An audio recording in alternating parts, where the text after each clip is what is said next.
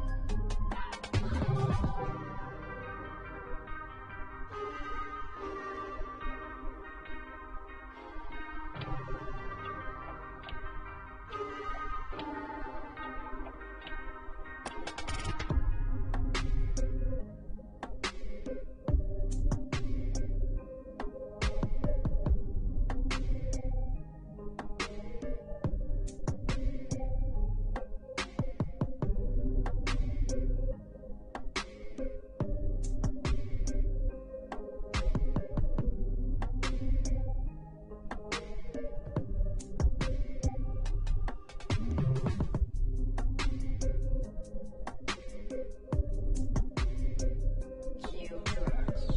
Cue tracks.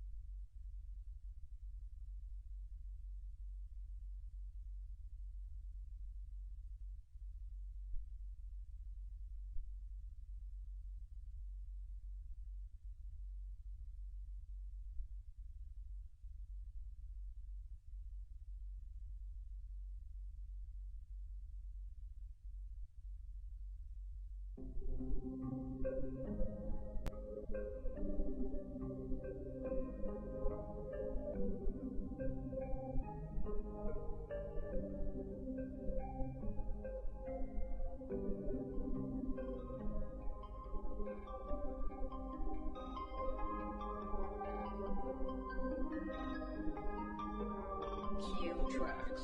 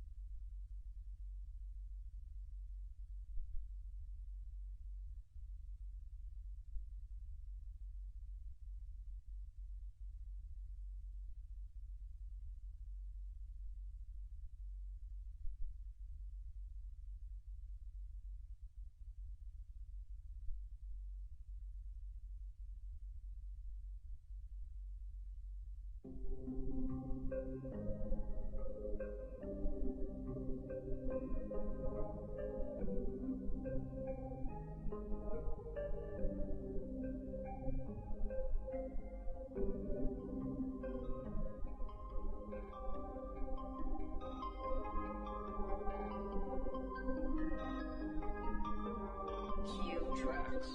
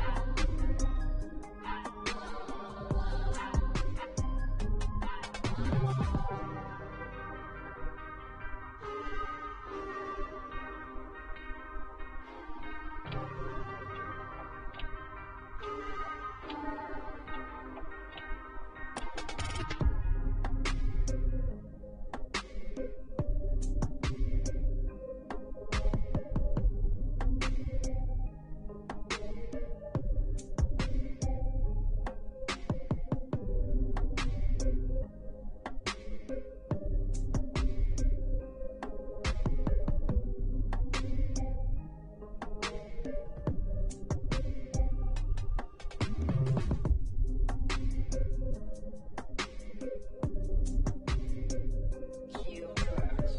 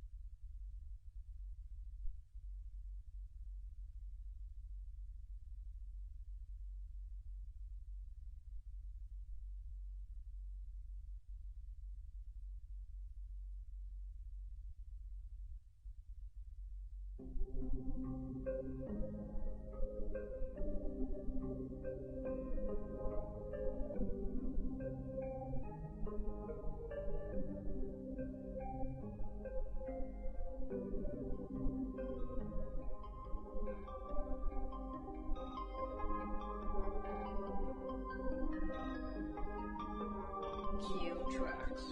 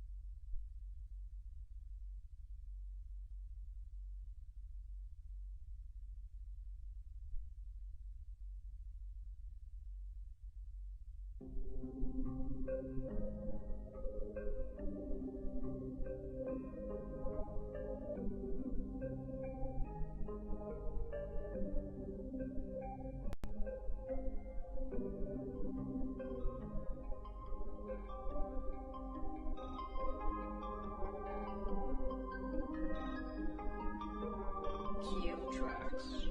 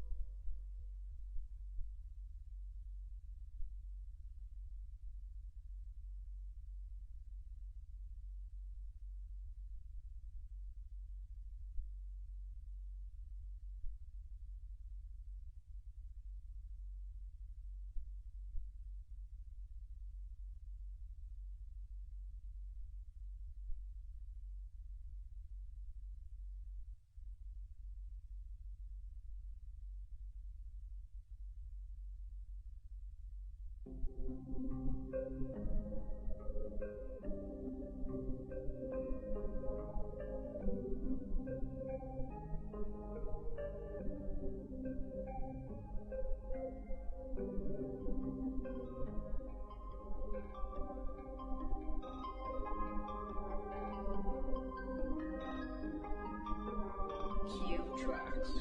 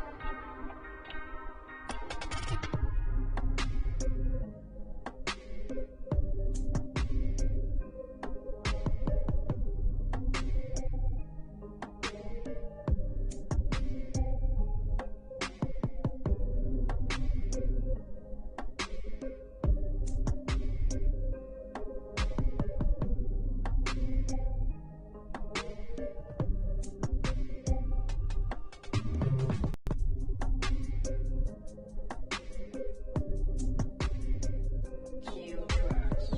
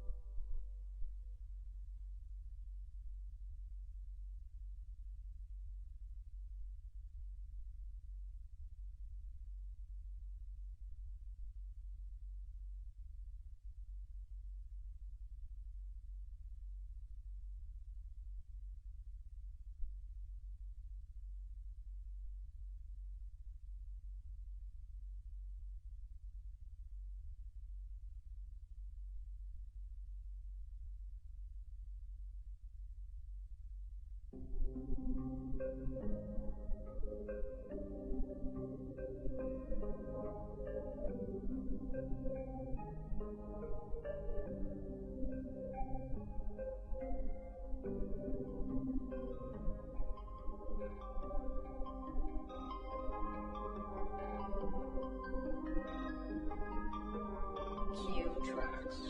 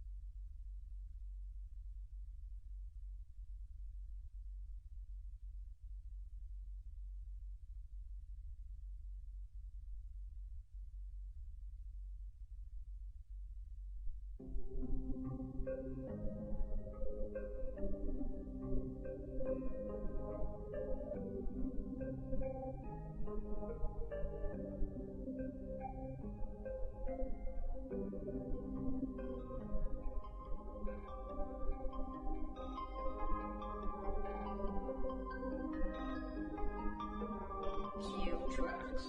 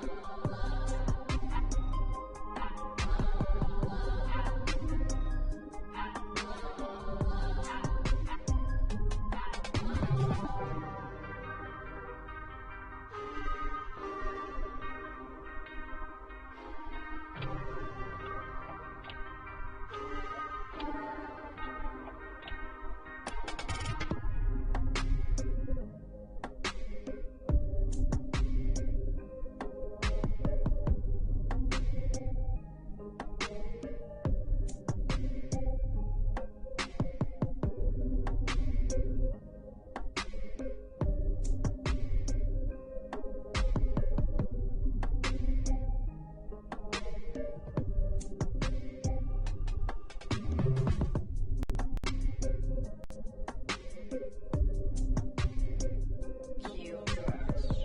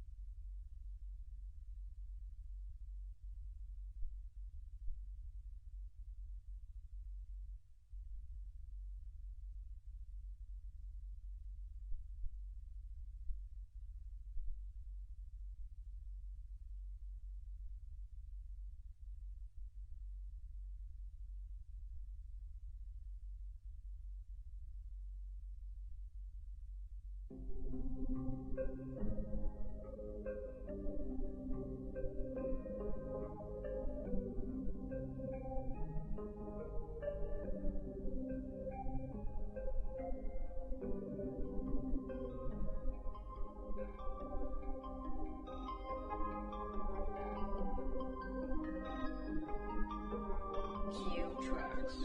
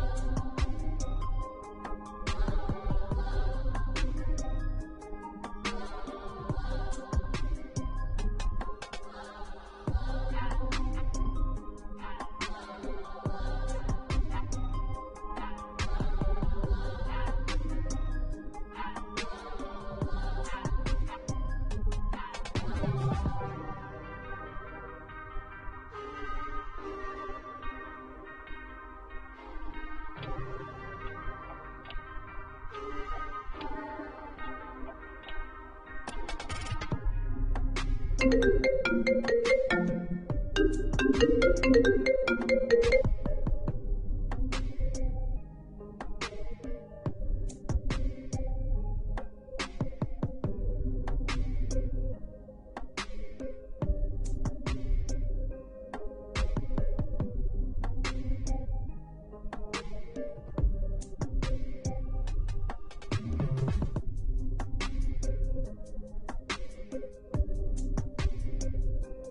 tracks.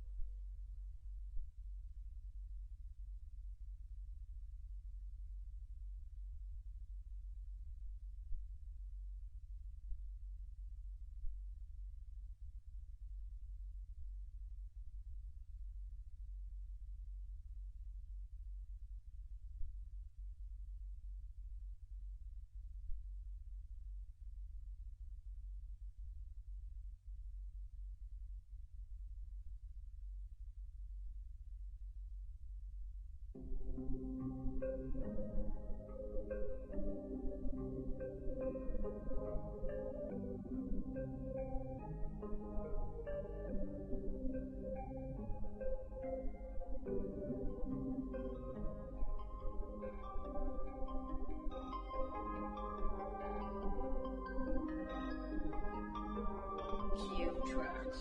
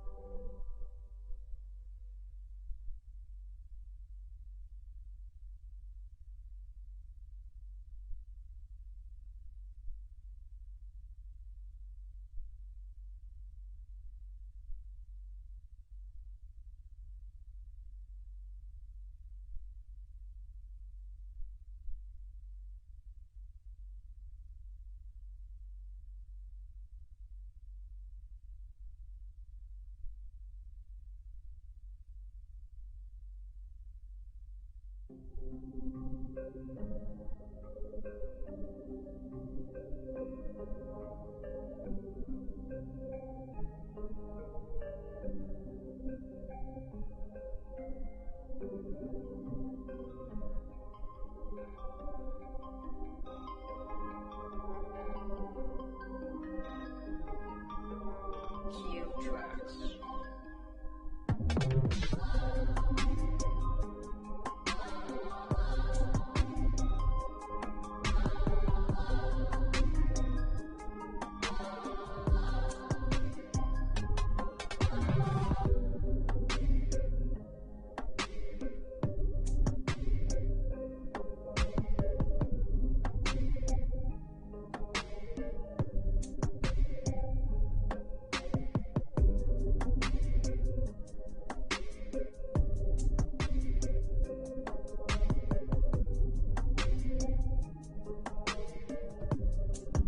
Cue tracks.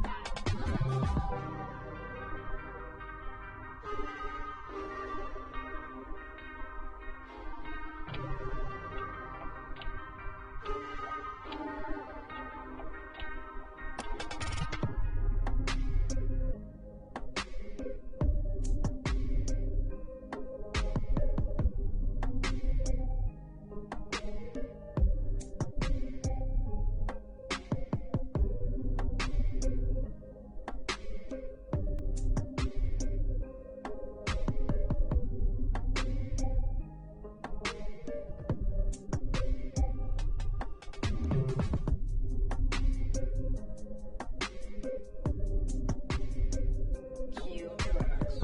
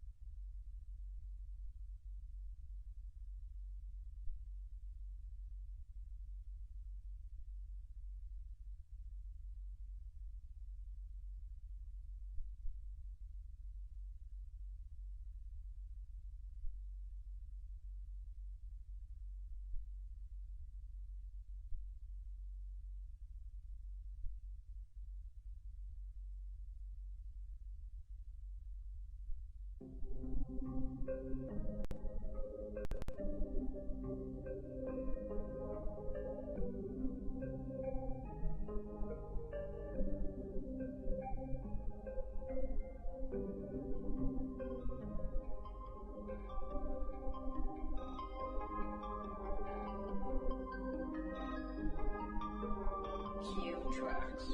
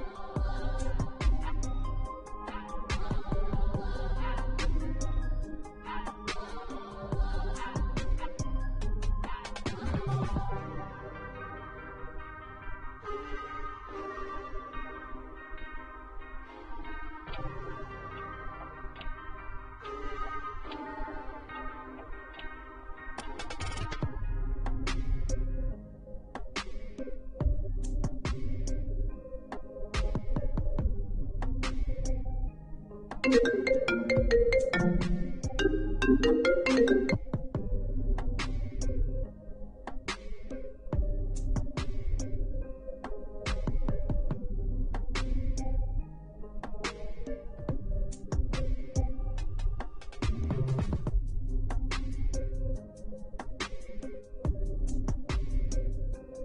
tracks.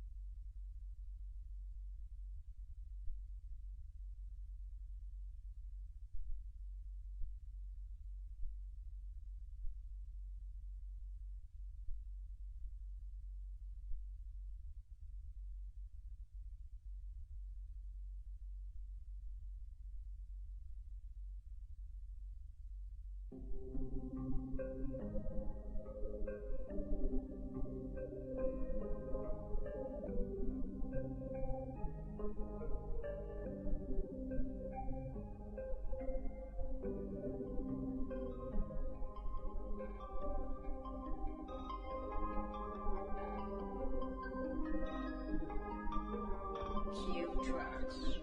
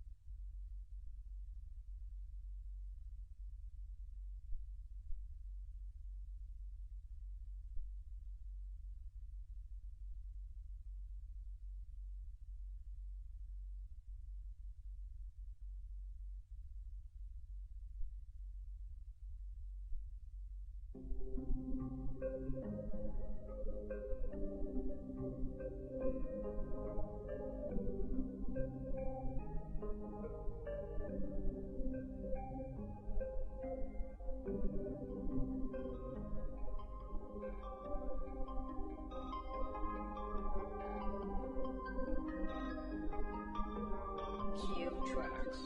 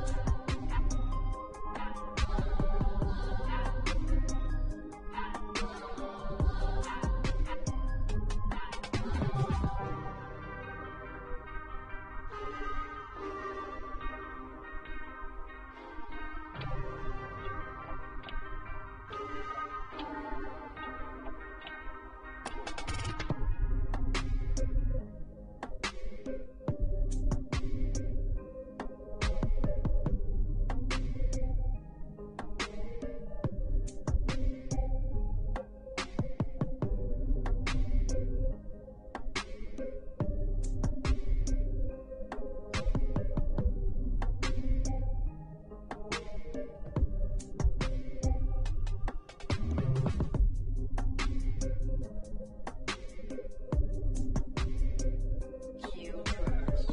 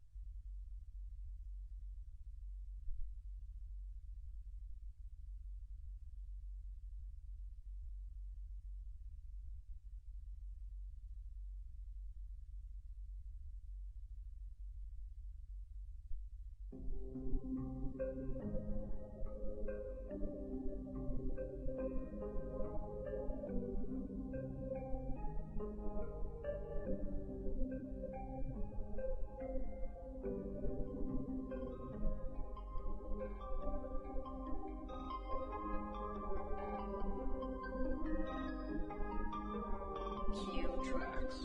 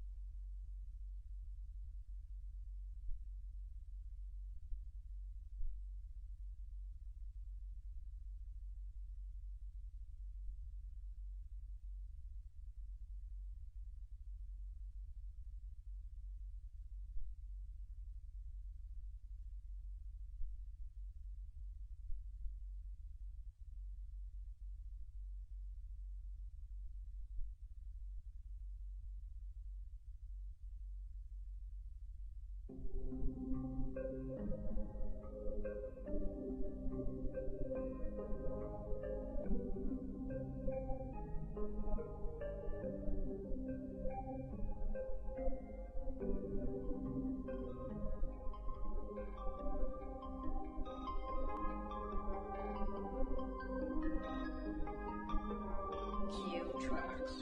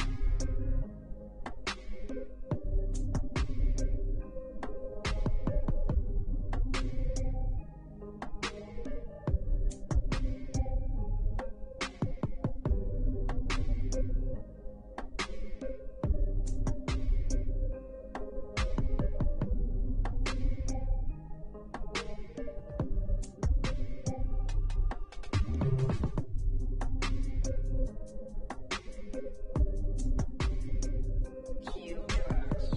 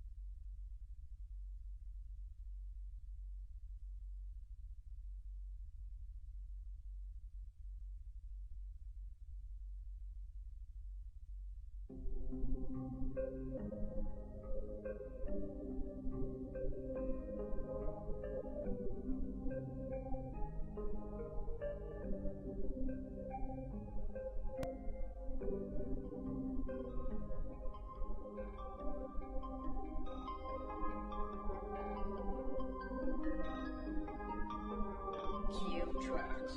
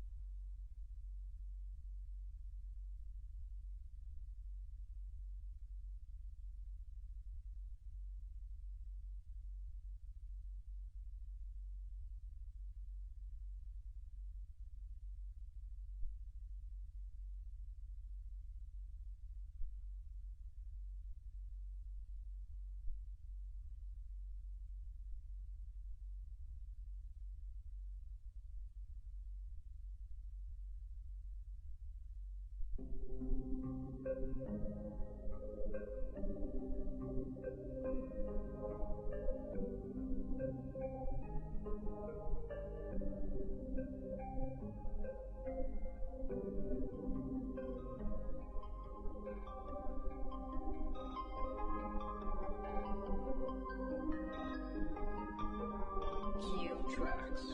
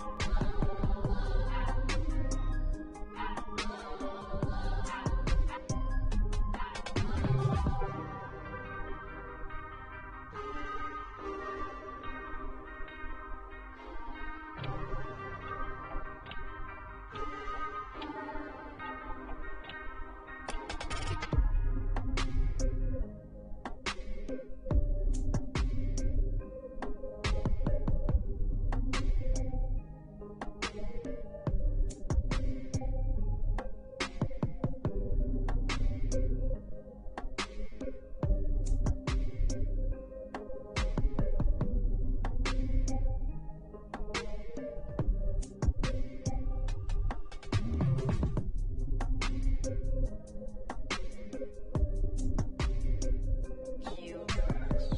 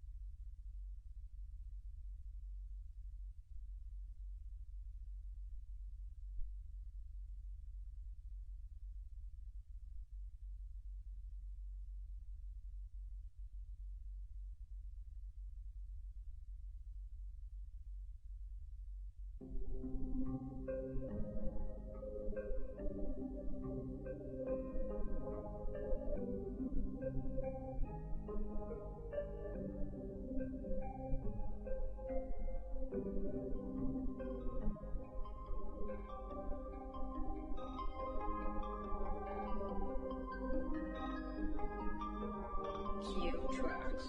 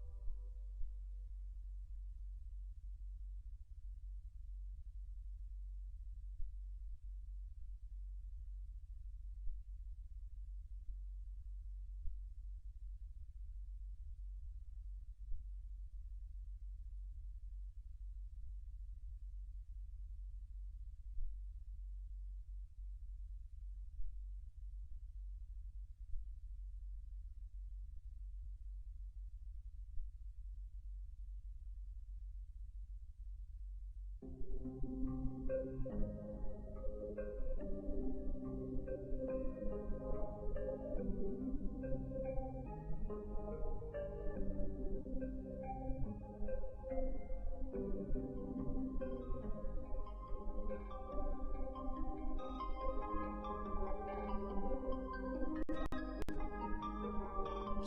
tracks.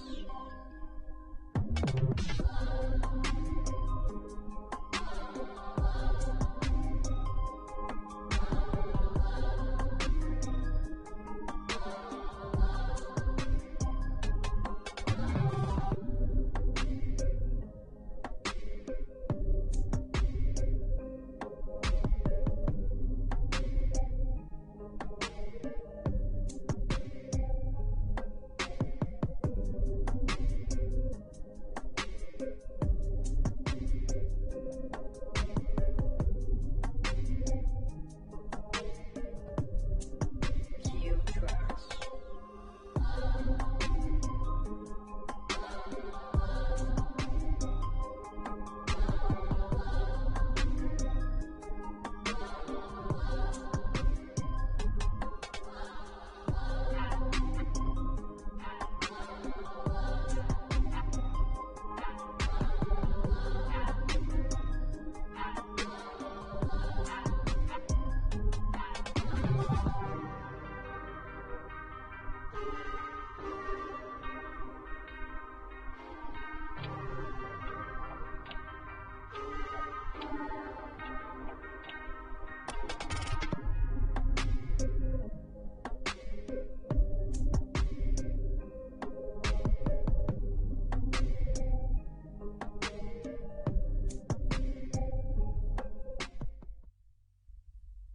Welcome inside Regency Furniture Stadium.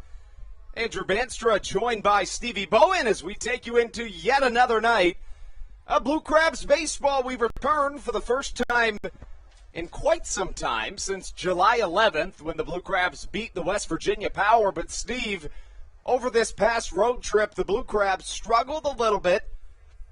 They went 1-4, had some pitching struggles, and that, of course, we've lost Brandon Barker. We've lost Austin Glorious. Mike Devine as well. Mike Devine was picked up on this last road trip, and, of course, also Grafer Oregua. So 4 key components to this Blue Crabs pitching staff. In fact, the 4 of them have eaten up nearly 40% of the Blue Crabs' innings this season. Oregua's one of those basically unbelievably valuable pitchers where he just eats up innings in middle relief. You know, I think you said it best right there as well. These guys were keys to this Blue Crabs lineup. You know, they came and they played huge roles when those Blue Crabs started to get that hot streak going, started to win a couple games. We saw them in first place for a while, and we're just going to have to see how the Blue Crabs can recover without those top guys. In their places have come a couple of newcomers to Southern Maryland. One of them being Ty Tracy, number 25 for Southern Maryland, 240 pounds, 6 feet. Comes to us from Monterey in the Pecos League. And we are going to, of course, focus on the first pitches here tonight. Steve, I don't even think I've told you. 2 of our first pitches this evening will be my parents throwing out the first pitches here at the Blue Crabs game. That's awesome. I just met them about 5 minutes ago. Fantastic people. Obviously, of course, they made a great son. You know, he's a great guy to have here in the booth, and I was happy to meet him tonight. Well, thank you, Steve. No problem.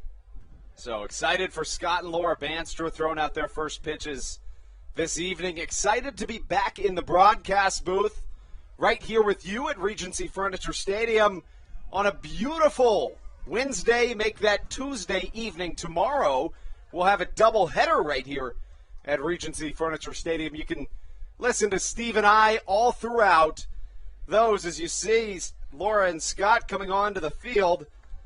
I don't know how they're going to do, Steve. It should be fun to watch. Well, I think you're the best person to ask. How much baseball experience do both your parents have? I mean, obviously, growing up, you and your brother both played, correct?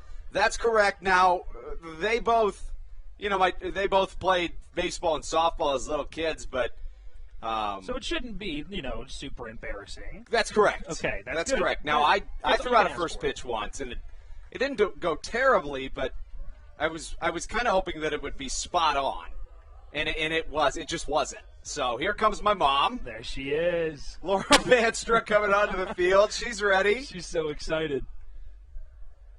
She's ready for her first pitch. She told me she would be. There goes the pitch. After a bounce, it's right down the middle. On a bounce. That was a perfect throw. I loved it. She gets the ball from Jake Marshall, and here comes my dad, Scott Banstra. I just love how polar opposite the two look right now. Oh, yeah. She was so excited to go. Your dad's like, yeah, let me just get this over with. Oh, another lefty. And right down the middle. What a pitch. And Ben comes up right behind him with the water hose as they reconvene with Ron Lord after their first pitches. A couple of beautiful first pitches right here on the Hometown Real Estate Broadcast Network to get us started. Of course, Andrew Banstra joined by Stevie Bowen. The date is Tuesday, July 20th. Coming to you right here from the Bayonet Press Box inside Regency Furniture Stadium. Now, since we last saw you folks, the Blue Crabs have lost some ground in the Atlantic League North Division. In fact, the very next day or the next game after our last homestand started the Blue Crabs' longest streak outside of first place in roughly 2 weeks. Now, I say that with a 24-hour buffer. There was 2 times in a 2-week period from June 22nd through July 11th in which the Blue Crabs spent about 24 hours outside of first or tied for first place. But after going 1-4 in these last 5 games, one of those getting rained out, should have been a 6-game homestand. The Blue Crabs lost 2 against the Lexington Legends.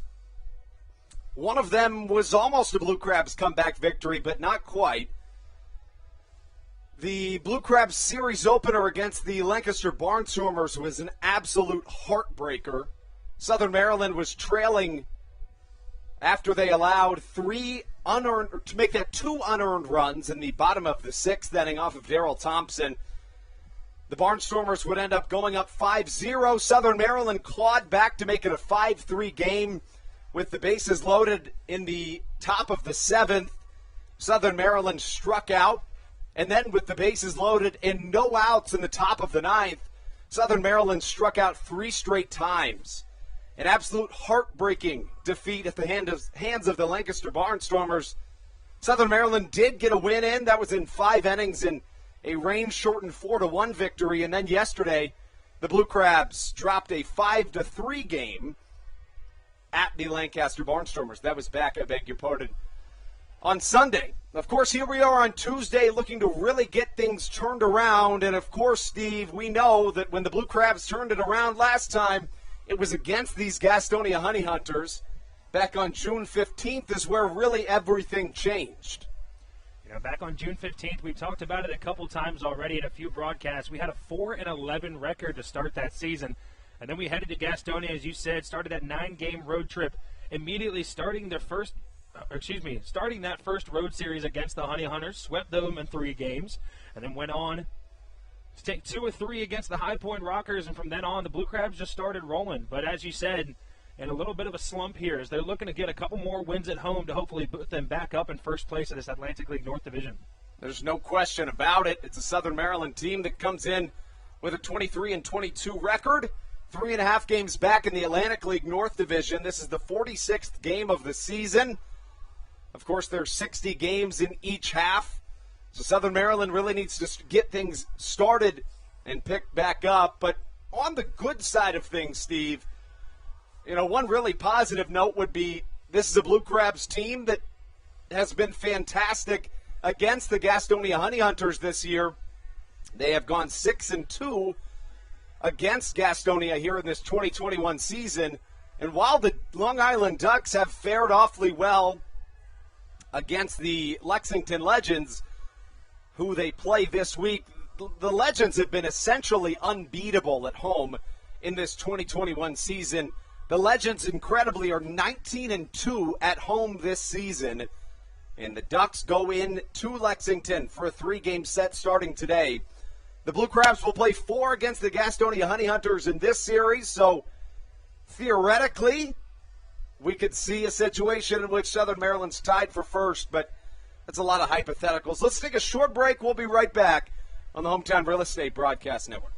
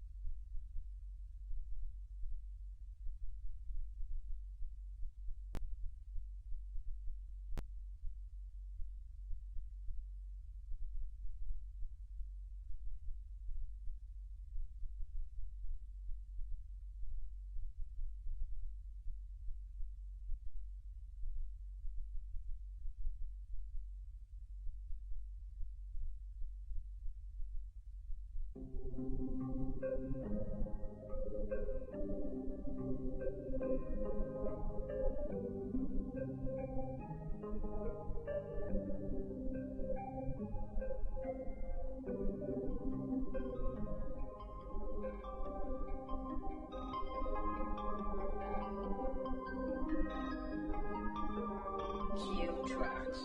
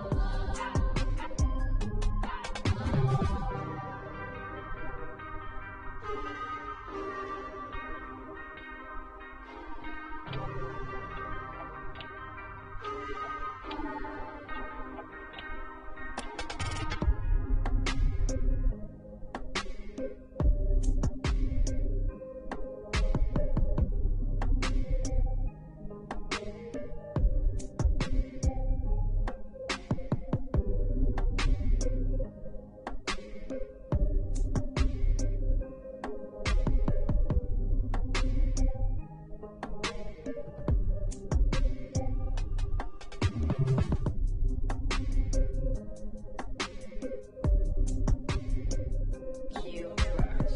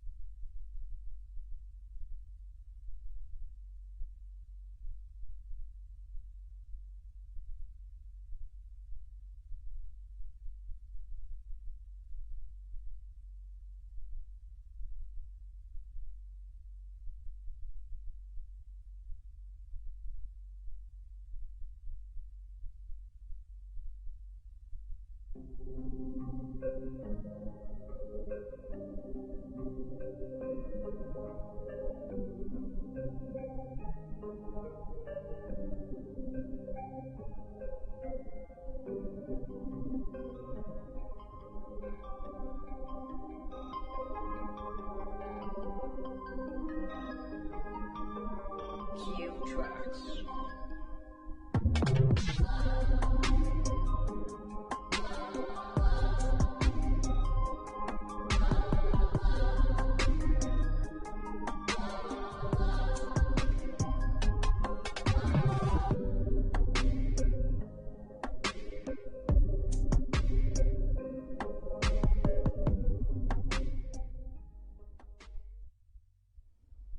This is Kent Blackstone, and you're listening to the Hometown Real Estate Broadcast Network. We're about 5 minutes away from first pitch here at Regency Furniture Stadium. Your hometown Southern Maryland Blue Crabs taking on the visiting Gastonia Honey Hunters. We'll take you back and talk to you a little bit more about this Blue Crabs team to start off the season. As we said, back up until, June 15th, Blue Crabs took a 4-11 record to Gastonia to face these Honey Hunters at home down in North Carolina. Blue Crabs were able to sweep the Honey Hunters, winning their first series of the 2021 season and sparking an incredible sprint to first place. After beating the Honey Hunters, Southern Maryland took 2 of 3 games against the High Point Rockers, including 2 4-plus run comebacks at the 7th inning or later. Next, the Blue Crabs played 7 games in 6 days against the York Revolution and won the series 2-1, then swept the Revs at home in a 4-game set. They've done a nice job against the Revolution so far this season. They've done a nice job against the Honey Hunters as well as they come into today's game. Right after that, the Blue Crabs then went back to Gastonia and took 2 of 3 before splitting a series on the road against the Ducks. After splitting the first 2 games of the series finale between the Honey Hunters and the Blue Crabs was postponed. All told, Blue Crabs went 14-2 from June 15th through June 30th, which is, if in any level of baseball, and doesn't matter what team it is, that is an extremely impressive number to have, especially playing 16 games in 15 days. That's a tough thing to do. Southern Maryland was able to sit in first place for a little while. As Andrew said, there was only about a 24-hour period. That was the longest streak that the Blue Crabs were either tied for first or not in first place of this Atlantic League North Division. They had a 5-8 record beginning to July combined, and losing 4 of 5 is now the Southern Maryland Blue Crabs 3.5 games back out of first place, sitting behind the Long Island Ducks. So they're looking to have Gastonia come in here, sweep them, and see if Ducks can lose a game or two to put them back in first place.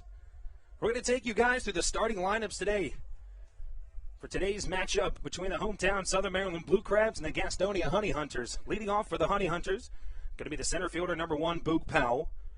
Batting second, the left fielder, number 12, Mike Pappy. Batting third for the Honey Hunters, going to be number 17, the second baseman, Mike Osinski. And batting fourth is the right fielder, number 4, Jake Skoll. Batting fifth, the former Baltimore Oriole, the catcher, number 23, Jesus Sucre. And batting sixth, the third baseman, number 28, Joshua Saleh. Batting seventh, the first baseman, number 25, Emmanuel Tapia. Batting eighth, the shortstop, number 6, Manuel Geraldo. And batting ninth, going to be the designated hitter, number 37, Armindo Escobar. And then on the mound for the visiting Honey Hunters is going to be the right-hander, number 29, Jacinto Garcia, as he takes the mound to hopefully try to quiet down this Blue Crabs lineup that, despite having a few losses, has been pretty solid as of late, especially after starting that 4-11 stretch to start off the season. But leading off for the Blue Crabs is going to be the shortstop, formerly number 12, now wearing that number 3 jersey on the back of the White Crabs jerseys they're wearing today. It's going to be Michael Baca leading things off. Batting second, the second baseman, Kent Blackstone. Batting third, the former Blue Crab, now back with us here in Waldorf, going to be the center fielder, number 12, Ruby Silva. Batting fourth, going to be the right fielder, number 14, of David Harris. And batting fifth, the first baseman, number 15, Alex Crosby. Batting sixth for the Blue Crabs, going to be Josh McAdams, the third baseman. He wears number 7. Batting seventh, the catcher, number 17, Joe DeLuca. Batting eighth, another new player to this Blue Crabs lineup, a designated hitter, number 22, Bronson Butcher. And batting ninth, the left fielder, number 11, of Jake Lucci. Starting on the mound today for the Blue Crabs, the right-hander, number 38, Blake Bivens, which is a little mix-up here. We normally don't see Bivens in that starting rotation. He's more of kind of a spot guy that comes in relief for a couple innings. But as we talked about earlier, the loss of Austin Glorious, Brandon Barker got his contract signed. Grafer Oregua lost him as well, and now Mike Devine getting picked up as well. The Blue Crabs are reaching for some starters here. We're going to see if Blake Bivens can get it done on the mound for this Blue Crabs lineup, as it looks like we're just about ready here to get started with the national anthem. We'll be right back in a couple minutes.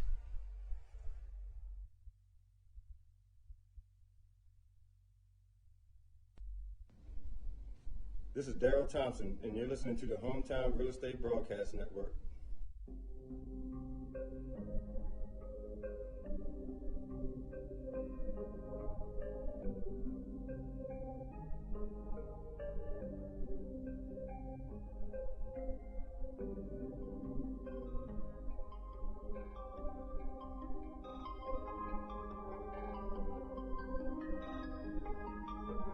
Cue tracks.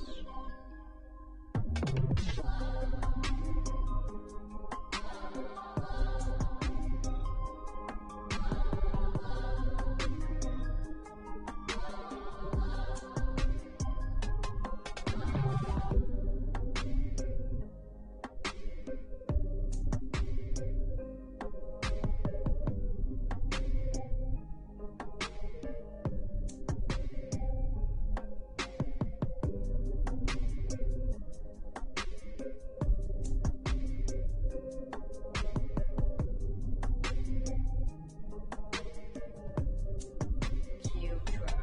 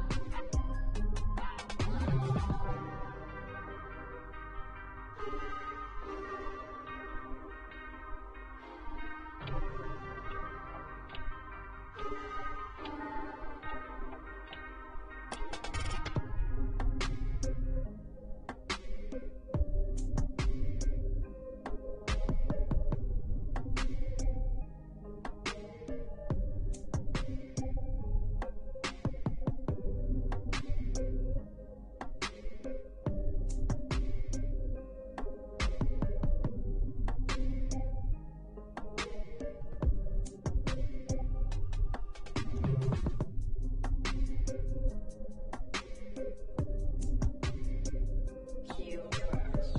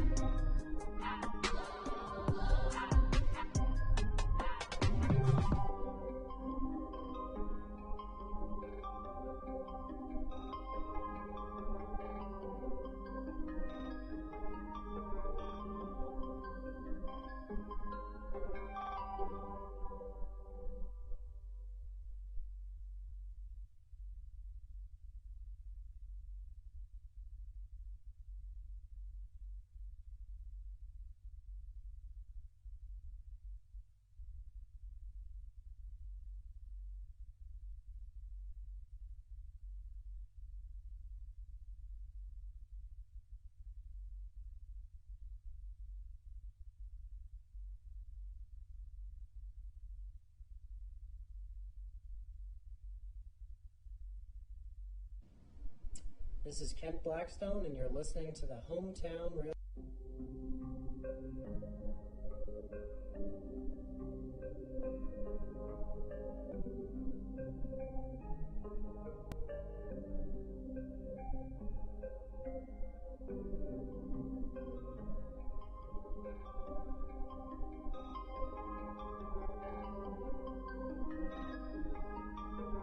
Cue tracks.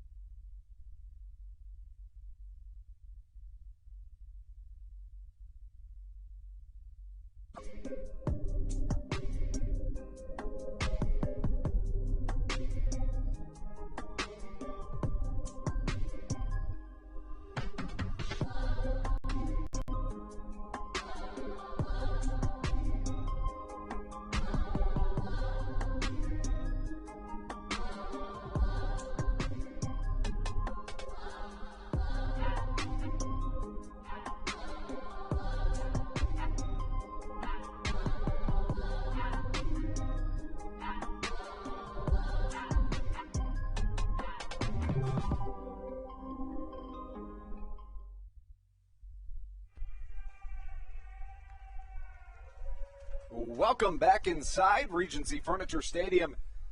Andrew Banstra alongside Stevie Bowen as we take you into tonight's contest. It's a series opener between your Southern Maryland Blue Crabs and the visiting Gastonia Honey Hunters, who enter play with a 20-25 record. They're in third place in the Atlantic League South Division, which has really seen the Lexington Legends pull away as a clear favorite in this second half.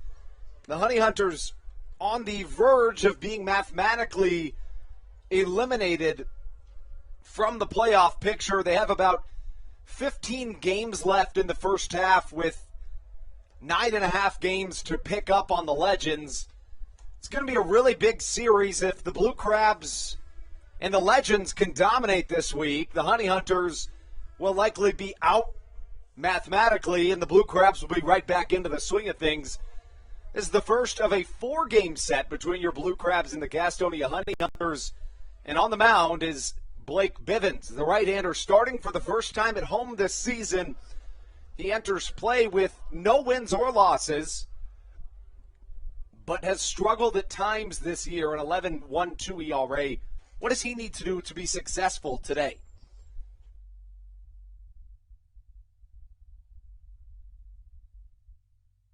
That is the question.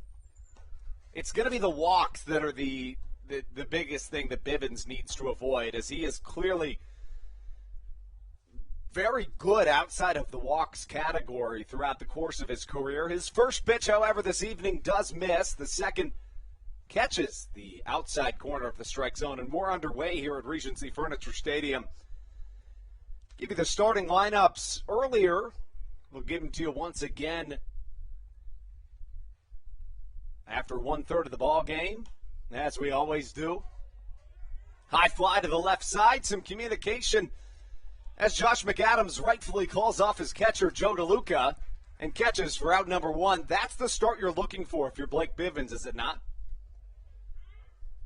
I think that's exactly the start Blake Bivens is looking for. You said it right before that at bat. The walks are really the thing that kills him when he's on the mound. And to get that first batter out in this game, I think that's huge for him. So we mentioned he started the season as a reliever. In a relief role, he pitched 7 1/3 innings, walking 6 batters, striking out 7. But in his most recent start, he went 4 innings, allowing 5 earned, 7 hits, 5 strikeouts, 3 walks.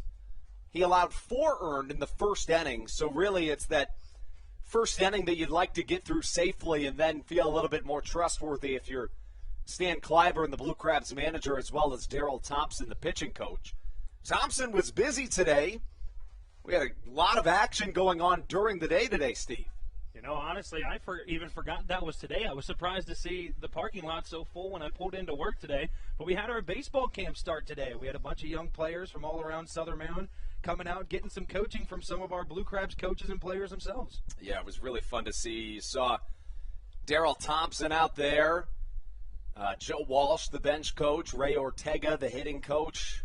Thompson, Walsh, and myself ran probably 40 or 50 days of youth baseball camp last summer, as well as an MLB veteran and a former Baltimore Oriole, LJ Hose. If you remember LJ, he remember that name. He ran the camp with us. It was us 4 that ran it. Really, those 3, and I helped out where I could. Don't want to give myself too much credit. But that was an absolute blast working with 3 really good baseball minds and just kind of absorbing everything I could. You know, we've talked about it a couple times, but one thing, as Blake Bivens walks Mike Pappy to put one aboard here in the top of the first, you know, one thing we've talked about is that the community really means a lot to Daryl Thompson. He's a guy that is from here, and, you know, all the kids around know him and aspire to be like him, and he doesn't take that lightly. It is bingo night here at Regency Furniture Stadium as David Harris backs up on a baseball.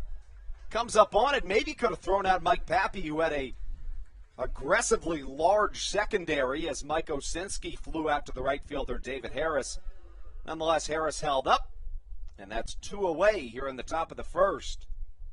You know, it looked like Harris actually was thinking about throwing that ball to first. You said it, Mike Pappy well down the first, that second baseline. No, nice job being able to get that second out of the inning after letting up that one-out walk for Blake Bivens. That brings up Jake Skoll. Skoll in the cleanup spot tonight. He's a .259 hitter. On the season, 12 home runs, 32 RBIs for the left-handed hitting right fielder Skoll, as the first pitch is a called strike. For Jake Skoll, the slugging percentage has been pretty darn good this year, worthy of a cleanup spot. In fact, really, his on-base percentage has too. The OPS is over 1,000.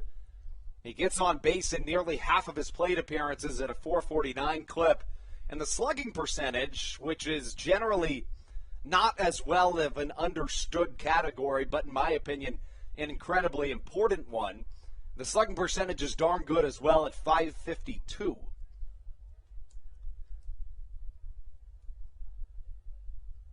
For reference, Zach Collier is the only Blue Crab with a slugging percentage in that general vicinity. But at the same time, Steve, this isn't a Blue Crabs team that's going to beat you with power. What's it going to take for this Southern Maryland offense to get clicking today after a rough homestand? You know, I wouldn't necessarily say this is a Blue Crabs team that's not going to beat you with power, because we've seen them do it before. They're able to have those games where they can beat you with the power they have in that middle lineup, you know, with Josh McAdams, Ruby Silva now back on the team, David Harris and those guys. But we've talked about this before. I think the game plan stays the same. You just got to limit the walks, and everyone at the plate just needs to be patient and just check swing. Looked like he went around. Doesn't think he did, but as we were saying, Andrew, it's just they need to limit the walks, and the whole lineup just needs to have a little more patience at the plate and stop being aggressive at first pitches, I think. Yeah, you know, we talk about it early in the season. This is a Southern Maryland team that struggled offensively. The pitching has mostly been there, but the hitting still last in the league in terms of batting average at .255. In terms of slugging percentage, also last in the league at .392. The on-base percentage in the same category in Southern Maryland also this year has had the second least home runs with 39. Now, the timely home runs have certainly been there, as Alex Crosby fields a ground ball for out number 3, but it's going to take some firepower, as you mentioned today, here for the Southern Maryland team. Before we let the folks go after this top of the first, who is your key player here today offensively for Southern Maryland that needs to spark some things? You know, I won't necessarily say that he's a key player to look for, but I am excited to have Ruby Silva back in the Blue Crabs lineup. I'm excited to see him play back in Waldorf once again. Haven't seen him since 2019. And, you know, he's a very good bat to have in that 3-hole position. I'm excited to watch him play. Yeah, you know, to that point, we'll keep it on for just another moment because I want to talk about exactly that. He was going to be my player to watch as well, simply because he's a guy that has fun playing the game of baseball, can beat you in a billion different ways. He can hit for average. Really the only hole, and arguably, I truly believe the only reason he didn't play 5-6 seasons in the MLB is because of the strikeout numbers and the low walk numbers. His career batting average in 10 seasons in the minor leagues, mostly for the Cubs, 3 of them at the AAA level, was .280. So he's a guy that can really hit the ball. Stolen base numbers were fantastic early in the career. Easily, him and Pisano, in my opinion, would be the best pure baseball hitters on this team. But, you know, the brilliance of Stan Clyburn to flip Austin Glorious, who was struggling at the time, and eventually get Ruby Silva in effect for Austin Glorious is a brilliant managerial move by Stan Clyburn. Blake Bivens allows one on, but strands him. When we come back, it's Michael Baca, Kent Blackstone, and Ruby Silva right here on the Hometown Real Estate Broadcast Network. This is Daryl Thompson, and you're listening to the Hometown Real Estate Broadcast Network. In February of 2020, Regency Furniture Stadium and the Southern Maryland Blue Crabs were given what we view as an honor, being named the 4th mass vaccination site in the state of Maryland. Here's a message from Regency Furniture about the honor that it has been and still is to be one of Maryland's mass vaccination sites, getting our community back to safety.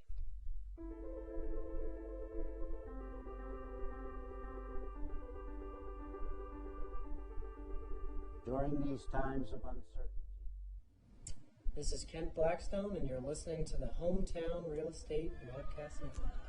You know, Stevie, we probably should have just kept it right here in between this half inning, I gotta say. And my reasoning for that is because probably the shortest break in between innings this season.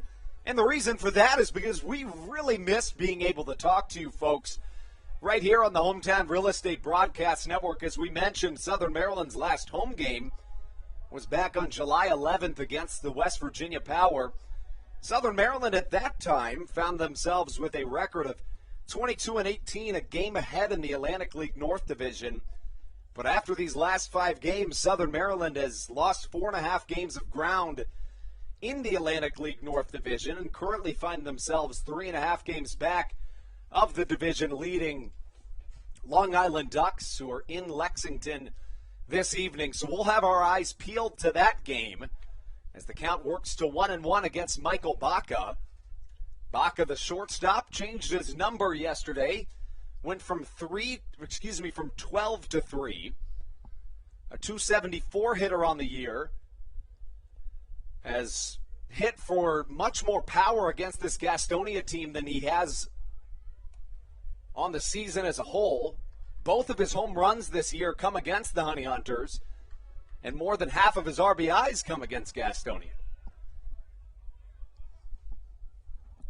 8 for 27 with 2 home runs and 6 RBIs against the Honey Hunters is Baca in 8 games. As he works the count to 2-2 against the starting pitcher for the Honey Hunters, it is the right-hander number 29, Jacinto Garcia. Garcia set working out of the stretch. The 2-2, a soft blooper to the second baseman. It's Mike Osinski who fields with no problem. 5 pitches, gets the first Garcia out of the evening. You know, I like Michael Baca in that leadoff spot. I've shown my appreciation of Michael Baca in that leadoff spot as well. We said, did a nice job being able to bring the count to 2-2 there after starting 0-2. You know, he's has some decent walk numbers so far this season, but he's a guy that can normally get on base, and I wouldn't be too upset with that at bat for him. This is the first start of the season for Jacinto Garcia. The right-hander has appeared in 5 games. This is 6th. In those 5 games, Garcia has pitched 8 innings, and the whip is extremely high, not as reflective as it should be on the ERA.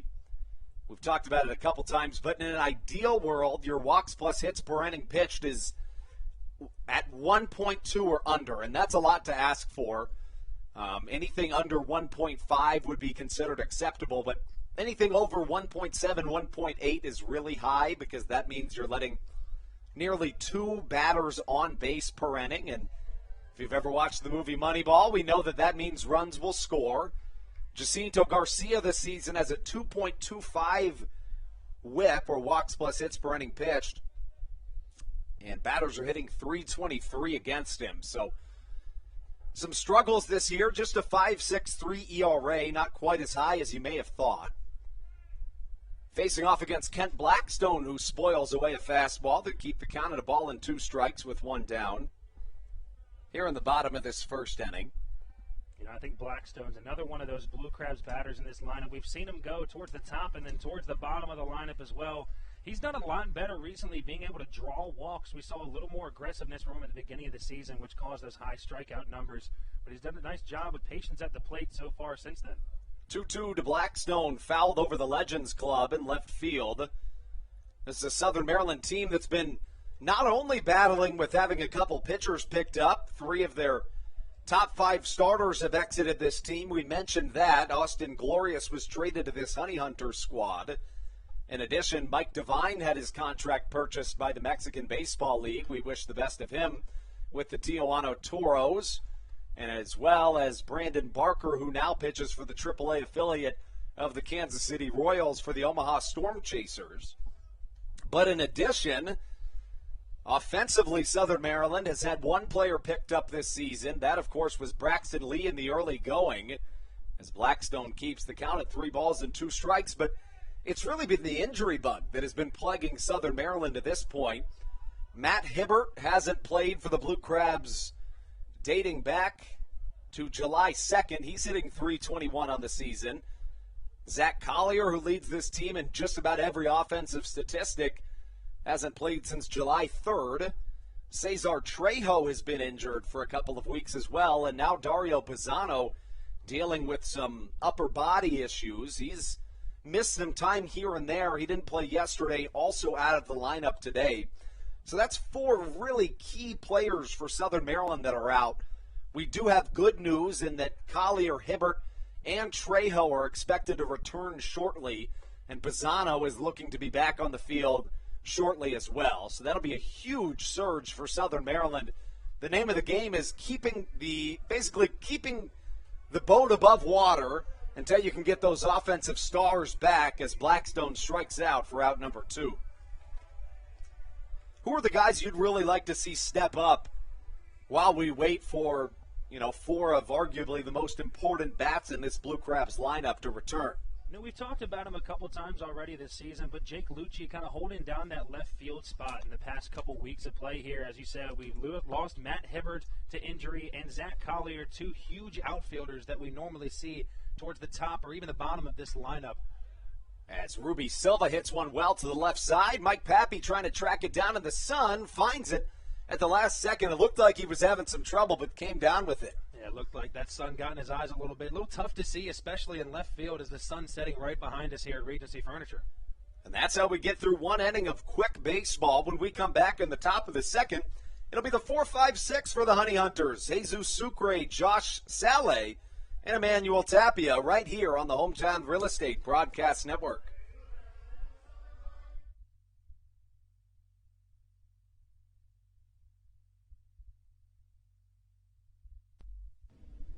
This is Will Decker, and you're listening to the Hometown Real Estate Broadcast Network. All Pawn is Southern Maryland's premier pawn shop and is the official pawn shop of the Southern Maryland Blue Crabs. Stop by and say hello today. They've been a part of the Southern Maryland community for 18 years. If you need some cash to hold you over, or if you're just doing some spring cleaning and want to clear some stuff out, please bring it by All Pawn and let them make you an offer.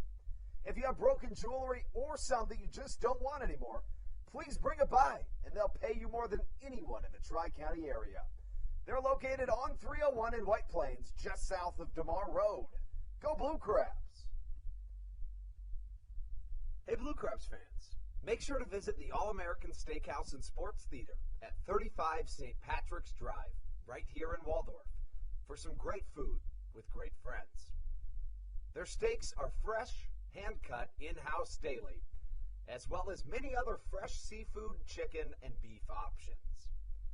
They offer outdoor and indoor dining, available each and every day, along with the same great menu to go if you would like. Please visit them online at www.theallamericansteakhouse.com. That's www.theallamericansteakhouse.com.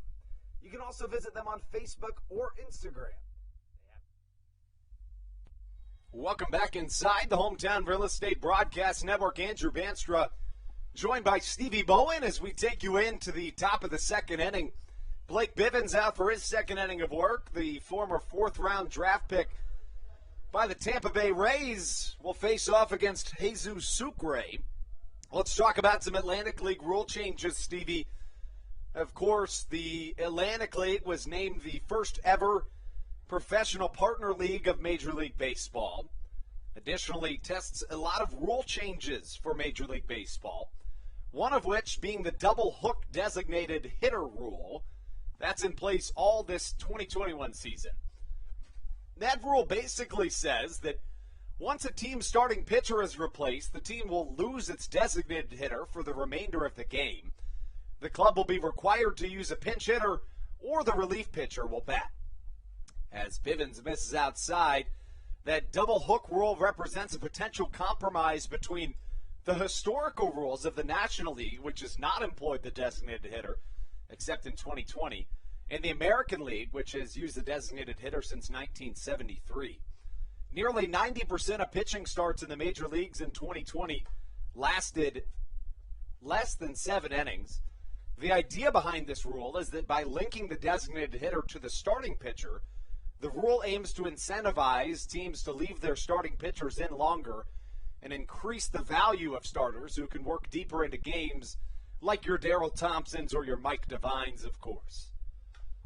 Bivens gets Sucre to roll over as a fan makes a catch. Stevie, would you consider that to be a fan catching a foul ball? Well, I was going to make a comment about, you were just talking about Darryl Thompson. He almost barehanded that ball, and he's the one that tipped off of his hand into the fans' hands in the stands. So, I mean, I think we can count that. So, with that being said, that's one of my bingo pieces. I should have said here no. tonight. Yeah, you really didn't do yourself that many favors. We should have gone over what was on each person's card before this. Well, let's go ahead and do that right now. Sure. Now that it's been said, of course, every Tuesday, the Charleston Senior Living Community presents Silver Sluggers Night for our 55 and older fans here at Regency Furniture Stadium. Stevie and I play baseball bingo right alongside our Silver Sluggers. We will toss those on the screen at some point in this next inning. As Sucre fouls one to the right side, the count stays at 2 balls and 2 strikes. Now, Andrew, on your bingo card, what are some of the harder ones that you think are going to be rough to, complete your bingo? Well, I was going to say fan catches the ball in the stands. Well, here we are. Well, okay. So let's talk about that catch in the stands. I think it's too late. It's too late. You're right. Line drive into the left side. Jake Lucci watches it bounce off the Dairy Queen sign in left center field. He fields it off that sign, gets it into his cutoff man, Michael Baca, but not in time as Jesus Sucre doubles off the Dairy Queen doors for a leadoff 2-bagger here in this top of the second inning. Andrew, I hate to say it, but I wish it happened for the Blue Crabs, but that just knocked one off of my board when I just needed a ball to hit the outfield wall. Really? Yeah, that was one of them. So I would argue that I don't know if it's the wall, considering it's doors. No, I'm just messing with you. Just messing with you. I don't think it's the wall. Technically, it's the doors on the wall. If we want it, yeah. We're going to let that one slide. A couple of mine would be an infield hit by a Blue Crab, a stolen base. But none of mine are too particularly hard. Yeah, I don't think there's any of them that are really going to be that tough. I was honestly going to say the ball hit the outfield wall. I just needed it for either team. I think that might have been the hardest. I don't know if that will happen tonight. It's going to be. It already did. I don't know that it did, though. Because technically it was the Technically, doors. as we see something that we generally don't see by this Southern Maryland team in a really heavy defensive shift here from Michael Baca, who plays to the right of the second base bag. That's something that would not have been allowed in 2019. Of course, in 2019, as part of the Atlantic League MLB rule changes, 2 infielders needed to be on either side of second base. That's been a rule that has since been implemented into some affiliated baseball. That is in Double A is where that's being used. So, of course, if you went right up the street to the Bowie Bay Sox, you'd be seeing that in play up there. The future of baseball as we know it can be seen right here at Regency Furniture Stadium or, of course, on the Hometown Real Estate Broadcast Network. A former big-time prospect in the form of Joshua Saleh steps up to the plate. He's been one of the better stories in this Atlantic League in 2021, almost said 2020. Bivens' pitch misses just a touch outside, and the first walk of this second inning, the second of the game for Blake Bivens, puts 2 on with no outs as both Darryl Thompson and the Blue Crabs athletic trainer Lauren Eck will join Blake Bivens on the mound. We'll step aside for just a moment. When we come back, we'll get you everything we can on Blake Bivens. This is Greg Ferreira, and you are listening to Hometown Real Estate Broadcast Network. Hey, Blue Crabs fans, make sure to visit the All-American Steakhouse and Sports Theater at 35 St. Patrick's Drive, right here in Waldorf, for some great food with great friends. Their steaks are fresh, hand-cut, in-house daily, as well as many other fresh seafood, chicken, and beef options. They offer outdoor and indoor dining, available each and every day, along with the same great menu to go if you would like. Please visit them online at www.theallamericansteakhouse.com. That's www.theallamericansteakhouse.com. You can also visit them on Facebook or Instagram. They have daily specials that you just can't pass up. Thank you, Blue Crabs fans. When you need a win on the road, don't get left stranded. Make AAA part of your roster and you'll always have someone on deck ready to get you home. AAA also offers car care, insurance, and travel services, and has stores conveniently located for Blue Crabs fans in Brandywine, Crofton, and Alexandria. Don't forget to ask them about membership discounts for military and first responders. Please visit AAA.com to learn more or to find a AAA location near you.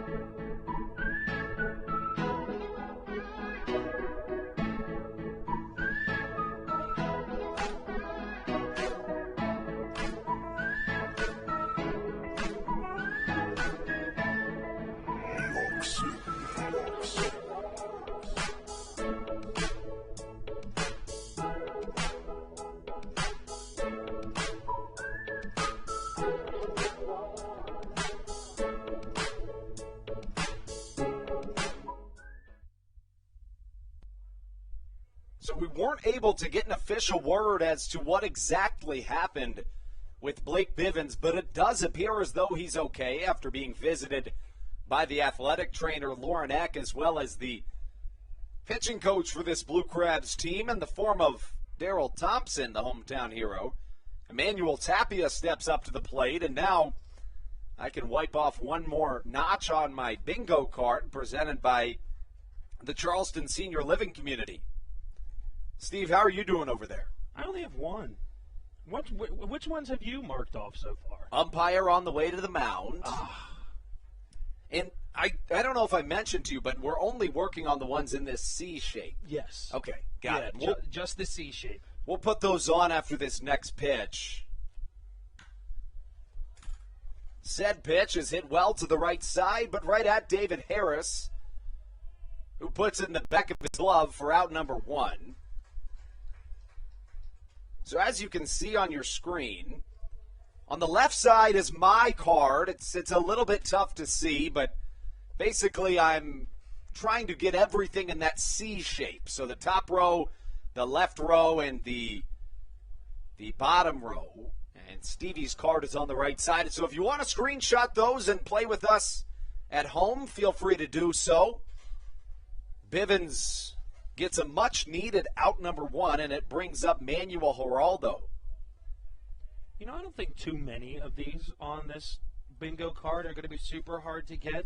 You know, there's one where the Blue Crabs need to score 7+ runs. We've seen that happen many times this year, but we'll have to wait and see how the rest of this game goes. The other ones are pretty simple, I think. This is one of my favorite nights of the week. This has been a really fun tradition that we've started here. It makes a ton of sense to implement. As Geraldo takes inside, called strike number one. Geraldo, a switch-hitting shortstop for this Gastonia Honey Hunters team, has played in 11 games this season with a .275 batting average, 1 home run, 5 RBIs. The OPS, not exactly where you'd want it to be, .718, but certainly acceptable. Bivens misses inside with a changeup. And the count now a ball and 2 strikes. Top of the second action, Andrew Banstra joined by Stevie Bowen right here on the Hometown Real Estate Broadcast Network. It's July 20th. It's a pretty cool evening compared to what we've seen here in this last week in Waldorf. It was blazing hot last week. And that's something that we've talked about time and time again, is that it seems as though when the team goes on the road, it's perfect baseball weather. It's kind of flip-flopped here. It was way too hot last week. Feels pretty cool and nice, especially up here on the AC as the homestand starts here. A critical homestand at that. Southern Maryland Going to play 7 games in these next 6 days. What is the target wins that you're looking for if you're Southern Maryland in these next 7 games as Bivens hits the batter, as Geraldo gets to first, loading the bases with 1 down? You know, I think, Andrew, coming into this, you said we're 3.5 games out of that first place spot behind the Long Island Ducks. I think you're looking to get over that. You know, even if the Ducks go on to win the same amount of games as you're looking at staying in the same spot. I know you're looking to get higher, but of course, I think you're just trying to, do better, have a winning record at the end of this stand. You're looking for maybe 4, 5, 6 wins. I think so, too. I think that in an ideal world, you go 5-2 in this homestand, and that means, of course, probably taking at least 3 out of 4 against this Honey Hunter squad, because you play the High Point Rockers next, who just based off their record are going to be a little bit of a tougher matchup. The bases are now loaded with the 9-hole hitter Armindo Escobar up to the plate. The first pitch he sees misses outside for ball number 1. The first real jam Blake Bivens finds himself in here on this Tuesday evening at Regency Furniture Stadium. Hard hit to the left side, past the outstretched glove of Josh McAdams. Only 1 run scores. Coming in was the leadoff man in this inning, Jesus Sucre, but an RBI single from Armindo Escobar puts this Honey Hunters team on the board. They each go station to station. It could have been worse, but you still need to work out of this if you're Blake Bivens. I agree. We're seeing that walk trouble come back to haunt Blake Bivens a little bit. 2 walks already this inning, one of them being a hit by pitch he had in that last batter with 2 strikes on him. You know, in those situations, you just need to be able to get that out of your head and just move on to the next batter and try to get him out. That brings up the MLB veteran Boog Powell to the plate. Powell, a .362 hitter entering play today, a .470 on-base percentage and a .617 slugging percentage. A fastball gets past the outstretched glove of Joe DeLuca, and what will likely go down as a passed ball scores the second Honey Hunters run of this inning. That's just not what you want to see if you're Crustacean Nation, as the playoff push really comes into high gear here on a Tuesday night. And after loading the bases, that's a tough way to start this contest. You know, those little runs right there on situations where, probably the play should have been made, those ones are the ones that come back to bite you in the end of the game. Bivens misses outside with ball number 2, so the count now 2 balls, no strikes. Top of the second inning, still a lot of baseball to play here at Regency Furniture Stadium, but one key note to point out is that while the Honey Hunters have scored 2 runs and had the bases loaded twice, they only have 2 hits here tonight. Jesus Sucre doubled and later scored to start off this inning.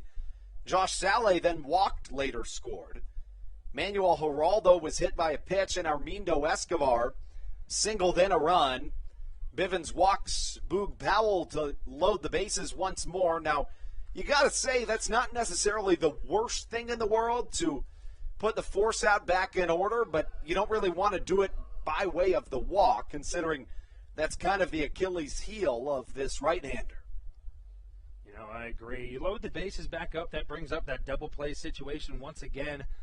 We've seen the Blue Crabs turn a lot of double plays. They had some issues with that in the beginning, but the hands up the middle of Michael Baca and Kent Blackstone have really just surged in the last couple weeks. Mike Pappy hits one well to the right side. David Harris back on the track, catches. That looked like it maybe could have been a grand slam, Stevie. Another run scores, but it's best case scenario in the form of a sacrifice fly, and just like that, the Southern Maryland Blue Crabs bullpen, the Jenkins Enterprises bullpen down there in left field, sees some action. Andrew, I will say, off the bat of Mike Pappy, I thought that one was a grand slam. My heart dropped a little bit, but see some speed out there in right field from David Harris, able to get up on that warning track and make the play. 2 outs now in this inning with runners on the corners. Bringing up the 3-hole hitter, Michael Osinski. Osinski, the second baseman for this Honey Hunters squad, wears number 12 on the back of his jersey. A very versatile individual. We've seen him play a fair share of games at third base.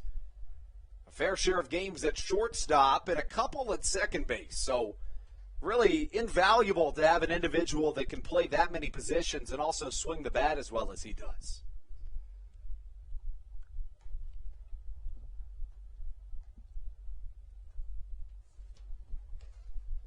Osinski steps back into the right-handed batter's box. Bivens trying to keep the runner honest at first. That's Boog Powell. Powell does have some good legs on him. The MLB veteran has 13 stolen bases in 14 attempts this year. As for Osinski on the season, the former Boston Red Sox organizational star that reached as high as AAA, a .348 hitter on the year with a OPS over 1,000. Osinski, 5 home runs, 24 RBIs, and 40. Make that 5 home runs, 28 RBIs in 24 games played this season, so he's averaging over an RBI per game played. Runners on the corners for Blake Bivens. An off-speed pitch misses away in the count, 2 balls and a strike. Bivens looking to get out of what has been a second inning that he'd like to forget. This the 8th batter he's faced in this inning. Bivens, the right-hander, originally drafted in the 4th round by the Tampa Bay Rays. Issues a fastball that grazes the inside corner to even the count at 2 balls and 2 strikes. Osinski flew out to the right fielder David Harris back in the top of the 1st inning. As action continues in the Southern Maryland bullpen, looks like it's Patrick Baker throwing down. Yeah, it looked like I saw that 48 on the back of his jersey. I think it is Baker coming in, warming up in the bullpen. Another solid guy than this bullpen for the Blue Crabs, able to come in, get a few innings in the middle of the game. We've seen him a lot this year already.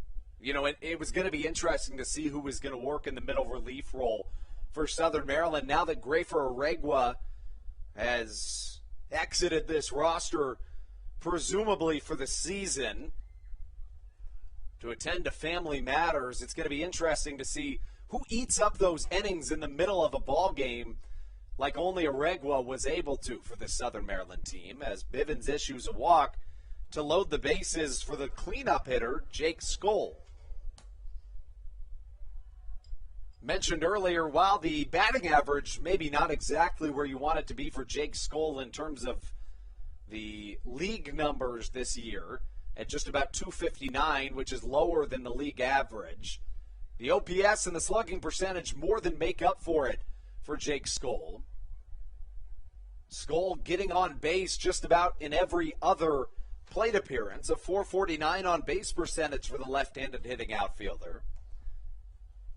Additionally, a .552 slugging percentage makes him one of a trio of honey hunters this season that have an OPS over 1,000, which is pretty remarkable. That's a very solid stat to have. Sometimes I get a little bit too into the numbers, Steve. Sometimes you got to just see who can go out there and win a ball game. But, you know, I think it's important to look at the numbers because they generally will lead you in the direction of who will be important in a ball game. You know, I mean, sometimes you need the numbers, you know. It's always nice to know the statistics side of everything. Me being someone that enjoys listening to the statistics side of everything but doesn't know as much as everyone else, it's always nice to hear things that I didn't know. There's only about 13 people in the Atlantic League this season with an OPS over 1,000.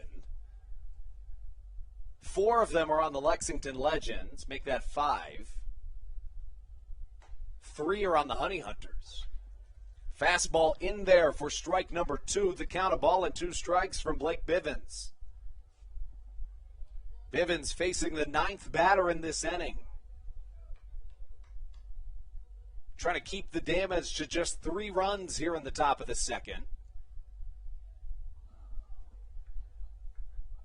The right-handed Virginia native Last played for the Montgomery Biscuits, Double-A affiliate for the Tampa Bay Rays. Yet another incredible name in minor league baseball. The 1-2 chopped foul into the dirt back behind Jake's skull. Into the Roy Rogers backstop padding. The bad boy will deliver some baseballs to our home plate umpire.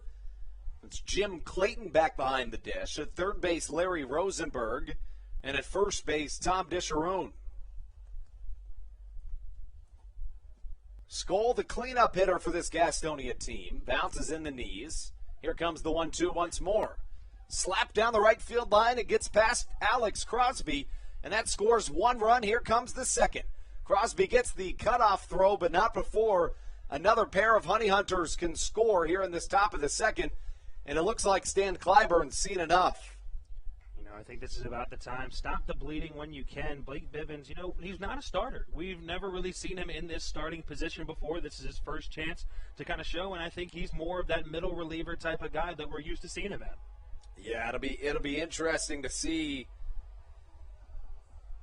what Stan Clyburn's bullpen approach is to the rest of this game, and I say that because, like we just talked about, Oregwa in this situation would generally be asked to throw 3 or 4 innings, but Patrick Baker's a guy that's been doing that from time to time when Oregwa's not available.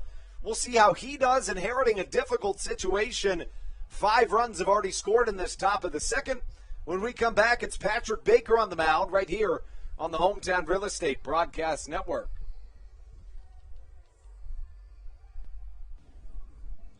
This is Carlos Diaz, and you are listening to the Hometown Real Estate Broadcast Network. Good. American Radiology is the clear choice for all of your medical imaging needs.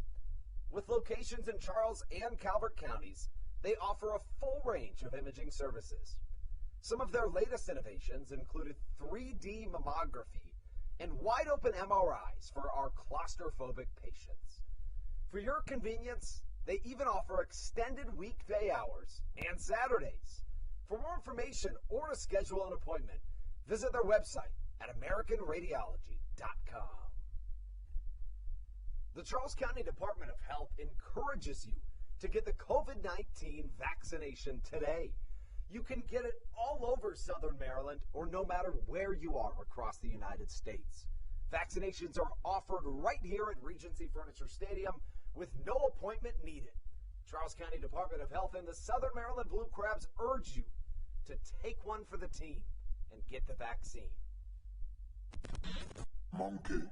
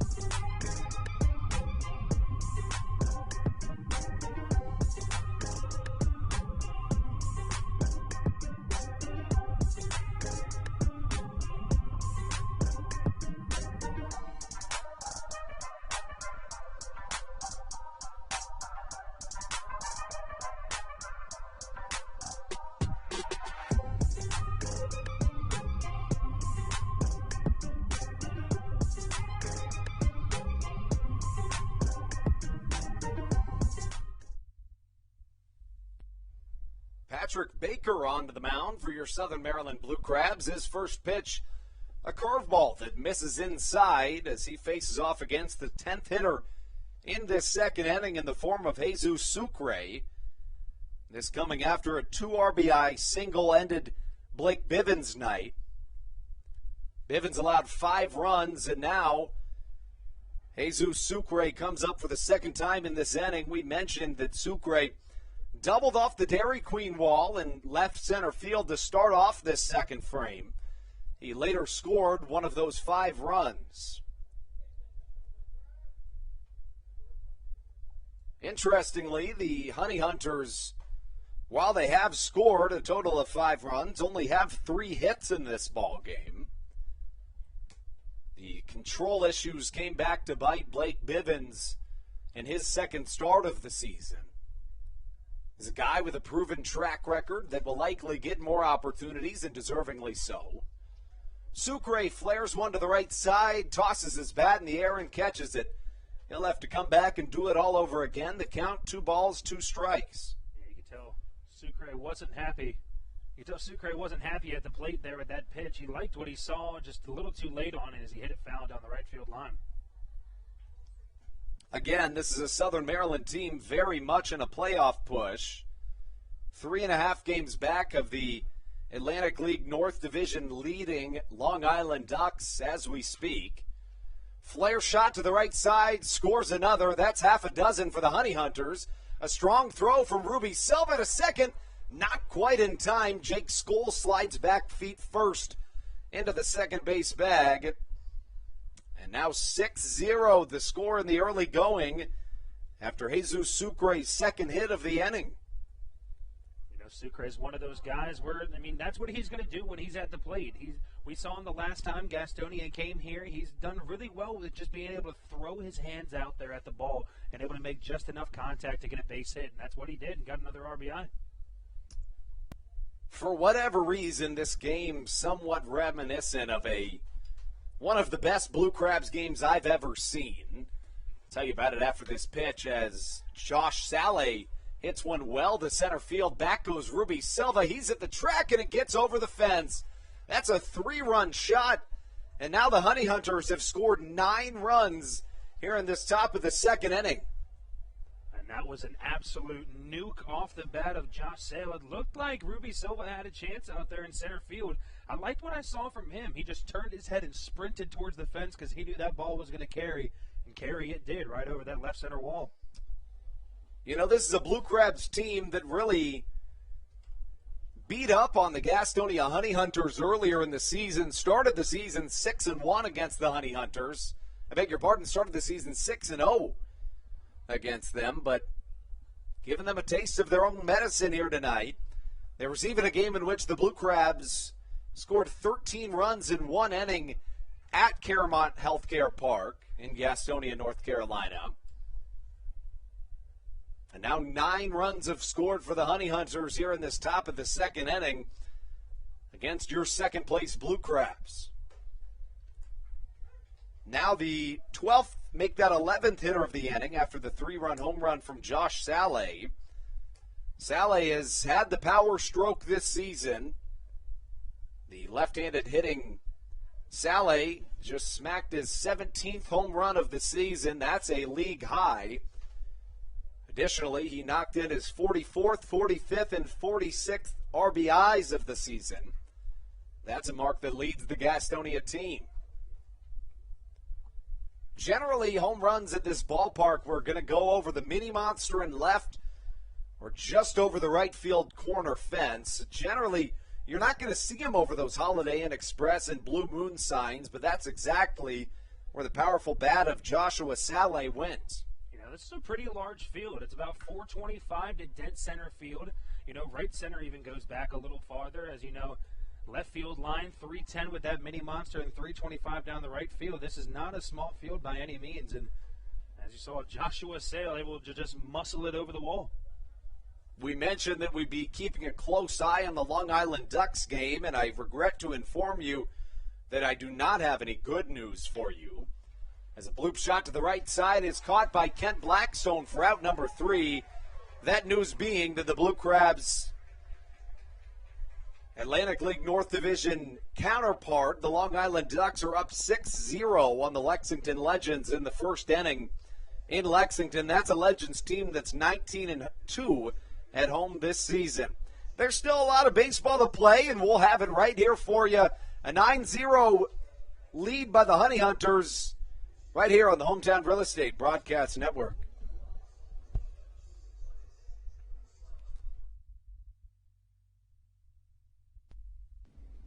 This is Jay Clucci, and you're listening to the Hometown Real Estate Broadcast Network. Dyson Building Center is one of the oldest family-owned and operated hardware, lumber, and building supply stores in Southern Maryland. They are located in St. Mary's County on Route 5 in Great Mills. Dyson's has an expansive and diverse inventory to help you with all of your home improvement and project needs. Whether you're new to the world of DIY, a tried and true DIY professional, or somewhere in between, the friendly and experienced staff at Dyson Building Center is ready and willing to help you today. In February of 2020, Regency Furniture Stadium and the Southern Maryland Blue Crabs were given what we view as an honor, being named the 4th mass vaccination site in the state of Maryland. Here's a message from Regency Furniture about the honor that it has been and still is to be one of Maryland's mass vaccination sites, getting our community back to safety.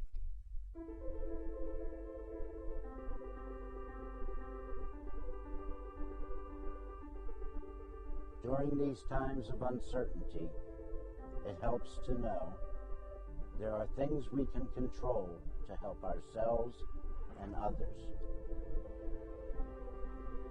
For me, it presents the hope that soon enough, my friends and family will be together again.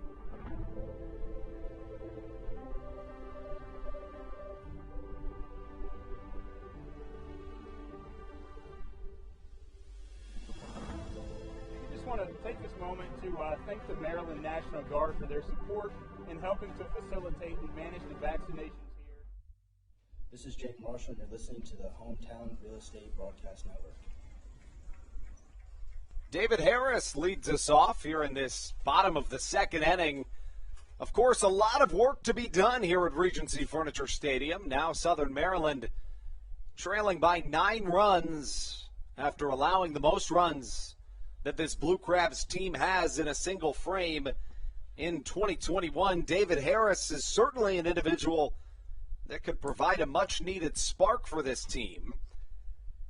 He's among a group of outfielders that are much needed for this Southern Maryland offense.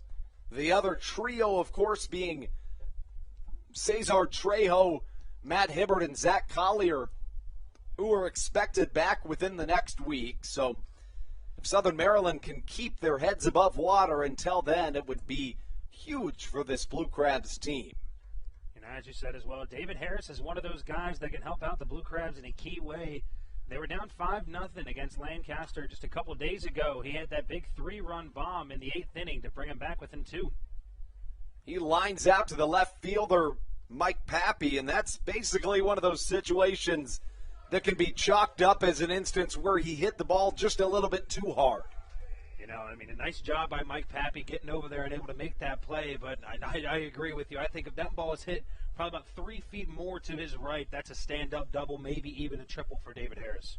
And that brings up Alex Crosby, who after going on an incredible 17-game hit streak, found himself in a little bit of a slump, but now he's back on top. On a 5-game hit streak is Crosby.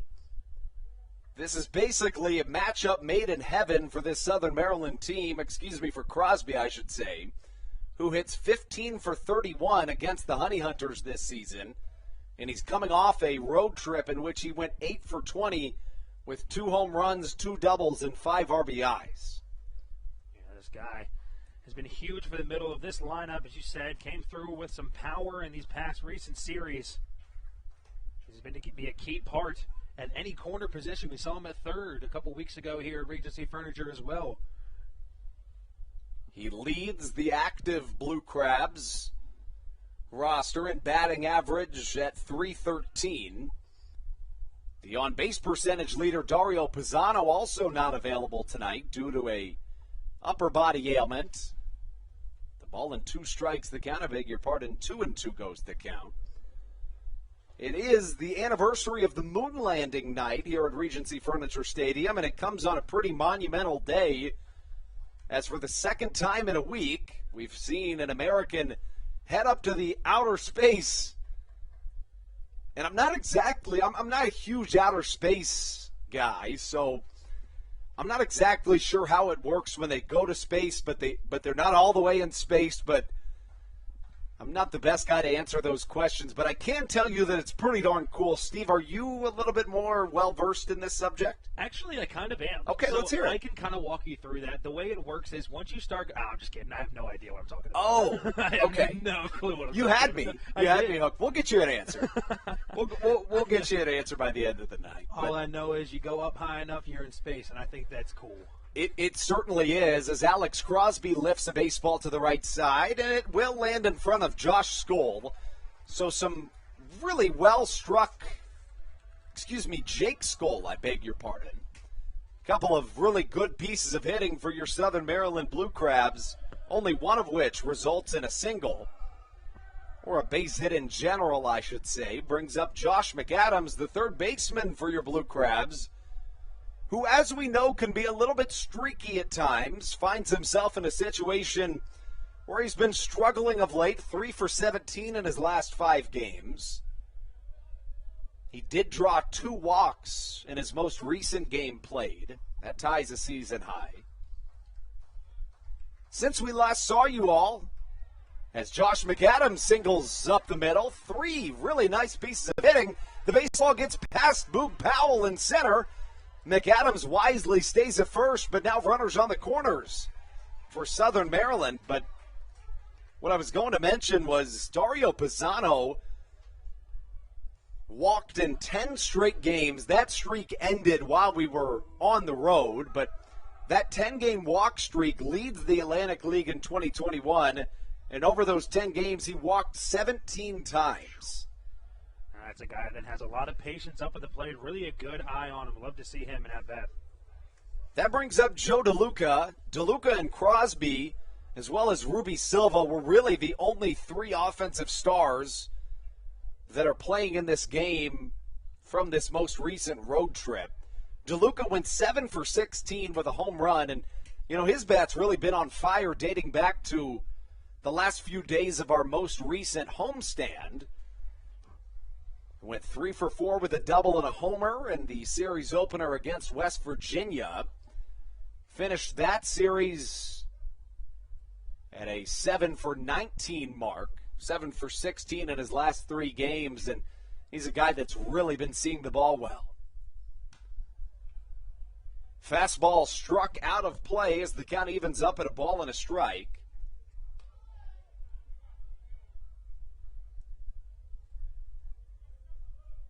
DeLuca wears number 17 on the back of his white Blue Crabs jersey. The switch-hitting catcher hits .265 on the season. Just a couple of weeks ago, that was down right around the .220 mark. So he's really turned things around, but almost more impressively has shot his OPS up in the sky.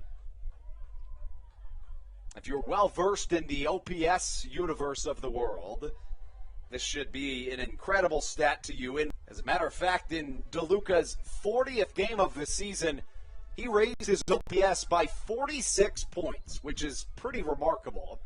Would basically be the equivalent of raising your batting average 25 points, which is essentially impossible. 2 balls and a strike to Joe DeLuca, trying to spark a Blue Crabs rally here in the bottom of the second inning. A baseball misses inside. 2 balls and a strike goes the count. But, Steve, we saw a really quick first inning of action, and now this second inning has been a little longer. I have no problem with it going as long as it possibly can, A, because I love talking to every one of you on the Hometown Real Estate Broadcast Network, but also, presumably, the longer it goes, the more runs the Blue Crabs score in a comeback effort. I agree. At this point of the game, we can stay here up until midnight. As long as the Blue Crabs keep scoring some runs, I'm perfectly fine with it. And it looks like we are headed, hopefully, in that direction as Joe DeLuca walks. But what it brings up is a result of that double hook rule that we spoke of. It's Patrick Baker that comes up to the plate. And that means that Bronson Butcher, in what would have been his Blue Crabs debut at home, will not see any chances at the plate. Of course, that's because of the double hook rule here at in the Atlantic League in 2021.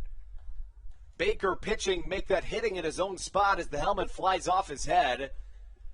Now, Patrick Baker was looking to hit a grand slam first pitch right there. He almost swung out of his shoe, swung out of his helmet. He did do that. He did. The double hook rule says that once the starting pitcher is replaced, the team will lose its designated hitter, and the relief pitcher will take the designated hitter's spot in the batting order for the remainder of the game. If you want to take that individual out, being that if you wanted to pinch hit for Patrick Baker here, that would mean Baker's pitching day would be done. And in a middle relief role, you really have you can't afford to take out Patrick Baker. You really need him to eat up 2, 3, 4 innings in a situation like this. So, especially with that first couple shaky innings from Blake Bivens, him getting out of here in the top of the second inning, you need your relief guy to go, I would say, at least until the 6th inning. Baker takes a fastball outside. His helmet comes off again, and he'll watch strike number 3 cross. So with the bases loaded, Southern Maryland finds themselves with 2 down and their 9-hole hitter, Jake Lucci, coming up to the plate. But I'll tell you, Steve, Lucci's been a guy that's been known to come up much in the clutch. He really has. A couple times this season. He's come through with big 2 RBI doubles. We've talked about it. That left center power alley is his sweet spot. We've seen him hit many balls off the fence over there in left center field. And I think this is the perfect type of situation for Jake Lucci to show the fans here at Regency Furniture just what he really can do at the plate.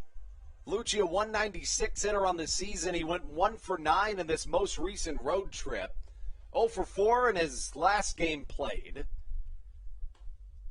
The first pitch he sees from Jacinto Garcia is a fastball that catches the outside corner. Lucci 6 for 14 with 2 doubles against the Honey Hunters in 6 games here in this 2021 season. Winds up and drives a fastball into the protective netting on the first, make that the third base side, and just like that, he falls into an 0-2 count. So this inning started with a line drive from David Harris to the left fielder Mike Pappy, but it was caught. Alex Crosby and Josh McAdams singled before Joe DeLuca walked the bases full. Patrick Baker was forced to hit in his own spot, and now Jake Lucci, with 2 down, takes an 0-2 off-speed pitch upstairs and works the count to a ball and 2 strikes. What are you looking for here if you're Lucci? In this 1-2 situation, I wouldn't be surprised to see Garcia come at it with a breaking ball here, try to keep it low and in the dirt, try to get him to swing at it.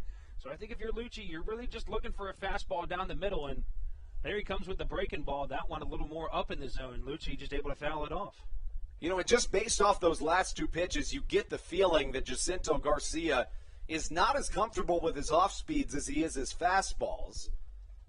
He missed way upstairs with a changeup, and now he got the curveball in the zone, but that's a hanging curveball. I mean, that's exactly what you want to see on an off-speed pitch if you're a hitter. Especially going up against Jake Lucci. He doesn't have the most power on this team, but he can muscle one out of here. And if you hang a curveball, wouldn't be surprised to see him do it. Now the count works to 2 balls and 2 strikes as Garcia's off-speed struggles have kind of inked their way into his fastball department. And now Lucci probably feeling as though he's kind of in control in this at-bat. I've always talked about Lucci's aggressiveness when he comes to the plate. I love how he's just always locked in as soon as he gets into the batter's box. Curveball hit the other way. That's one has a chance at dropping. It is out of here. Bye, baseball. Jake Lucci with a grand slam. And your Southern Maryland Blue Crabs are right back into this with 1 swing of the bat. I hate to say it, but I might have just called that. I might have just called that grand slam by Jake Lucci, but either way, if I called it or not, Jake Lucci comes up so clutch for the Blue Crabs, and they have cut this lead almost in half. What a time to have your first professional home run since 2017, Stevie. The year is 2021. Jake Lucci last hit a home run in 2017. Additionally, those 4 RBIs account for 4 of his 11 on the year. And we talk about this as an individual that has what it takes to come up in the clutch, and he did just that there. You know, after the game, I'm going to have to go down and thank Jake Lucci, because even if the Blue Crabs aren't able to come back, he just made both of us look pretty good. That's true. He did. He very much did. And what a play right there that hopefully can spark even more offense for Southern Maryland. Off the bat, I wasn't 100% sure if that would even drop down as a base hit, but as it started to curve towards the foul pole, kind of caught some steam and got up out of here. You know, once that ball kind of got up in the air, I started to look over at Mike Pappian left. He stopped running after almost, 2 or 3 steps. So I think he knew off the bat that that thing was sailing over his head, but I definitely for sure did not. A pretty incredible second inning in which we've seen a total of 13 runs scored. That ties the most runs that have been scored in a single inning in a Blue Crabs game in 2021. And that mark is tied with a game against the Gastonia Honey Hunters. In that game, that came all the way back in the month of June as Michael Baca pokes one up the middle. He's retired for the third out, but Southern Maryland gets 4 on a Jake Lucci grand slam to finish that point. In that game, the Blue Crabs won 13-3. They scored 13 runs in the third inning. Now Southern Maryland plays 4, and we've got a ball game on our hands. Patrick Baker back out onto the mound when we return on the Hometown Real Estate Broadcast Network. This is Josh McAdams, and you're listening to the Hometown Real Estate Broadcast Network. Did you know that the Washington, D.C. metro area is the 5th most expensive place to live in the entire United States of America? Sometimes finding affordable housing in this area can feel impossible. If you're struggling to find affordable housing, look no further than the Villages of St. Charles by Ross Properties. You can visit them online at villagesatstcharles.com for more information today. Villages of St. Charles. They'll have you safe at home. There's nothing quite like when the Blue Crabs retire the side. At Wealth Management Partners, they're on your side for your retirement planning needs. It's never too early to start planning your retirement. Talk to the experienced financial advisors of Wealth Management Partners located right here in Waldorf. Call them today at 301-885-0955. Again, Wealth Management Partners. Call them today at 301-885-0955.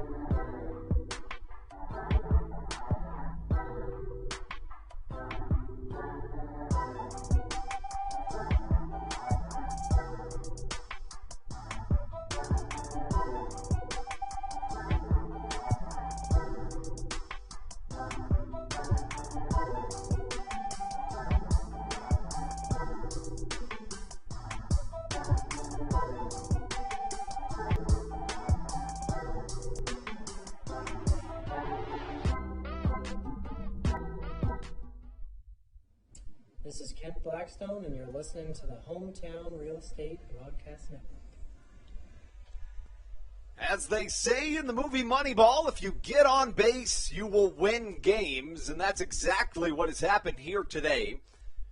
In this game, we've seen a total of 7 hits as compared to 13 runs scored. All of that happening right back in the second inning of action. Now, for the sanity of everybody involved, we'd like to see a little bit less offensive production from the Gastonia Honey Hunters from this point on. Now, I'm sure the Honey Hunters fans would disagree with me on that front, but Patrick Baker looking to keep it that way. The right-hander allowed a 3-run home run as well as a single after coming in the second inning of action. A curveball swung on and missed, and the former Baltimore Orioles prospect, looking better now that he's starting an inning. You know, I've thought about that double hook rule sometimes. If you're a pitcher, like say last inning, Patrick Baker goes up there, doesn't have a good at-bat, looks at a third strike, that has to drain some of your confidence before going back on the mound, which makes it a little bit harder for these pitchers to be able to just let that stuff go and hop back out there. But I think that big fly from Jake Lucci helped his confidence come back up, and he looks ready on the mound. And that is one of the most bizarre plays I've ever seen in a game of baseball. It's a drop third strike, a perfect throw down to first base, and while Manuel Geraldo was running to first, the baseball hit off the top of his helmet and went into the right field action. So it does go down as a strikeout for Patrick Baker, but a man will be on second base in scoring position. And as we talk about maybe some of that insanity coming down, it doesn't look like that's going to happen today.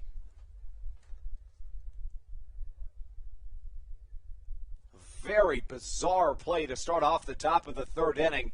Really nobody's fault, just basically in the right place at the right time if you're Manuel Geraldo.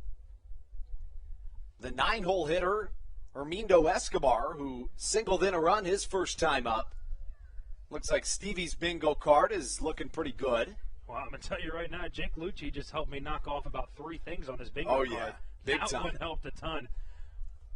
And a great pickoff move by Patrick Baker there, but looked like Baca and Blackstone didn't know who was supposed to be covering the base as they had Manuel Geraldo absolutely hung out to dry there at second. So now Baker still trying to keep those base paths empty, but is unable to do so yet again. Fastball inside, and Hermindo Escobar flails away and takes the bat with him. That was bizarre, but at the same time, Patrick Baker is one of the hardest throwers in the entire Atlantic League. His fastball can get upwards of 95 miles an hour, all the way up to 98 is the fastest we've seen this season. So far today, it looks like that fastball's in that 92, 93 range, but that makes a little bit of sense because if you're going to be a middle relief guy, you can't just put it all out there. If he's being asked to throw 2, 3, 4 innings, you really aren't afforded the opportunity to give it all you've got from the velocity department. As a 4-pitch walk is issued by the 9-hole hitter Hermindo Escobar, and 2 are aboard for the Gastonia Honey Hunters as they flip their lineup back to the top for Boog Powell, who is now batting for the 3rd time in as many innings. The Honey Hunters scored 9 runs in the top of the 2nd inning. They had 12 batters come up to the plate. Powell walked and later scored when he was at the plate in that 2nd inning. It is the most runs the Blue Crabs have allowed from an opposing team in the 2021 campaign. Mentioned Powell has been exceptionally good here in this 2021 season. Dancing off of second base is Geraldo as a off-speed pitch bounces in the dirt in front of home plate, but right off the chest protector of Joe DeLuca. Joe DeLuca is a brick wall there behind the plate. We saw him let one passed ball go by back in that 2nd inning, let up a run, but I wouldn't use that against him. This guy really is. I can't really think of a better word for it besides a brick wall, and really agile there behind the plate. Boog Powell's been a fantastic centerpiece to this Gastonia Honey Hunters offensive attack. His .362 batting average is 6th best in the Atlantic League. His .470 on-base percentage is top 5 in the league. He's also top 10 in slugging percentage, OPS, hits, extra base hits, walks drawn, total bases, runs scored, stolen bases, and he leads the league in doubles with 19. So the MLB veteran has been nothing short of fantastic for this Honey Hunter squad this season. The count, 3 balls and a strike to Powell, the MLB veteran. Baker taps his heel a few times in the pitch. Another fastball, again missing outside, and now the bases are loaded with no outs. And you really look back to that bizarre beginning to this top of the third inning. It was a drop third strike that bounced off the top of the helmet of Manuel Geraldo. And that's what started this sequence of unfortunate events for this Southern Maryland's team. You know, that's just how the game of baseball works. Those little moments can go on to snowball and make those moments become even bigger, as now it just started as a drop third strike, accidentally letting somebody on base. Now we have bases loaded, nobody out. There has been a ton of walks so far in this game. The Blue Crabs have only drawn one walk, while the Honey Hunters have drawn a total of 6. Additionally, they reached base on a drop third strike, and they also had Manuel Geraldo get hit by a pitch. So that's 8 free passes the Blue Crabs have issued, as Mike Pappy fouls a fastball into his leg for strike number 1. Pappy's still looking to record his first official at-bat here today. In the first, he walked. In the second, he came up with the bases loaded and 1 out. He hit a sac fly to score 1 run. At the time, that was just the 4th run of the game for the Honey Hunters. They put on 5 more with 2 outs. Pappy with the bases loaded. This is the 5th time the bases have been loaded already today as he singles to the right center portion. Ruby Silva will come up throwing, and wisely being held at third base is Hermindo Escobar, one of the best arms in all of professional baseball. I will say that, and I will go to the grave while saying that, Steve. I truly, truly believe that Ruby Silva has one of the better arms in all of professional baseball. You know, just from seeing it right there, he probably put about 70% on that ball, because it looked like, who's that? Hermindo Escobar was not scoring from third, and he one-hopped it perfectly to Joe DeLuca at the catcher position. I can't wait to see him go all out and try to throw somebody out of the home. It's pretty fun to watch as Mike Osinski comes to the plate with the bases loaded here in the top of the third. The Honey Hunters now leading your Blue Crabs by a score of 10-4. Osinski walked and later scored in the second. He flew out to the right fielder David Harris in the first. You've seen a theme with Baker on the mound so far. He's a couple times already. He's gotten these Gastonia Honey Hunters batters into these 0-2 counts, but is just unable to secure a strikeout or get them out. They're able to just somehow find a way on base.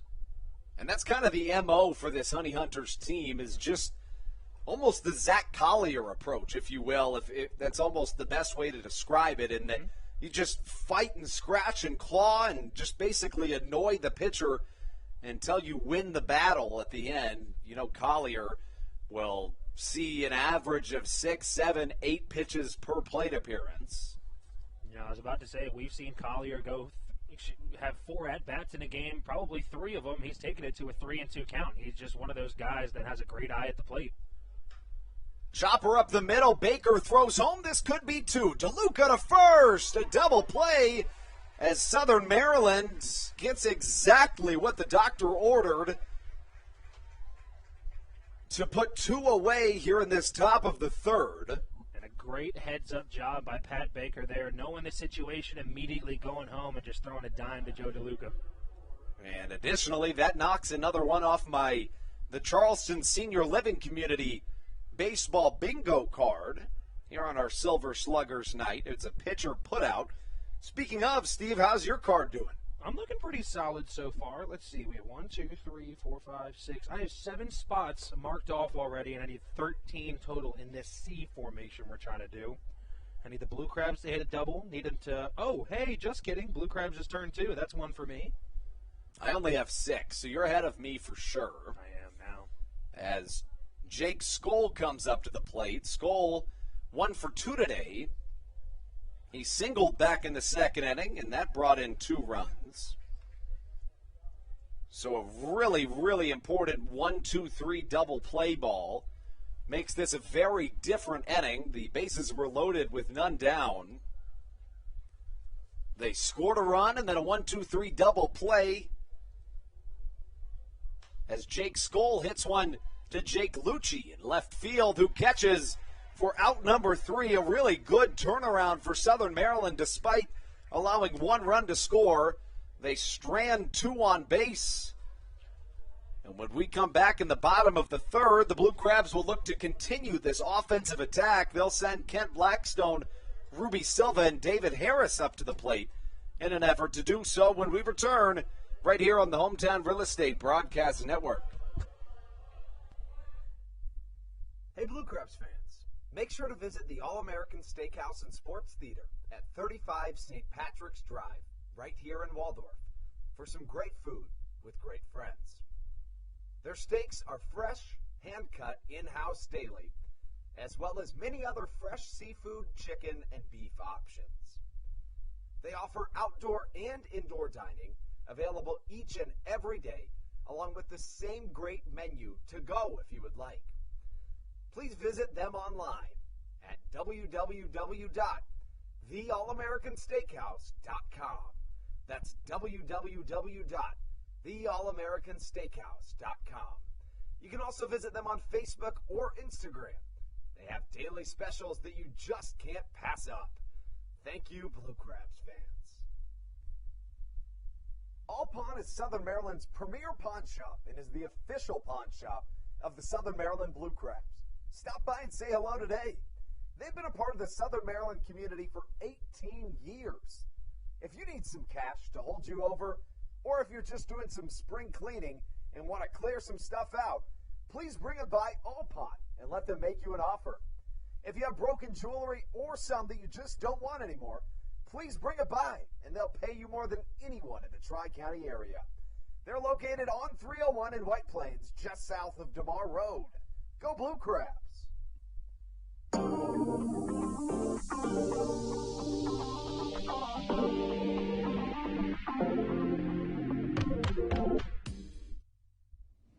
This is Patrick Baker, and you're listening to the Hometown Real Estate Broadcast Network. Patrick Baker welcomes the Blue Crabs into this bottom of the 3rd. Baker worked around what looked to be a very dangerous top of the 3rd inning. It's been a high-scoring affair here at Regency Furniture Stadium on the first of a 7-game homestand. Kent Blackstone grounds one to the right side. Having trouble with it is the first baseman. Did he get there? The first base umpire will say yes. That was a very bizarre play. The first baseman, Emmanuel Tapia, bobbled the baseball through to a covering Jacinto Garcia, who kind of tiptoed his way onto first base. This has been a weird game of baseball. I was just about to mention that. This might be the weirdest game of baseball we've seen, maybe even this year. This is only my first year here, maybe in your career here at Southern Maryland. I'll tell you, while we have a little bit of a break, as the athletic trainer comes and talks to the pitcher, the single weirdest or most unique game that I've seen was, in fact, the last time that I had my family here at the stadium, which they are again today. It was a doubleheader against the New Britain Bees, who put up 8 runs in the 2nd inning against the Blue Crabs. Everything looked like it wasn't going to work, and a guy named Ryan Canary came up to the plate for the Blue Crabs, and Canary essentially filled the role that Jake Lucci fills now. A guy that's not an everyday starter, but he'll get it done for you when you need him to. And guess what he did, Steve? Well, he hit a grand slam, his only grand slam after not playing professional baseball for 3 years, just like Jake Lucci, and it spurred a Blue Crabs comeback and a 10-8 win. So if I've ever heard of a more similar story, I can't remember it. The only thing different about that story is it would be impossible for the Blue Crabs to have a 10-8 win, considering the Honey Hunters already have 10 runs. But other than that, I think that's pretty solid. Here comes Ruby Silva as Jacinto Garcia appears to be okay out there on the mound. After recording the first out, he misses inside to Silva, 1-0 the count. But, I never thought I'd see another baseball game even remotely reminiscent of that. But if I could compare Ryan Canary and his role to one person, the only possible fit would be Jake Lucci. And He's an individual that hit a grand slam that day. It went right down the right field foul pole, did Canari's. Canary was also a left-handed hitter, but he pulled a fastball to right field. Lucci, on the other hand, goes the other way. Silva takes inside, the count 2-1. You know, Andrew, I think the bottom line is you just need to invite your parents to games more. We'll see some more interesting baseball. This is true. Or at least bizarre baseball. Yes, which isn't always what you're looking for is in bizarre baseball, but it's fun as Ruby Silva sends one into the atmosphere. That baseball's got a chance to get out of here. Instead, lands right in front of the NRL Federal Credit Union sign in right center field. Silva dives in headfirst to third. A diving triple as Ruby Silva comes up clutch. Now, Steve, I told you that Ruby Silva is just a pure hitter of the baseball. So when we talk about that trade where you flip Austin Glorious to get Ruby Silva, it's a no-brainer, and Silva has been outstanding since joining the Blue Crabs. He is 8 for 23 since coming to Southern Maryland. You know, I mean, despite the fantastic hitting we've seen from Silva since coming back to the Blue Crabs, once I saw that ball wasn't getting out of here, I just took a look at Silva rounding second base, and this dude can fly around the base paths. He is exceptionally fast as David Harris swings through a fastball. Silva, born back in 1989, so about 32, 33 years old is the Cuban native. And that brings up David Harris to the plate. Harris, a .227 hitter entering play today. A team-high 6 home runs and a team-high 30 RBIs for the former Toronto Blue Jays product.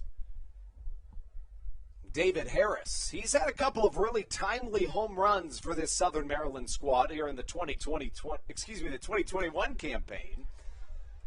And that should be deep enough to score Ruby Silva. Way back of the track is Boog Powell, and Silva will basically just trot home, cutting this Gastonia lead in half, scoring the 5th run of the game. And, I mean, this is a high-scoring affair. 10-5 the score. We have played 2 innings, and runs have been scored in the top of the second, the bottom of the second, the top of the third, and now the bottom of the third. You know, even if the Blue Crabs aren't able to battle back and win this game, I think we're going to see like a 20-18 score at the end of the day. The only game that I can think of that would come close to it was a game against the York Revolution in 2019. It was in August, and the Blue Crabs and the Revs were on an absolute scoring tirade that day, and nobody's ERA was safe on that Thursday afternoon. 40 runs were scored in that game. 60 hits combined between the two teams. Holy cow. I felt bad for the individual that was working the manual scoreboard that night. That had to have been so rough. It was a 25-15 game. The Blue Crabs scored 15 or more runs for the first time in the entire season on that day, but lost by 10 runs. Pretty remarkable. That's an absolutely remarkable game. I feel bad for anyone that had to be a part and sitting there and watching it. Alex Crosby turns on a fastball, but ranging back is the MLB veteran Boog Powell, who secures it for out number 3. We have seen an electric affair so far. We'll turn the reins over to Stevie Bowen when we come back. It's a 10-5 game. Gastonia on top of your Blue Crabs right here at Regency Furniture Stadium. This is Sam Burton, and you're listening to the Hometown Real Estate Broadcast Network. Chick-fil-A of Charles County has been a proud supporter of the Southern Maryland Blue Crabs since their inception in 2008. For years, they have sponsored the Southern Maryland Blue Crabs, America's prisoners of war and missing in action. In between the second inning of each game, there is a moment of silence brought to you by Chick-fil-A. The Southern Maryland Blue Crabs appreciate and respect not only Chick-fil-A, but all of those that have served our great country. The seat that they sponsor was made possible by Chick-fil-A of Charles County. Thank you so much, and visit any of your Charles County Chick-fil-A locations today. The Charles County Department of Health encourages you to get the COVID-19 vaccination today. You can get it all over Southern Maryland or no matter where you are across the United States. Vaccinations are offered right here at Regency Furniture Stadium with no appointment needed. Charles County Department of Health and the Southern Maryland Blue Crabs urge you to take one for the team and get the vaccine.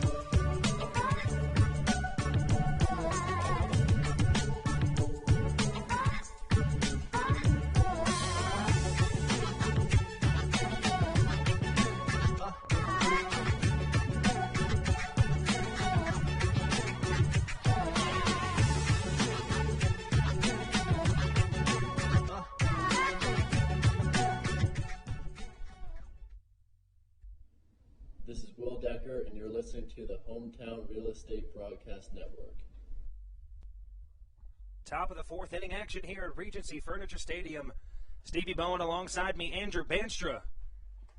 The first pitch from Patrick Baker back on the mound for the Blue Crabs. Breaking ball in on the inner half for strike one. We've said it multiple times, in absolutely bizarre games we've seen so far.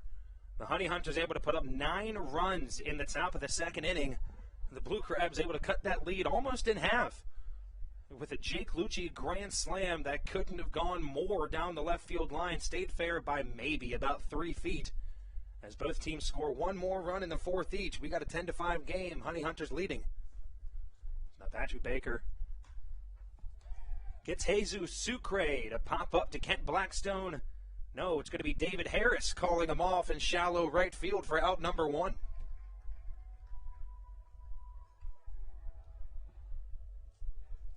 You know, I hate to say it, but if Kent Blackstone had caught that ball, I'd be one spot closer to completing this bingo card as I needed a second base putout. Let me see what Andrew still has left. He needs an infield hit, an attempted bunt at least once. We got Joe DeLuca in the lineup. Would not be surprised to see one of those. Blue Crabs need 4+ hits. They got that already. Need a stolen base from the Blue Crabs. Blue Crabs need 8 hits and then a 6-4 putout. But first pitch, it's going to be Joshua Saleh, the third baseman now for the second batter of the inning. Second pitch low and in the dirt. Count runs even at 1 ball and 1 strike. Saleh currently 1 for 1 on the day, had a walk and eventually came back to score in the second. Had that big home run back in the bottom of the second inning. That was his second at bat in the inning, as they were just piling the runs on back in the top.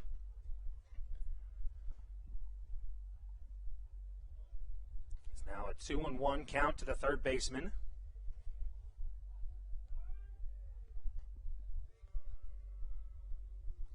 Time before Patrick Baker was able to get the ball out of his hand. As he's going to take a second to recollect himself. Looked like, not really sure what he's trying to say down there in the batter's box. But it's a 1-1 count to the third baseman.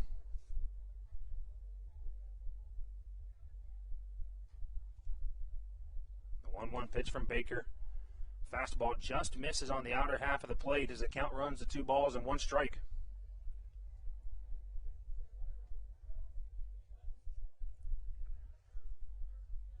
Baker did a nice job on the mound so far. Got himself in a little bit of a jam as that one's grounded hard over to Alex Crosby at first. Baker, nice job hustling over, able to cover first base to make the out. So now quickly, the first 2 batters at the top of the fourth inning go down as we have now 2 away. As we're saying, Baker got himself in a bases-loaded, no-out jam. Had a sac fly that brought in Manuel Geraldo.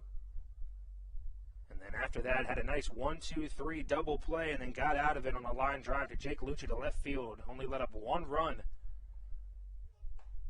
The first pace. Patrick Baker just really rearing back and letting it fire in the strike zone. Is that fastball in there for strike one?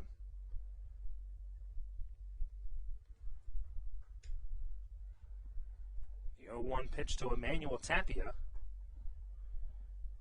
Tapia had a deep fly ball to David Harris back in the second, and then also in the second inning, had himself a line drive to Kent Blackstone. As there's a 1-1 count now to the first baseman. That one's grounded over into the hole in between Blackstone and Crosby. Blackstone makes a nice play, able to range over to his left and make the throw to Crosby at first. Patrick Baker, as we talked about, after having a bases-loaded, no-out situation last inning, comes in here and quickly goes 1-2-3 through the Honey Hunters lineup. And we'll be right back with more on the Hometown Real Estate Broadcast Network. Alex Crosby, Joe DeLuca, and we'll see if Patrick Baker stays in for another at-bat due up when we return.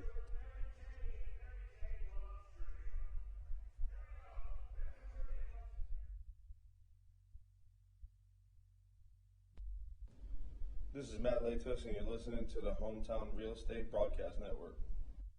When you're in the market to buy or sell a home, call Tony McClure of Century 21 New Millennium and his Grand Slam team, the realtor of the Southern Maryland Blue Crabs since our first season in 2008.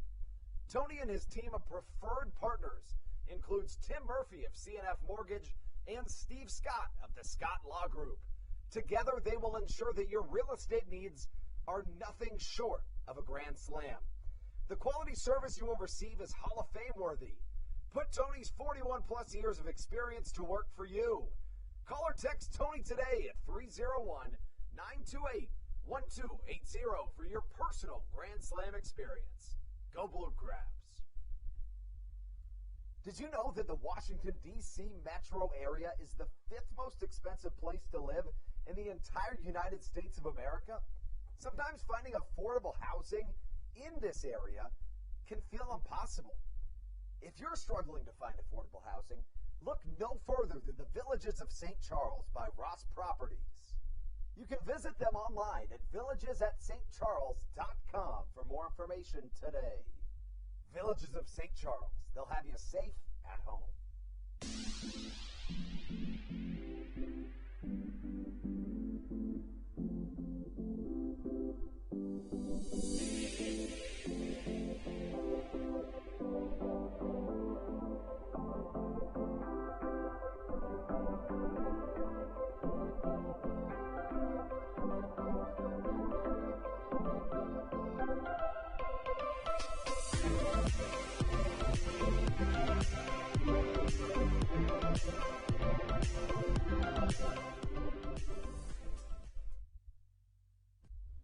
This is Matt Latos, and you're listening to the Hometown Real Estate Broadcast Network.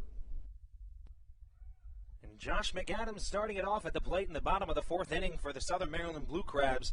Was expecting to see Alex Crosby as we see Joe DeLuca on deck.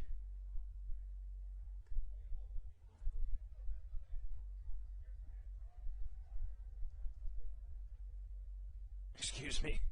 Looks like I had McAdams and Crosby switched on my lineup card. It is McAdams as Crosby ended the bottom of the 3rd inning on that deep fly out to Boog Powell out in center.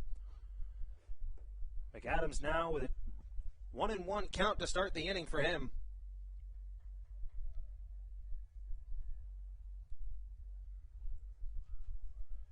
As it was McAdams and Crosby that were able to start off the rally. They had 2 base hits back in back in the 2nd inning, followed by a Joe DeLuca walk, which set it up perfectly for, as we said, Jake Lucci coming big with the grand slam in the bottom of the 2nd.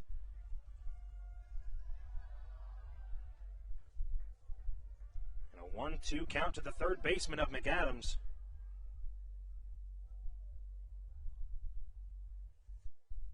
Garcia still on the mound for the Honey Hunters. Comes the 1-2 pitch. McAdams swings away at the breaking ball, low in the dirt for out number 1 as he goes down swinging.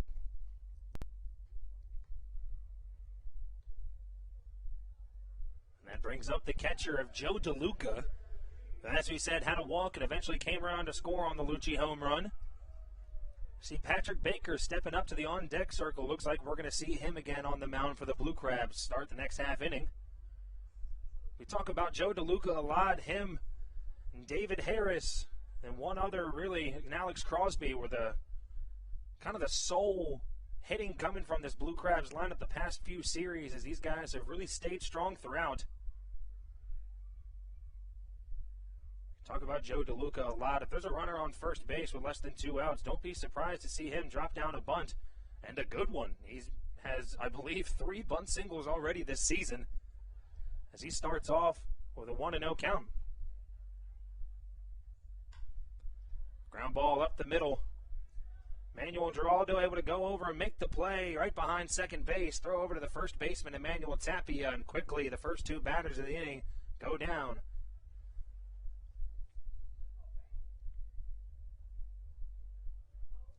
Just as we suspected, it's going to be Patrick Baker trying again one more time. He's got the hat under his helmet now, as we saw his helmet flew off of him twice in his last at-bat. First pitch, Pat Baker was swinging for the fence. As we see what he can do in the batter's box now. Another big swing from Baker. Looks like he's a little bit too ahead of it.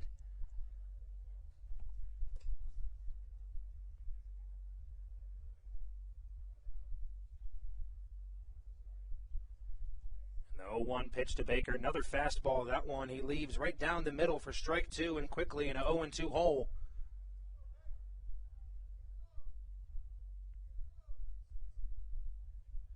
An 0-2 count to Baker. This one he leaves on the outer half. Thought it was a ball 1, but perfectly stretches that outer half of the plate for strike 3. The Blue Crabs go 1-2-3 to start the bottom of the 4th inning. We'll be back with top of the 5th inning action as the Honey Hunters have 8-9, and then their leadoff man coming to the plate when we return on the Hometown Real Estate Broadcast Network. This is Will Decker, and you're listening to the Hometown Real Estate Broadcast Network. All Pawn is Southern Maryland's premier pawn shop and is the official pawn shop of the Southern Maryland Blue Crabs. Stop by and say hello today. They've been a part of the Southern Maryland community for 18 years. If you need some cash to hold you over, or if you're just doing some spring cleaning and want to clear some stuff out, please bring it by All Pawn and let them make you an offer. If you have broken jewelry or some that you just don't want anymore, please bring it by and they'll pay you more than anyone in the Tri-County area. They're located on 301 in White Plains, just south of DeMar Road. Go Blue Crabs! Hey Blue Crabs fans, make sure to visit the All-American Steakhouse and Sports Theater at 35 St. Patrick's Drive, right here in Waldorf, for some great food with great friends. Their steaks are fresh, hand-cut, in-house daily, as well as many other fresh seafood, chicken, and beef options. They offer outdoor and indoor dining, available each and every day, along with the same great menu to go if you would like. Please visit them online at www.theallamericansteakhouse.com. That's www.theallamericansteakhouse.com. You can also visit them on Facebook or Instagram. They have daily specials that you just can't pass up. Thank you, Blue Crabs fans.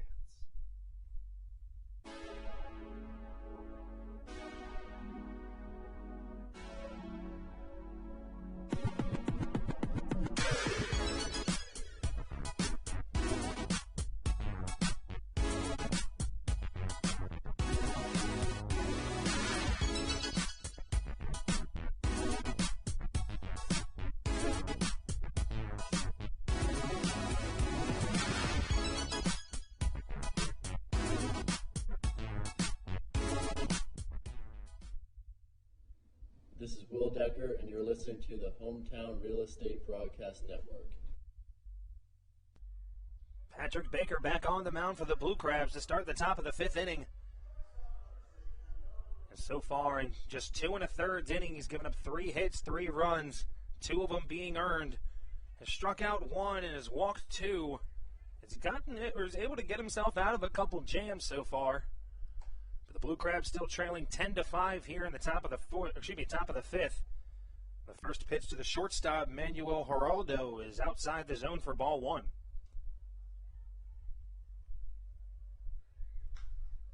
And that ball grounded hard back up the middle. That one's going to get through for a no-out base hit to start the top of the fifth inning.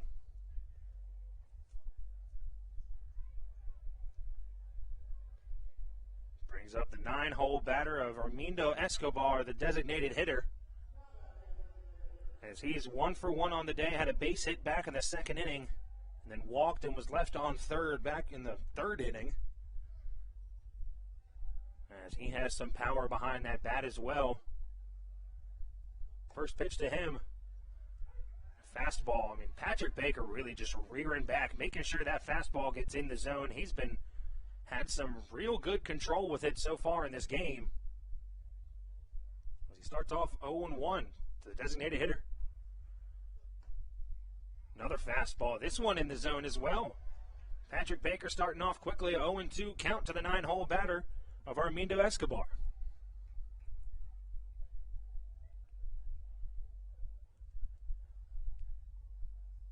Baker gets a sign and sets with the 0-2 pitch. Breaking ball. This one's lifted out to deep left field. Jake Lucci at the warning track, able to track that one down for out number one. As Manuel Geraldo scurries back to first base after the first out of the inning.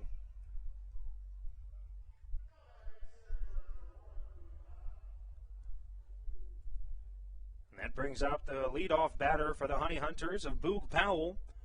Powell 0 for 1 on the day, started the game with a pop out in foul territory to Josh McAdams and has walked twice. Came around to score back in the second and was left on third back in the third inning.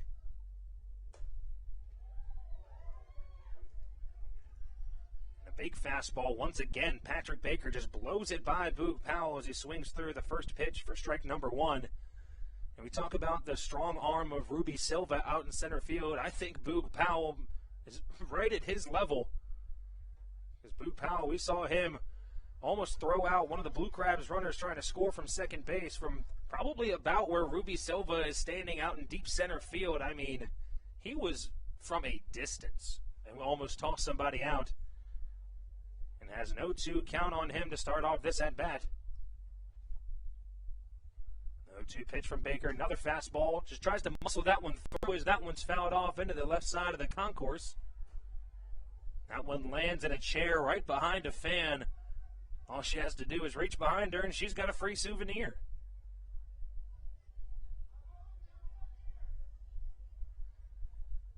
Now the count stays 0-2 to the leadoff batter.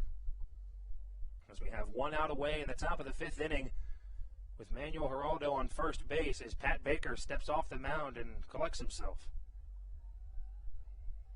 10-5 our score here at Regency Furniture Stadium. We talked about earlier 9 runs coming in the top of the second for the Honey Hunters, and another one coming in the top of the third.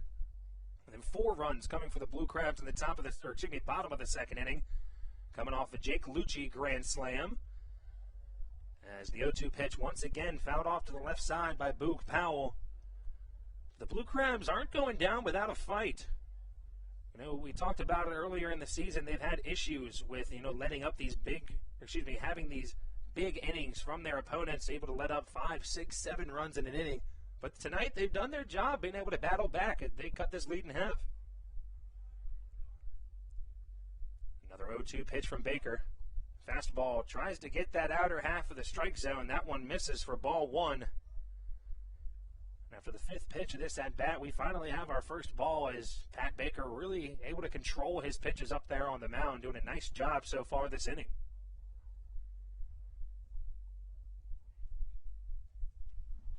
A pretty short lead over at first base. Comes the 1-2 pitch. Another fastball blows it right by him for the second out of the inning.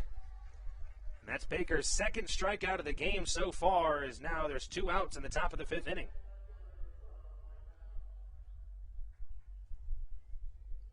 That brings up the left fielder of Mike Pappy. We talked about earlier, my heart sank a little bit back in the top of the second inning as he had a ball that, just jumped off of his bat. And Nice job by David Harris, our right fielder for the Blue Crabs, able to track that one down deep right field, catch it on the warning track. Another fastball by Patrick Baker. That one looked good, but just miss up and out of the zone. As he starts off a 1-0 count to the left fielder.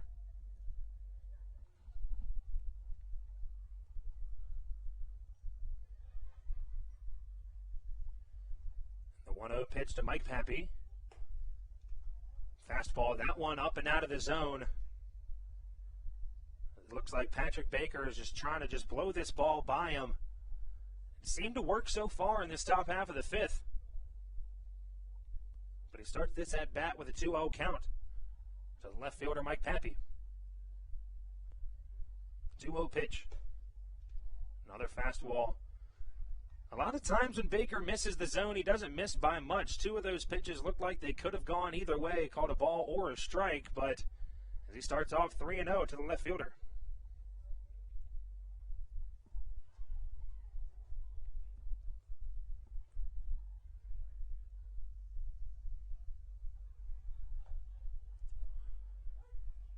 The 3-0 pitch from Baker, that fastball in there for strike one.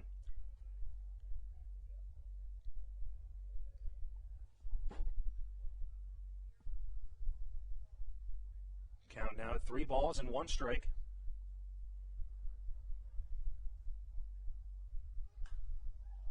Another fastball. This one's fouled off to the left side by Pappy. Count runs full at 3 balls and 2 strikes.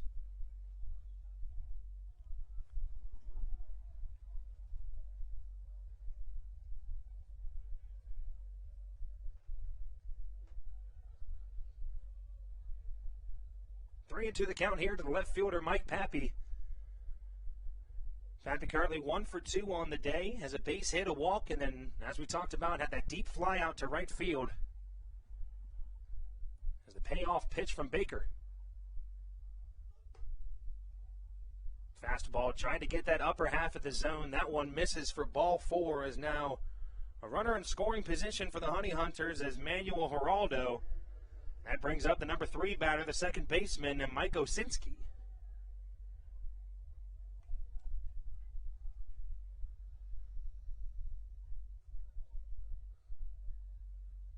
That's Baker's 3rd walk in just as many innings. And he's given up 4 hits, just 2 strikeouts for him alongside 3 walks. First pitch breaking ball in on the hands of Osinski as he lets that one go by for ball number 1.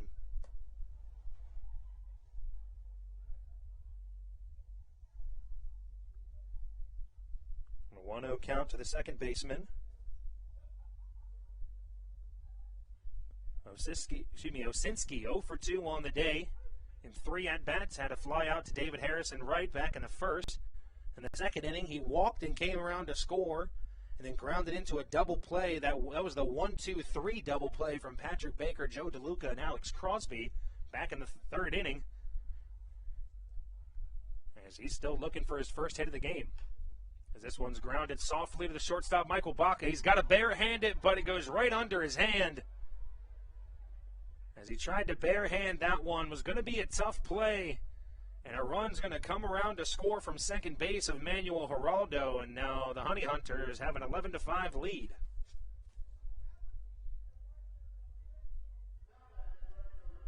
Mike Pappy moves over to third base as Mike Osinski now on.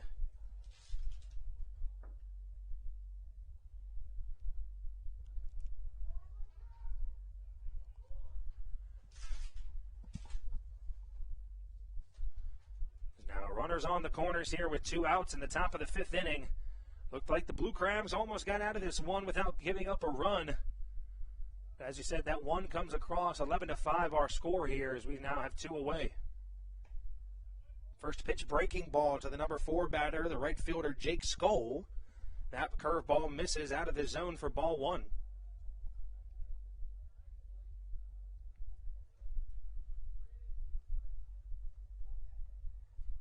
The 1-0 count to the right fielder.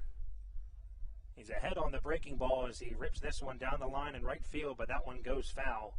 The count runs even at 1 ball and 1 strike.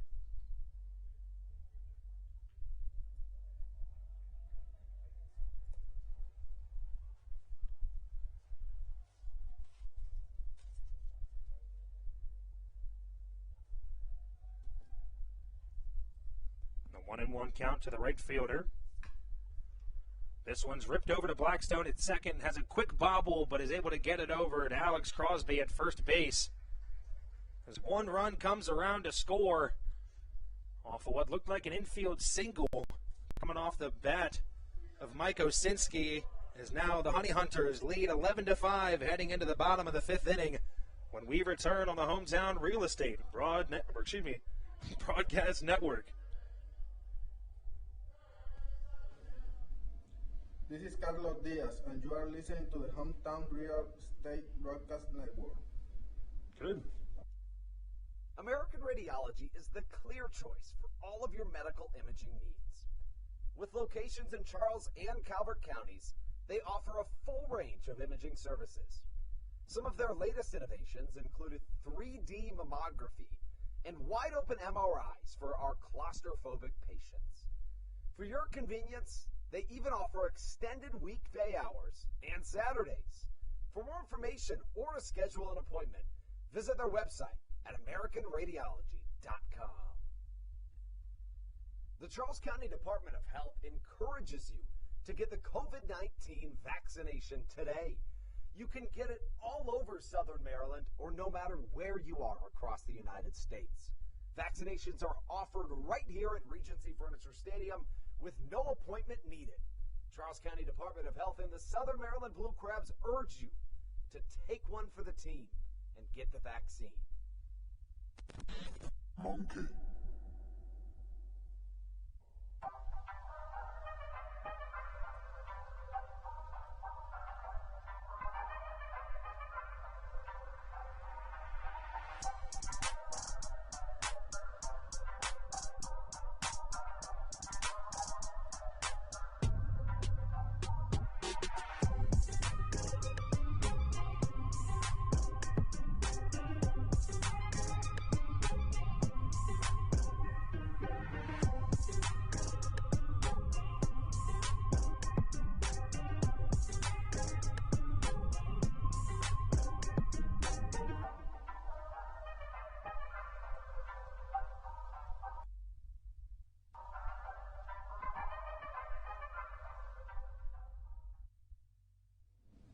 This is Dario Pisano, and you're listening to the Hometown Real Estate Broadcast Network.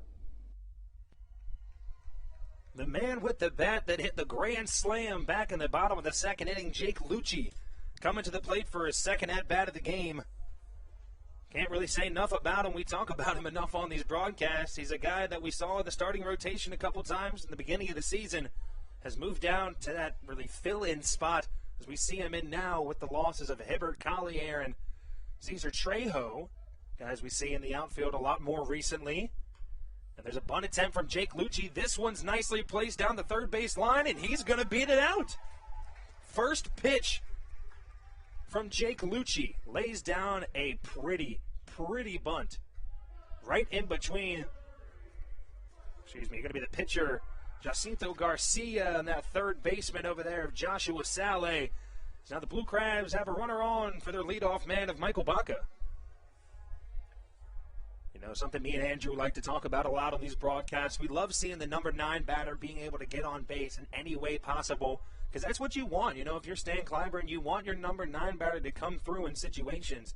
And currently, Jake Lucci is 2 for 2 with a bunt single and a grand slam. So I don't think you can be asking much more from him.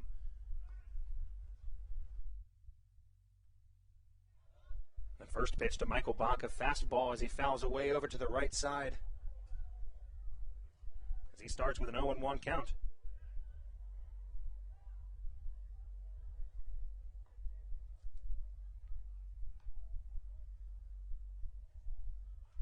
Blue Crabs not out of this game. We've seen them come back from worse before, as they trail 11-5 currently at Regency Furniture Stadium, as we have nobody out, one runner on in the bottom of the fifth inning. First 2 innings of this game took about an hour and a half, as we're just over 2 hours into this game.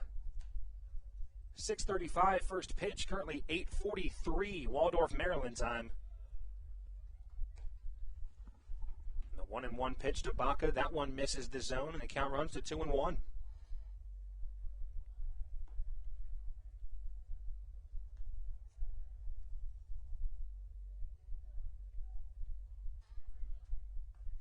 2-1 pitch to the shortstop, breaking ball. That one misses up and out of the zone as the count runs to 3 balls and 1 strike.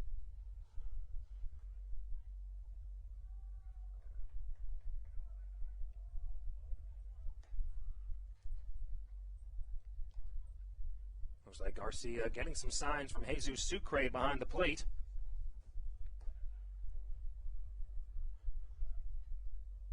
As the hitters count to the shortstop as he rips one opposite field down the right field line, but that one tails foul as the count runs even at 3 balls and 2 strikes. Talk about Baca a lot. Struggled a little bit when he first joined this Blue Crabs roster, but has really come into his own and solidified himself as that shortstop position. Saw Kent Blackstone starting there. Saw a little bit of Will Decker, normally kind of an outfielder. We saw him at second base for a little bit to start the season, but the middle infield right now of Baca and Short and Kent Blackstone at second base, I don't think anybody can beat that. As Baca looks at ball 4 that just misses outside of the zone, the Blue Crabs are in business so far as they have 2 runners on, 2 speedy runners, if that, of Jake Lucci and Michael Baca for the number 2 batter Kent Blackstone with nobody out. Jesus Sucre going to hop out with the pitching coach, going to go talk to their starter. He's done an all right job so far. I mean, when your team puts up 9 runs in the top of the second inning, all you're really asked to do is just keep him in this game, and he's done that. They have a 6-run lead so far in this one. See, Garcia, 4 innings pitched, has given up 5 hits, 5 runs, all of them earned. There's 2 walks and 4 strikeouts on his line. And that 1 home run coming from Jake Lucci back in the bottom of the second. It isn't a terrible line. He's done all right so far, especially when his offense is able to put up 11 runs. They decide to keep him in the game, just give him a little pep talk to try to get him back in his mind right.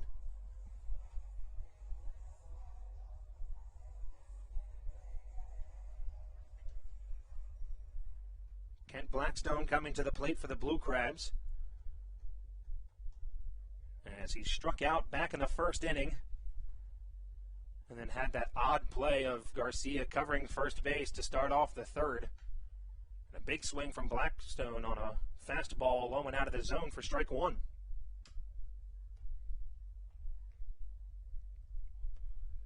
Still nobody out here in the bottom of the 5th inning. 11-5 our score. Southern Maryland Blue Crabs trailing the visiting Gastonia Honey Hunters.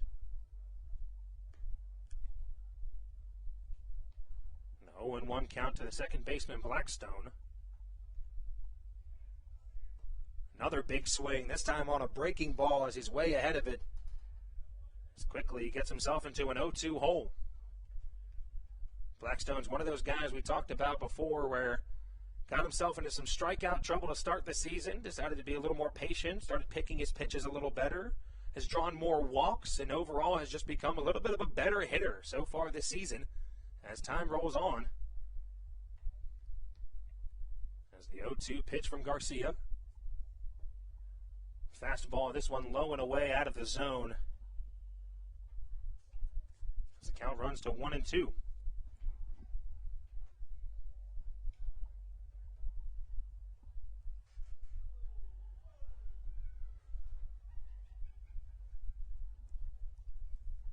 One and 2 the count to Blackstone. Lucci on first, Baca at first, Lucci on second. The 1-2 pitch from Garcia, another fastball inside. Count runs even at 2 balls and 2 strikes. You know, with the speed of Lucci over at second base, you'd think any base hit to the outfield would bring him in to score. That's really all the Blue Crabs are looking for, just to chip away at this Honey Hunter lead.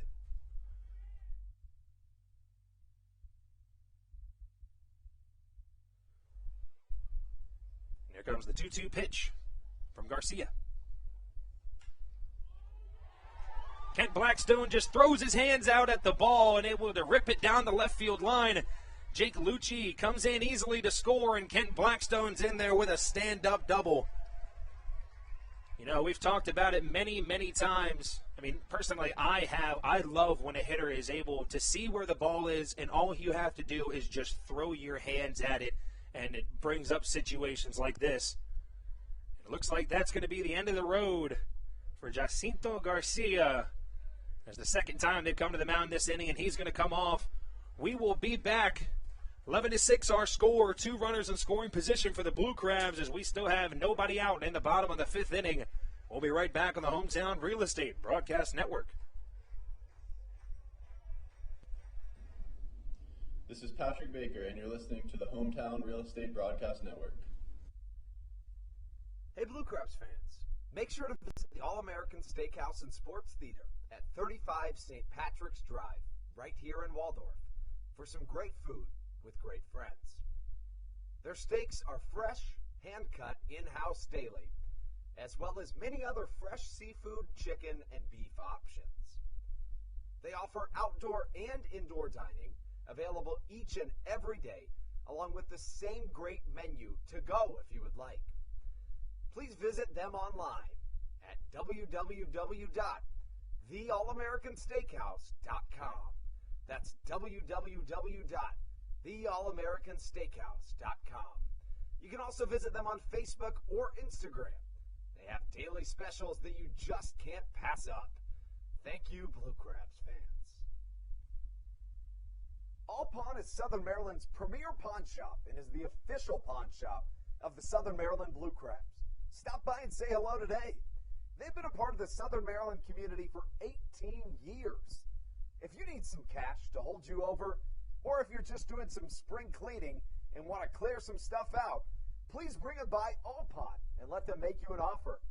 If you have broken jewelry or some that you just don't want anymore, please bring it by and they'll pay you more than anyone in the Tri-County area. They're located on 301 in White Plains, just south of DeMar Road. Go Blue Crabs!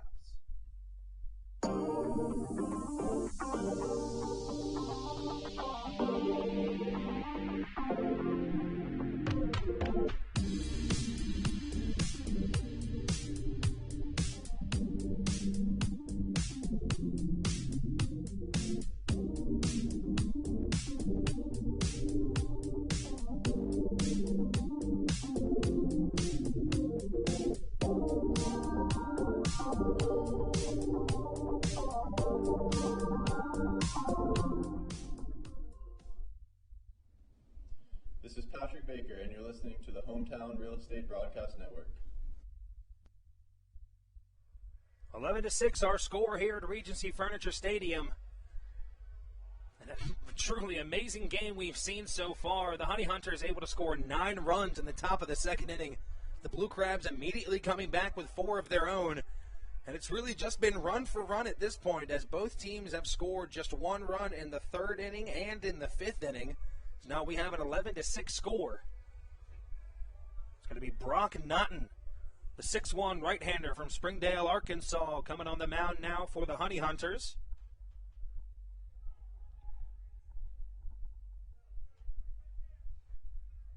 This is Naughton currently this season. First pitch swinging from Ruby Silva. This one goes out to deep center field, and it's over the batter's eye. Ruby Silva puts one to the deepest part of the ballpark, and your Southern Maryland Blue Crabs have come back from a 9-0 deficit, and they're only down 3 runs here in the bottom of the 5th inning. What an absolutely remarkable game we have seen so far from this Blue Crabs lineup. Ruby Silva, welcome back to Waldorf, my friend.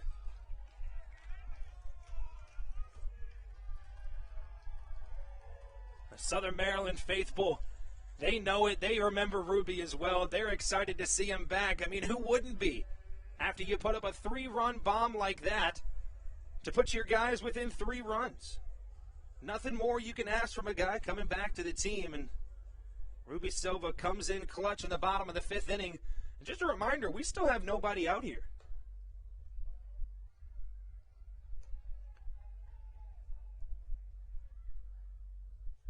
Excuse me, I misspoke earlier. Blue Crabs now within 2 runs. 11-9 our score. Big swing from David Harris. This one's ripped down the line and bounces off the wall in left field. He's digging hard, going to get in there to second base. In there for a double.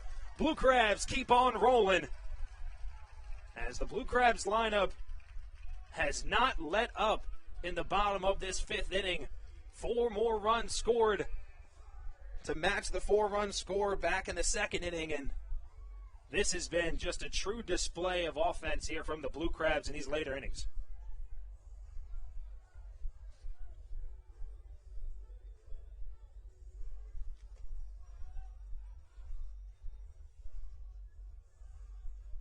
Still nobody out here in the bottom of the 5th inning.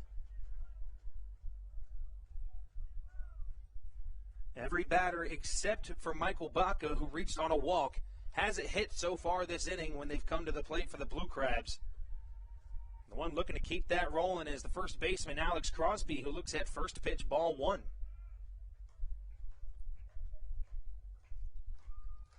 And the second pitch to the first baseman, fastball low and out of the zone. Count runs 2 balls, no strikes.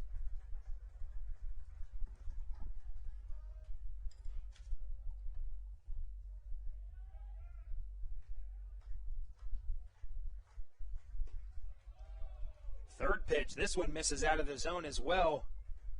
Naughton visibly frustrated on the mound. Now a 3-0 count to the first baseman, Alex Crosby. Still nobody out here in the bottom of the 5th. Fastball out of the zone. Crosby thought it was a strike as takes his time taking his stuff off, and he's going to trot down to first. Runners now on first and second for the Blue Crabs. Still nobody out, and that brings up another power hitter of the third baseman, Josh McAdams.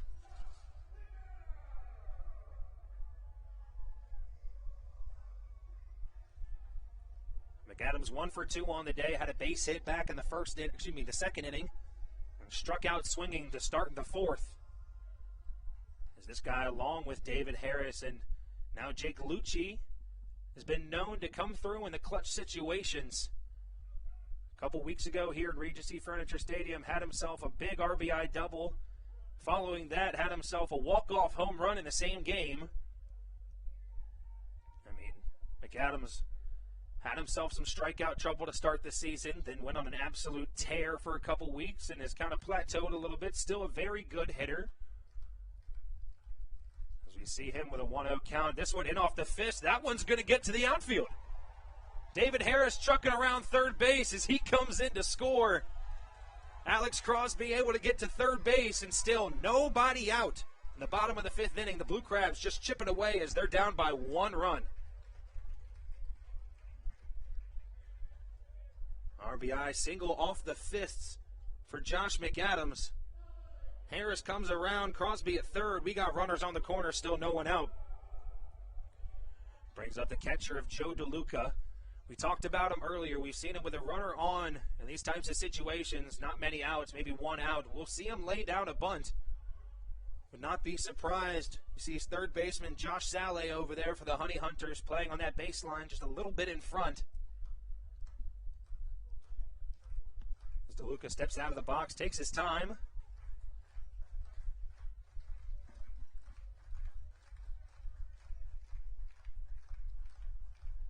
First pitch to DeLuca. First pitch, swinging line drive up the middle. That's a base hit. The hits just keep on rolling for the Blue Crabs, and another run comes in. The Blue Crabs have now come back from a 9-0 deficit that started back in the top of the second inning when the Honey Hunters put up 9 runs. They have just clawed away back at this lead, and we now have a tie game in the bottom of the 5th inning.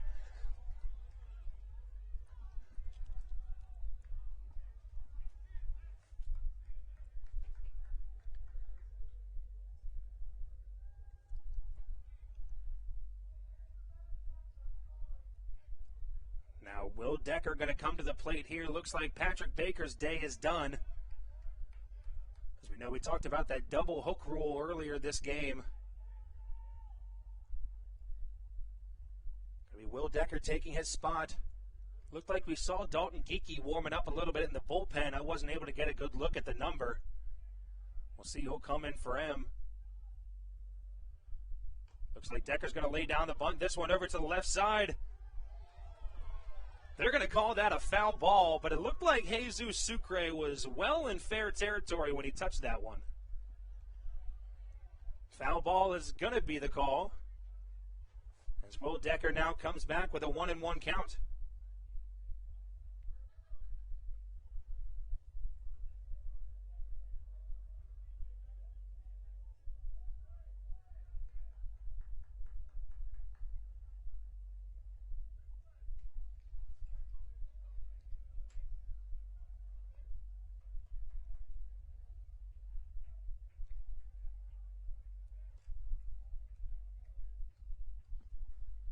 Will Decker, the 1-1 count.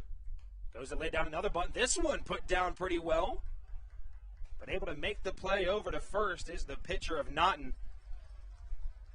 And after 6 runs, the Honey Hunters get their first out of the inning in the form of a sacrifice bunt for Will Decker. You know, when you have a guy like Decker coming into these situations, you know, he's not the best hitter on the team by any means, but right there he did exactly what he was told to do and did a nice job of doing it. So now the Blue Crabs have 2 runners in scoring position for none other than the left fielder, Mr. Jake Lucci.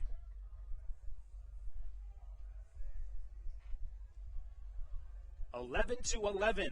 Our score here at Regency Furniture Stadium. Blue Crabs battled back from a 9-0 deficit back in the top of the second inning. And they have really, I mean, there's no better way to explain it than just crawled their way back. Put up 4 runs right after that 9 spot in the second. Put up 1 in the third, and then put up a big old 6 in the bottom of the 5th inning. Still in the bottom of the 5th we are with only 1 out.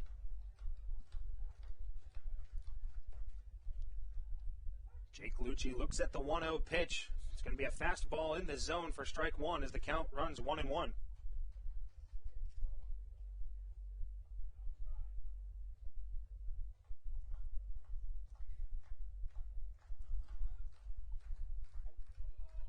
A 1-1 pitch to Lucci, low and inside for ball 2 as the count runs 2 balls and 1 strike.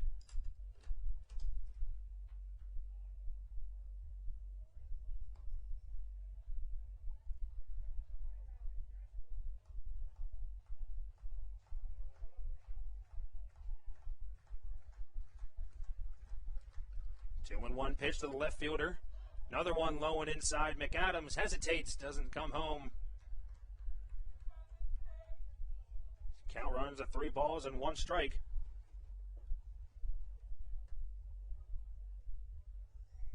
Now a walk in this situation for Naughton on the mound isn't the worst thing. You know, we know Jake Lucci is really just on one today. He's done a nice job at the plate so far. A walk here wouldn't hurt you, but that just brings up the leadoff batter of Michael Baca in this situation.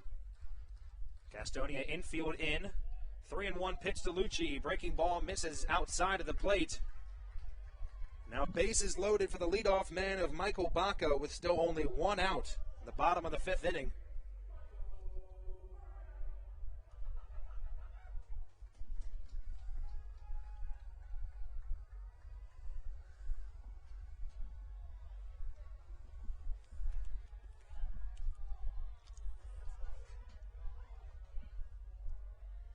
Looks like Naughton's day is going to be over as well, as he can't make it out the bottom of the 5th. They're going to bring somebody new on the mound. We'll get you some more names, numbers, and stats when we return. 11-11 is our score here at Regency Furniture Stadium. Still only 1 out. Blue Crabs at the plate with bases loaded. Michael Baca in the batter's box when we return.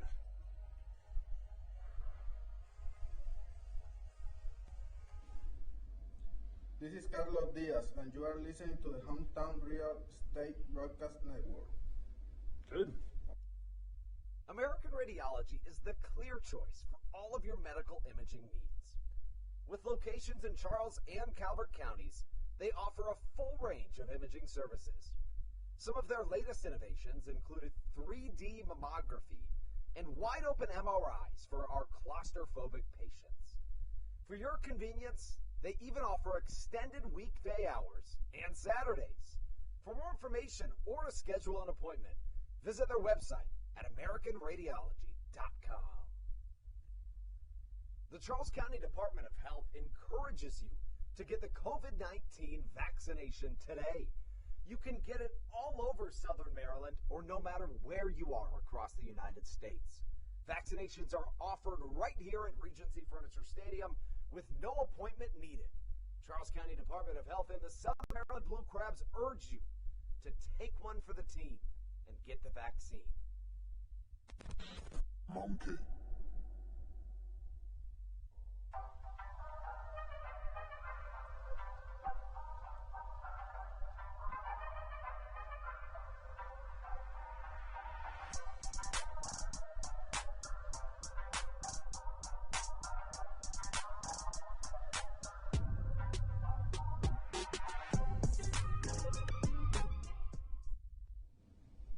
Dario Pisano, and you're listening to the Hometown Real Estate Broadcast Network. It's going to be Caleb Earls coming in relief for the Honey Hunters. We've seen him pitch here in Waldorf before. Has that nice side arm rotation. Got some decent speed on his fastball as well. As you saw it there, that one misses out of the zone. Count starts 1-0 to Michael Baca. We said still only one out here in the bottom of the fifth. The Blue Crabs have put up 6 runs.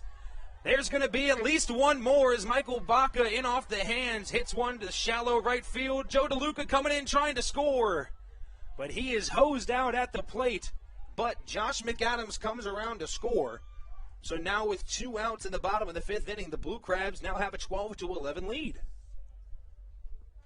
Really just a good piece of hitting there from Baca. We've seen him do it so many times in the past. Gets a fastball in off the hands, perfectly bloops a single. That's all you can ask for.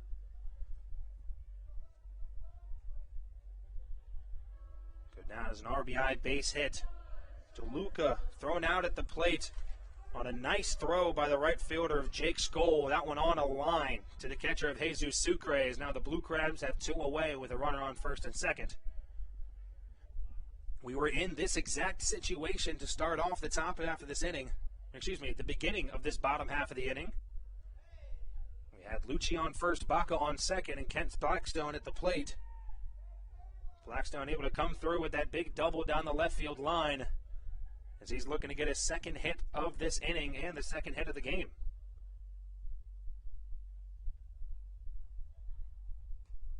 Another fastball running in on Blackstone.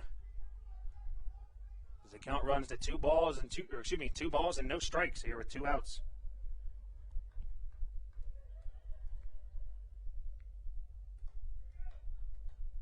This game, we can't say it enough, has just been absolutely exhilarating on both sides, honestly. It's remarkable to see some of the offense happening from both of these teams today. We got ourselves a high-scoring ball game, 12-11 our score. Blue Crabs leading off of that RBI base hit from Michael Baca a moment ago. The 3-0 pitch to the second baseman Blackstone. Fastball in there for strike 1. But he now has a hitter's count of 3 balls and 1 strike. Another fastball in on the zone, just misses his Earls. Now have bases loaded once again for the big batter. Ruby Silva came through with a 3-run home run that left over the batter's eye back earlier in this same inning.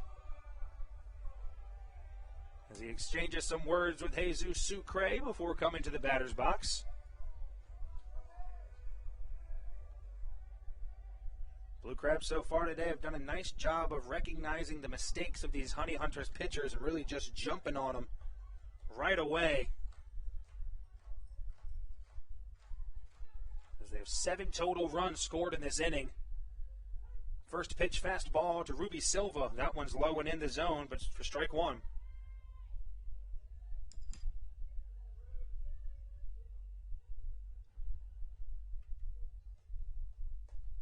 Another big swing from Ruby.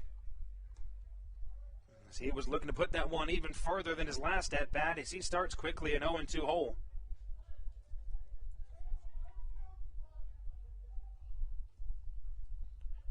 To the count to the center fielder. Another fastball high and outside. Silva just throws his hands at it once again. Able to foul that one off. Back behind the left side of our concourse as the count stays no balls and 2 strikes.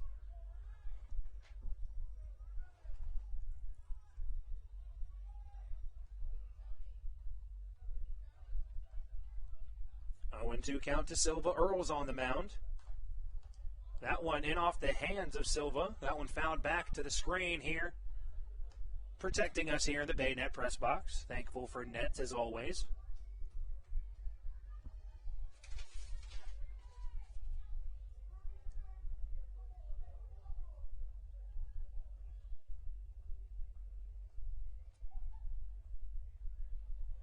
Count stays at 0-2 to Silva. And a breaking ball low in the dirt. Good pitch by Caleb Earls there to get the big batter Ruby Silva out swinging. 3 down in the inning, but not before 7 runs able to cross for the Blue Crabs. A big inning for them, as now they have a 12-11 lead heading into the top of the 6th inning. We got some more baseball coming up for you guys on the Hometown Real Estate Broadcast Network when we return.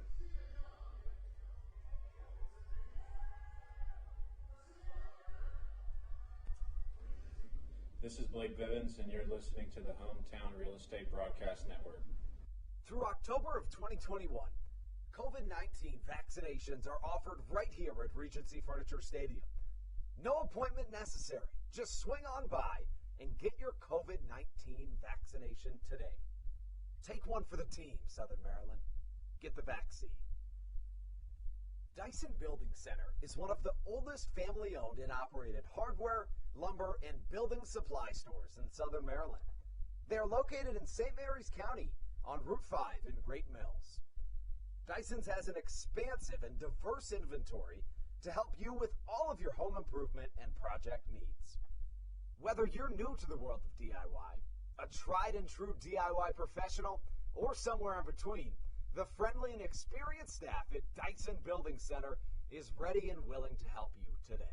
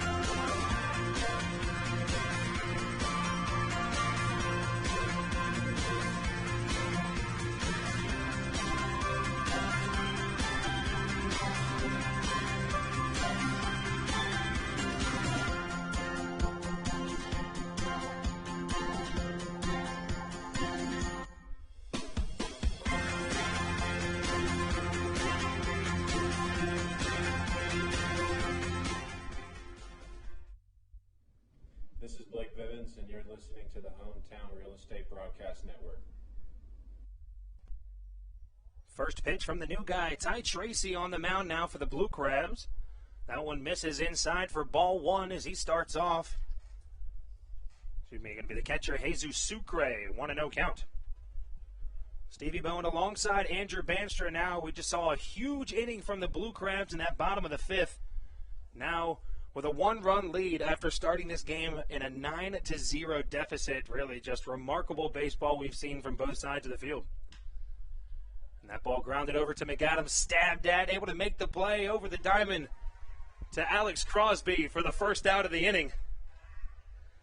And Steve, you know, there's an argument to be made that maybe I need to step aside for a few innings more often, because this is one of the most incredible comebacks, not only in a Blue Crabs game, but in a baseball game. I mean, what is more emotionally difficult to climb back from than a 9 spot in the 2nd inning? Exactly, and it's not even just coming down from a 9-0 deficit. All of those runs came in 1 inning. Like, just alone, you sit there during that half inning in that field, and you're just like, okay.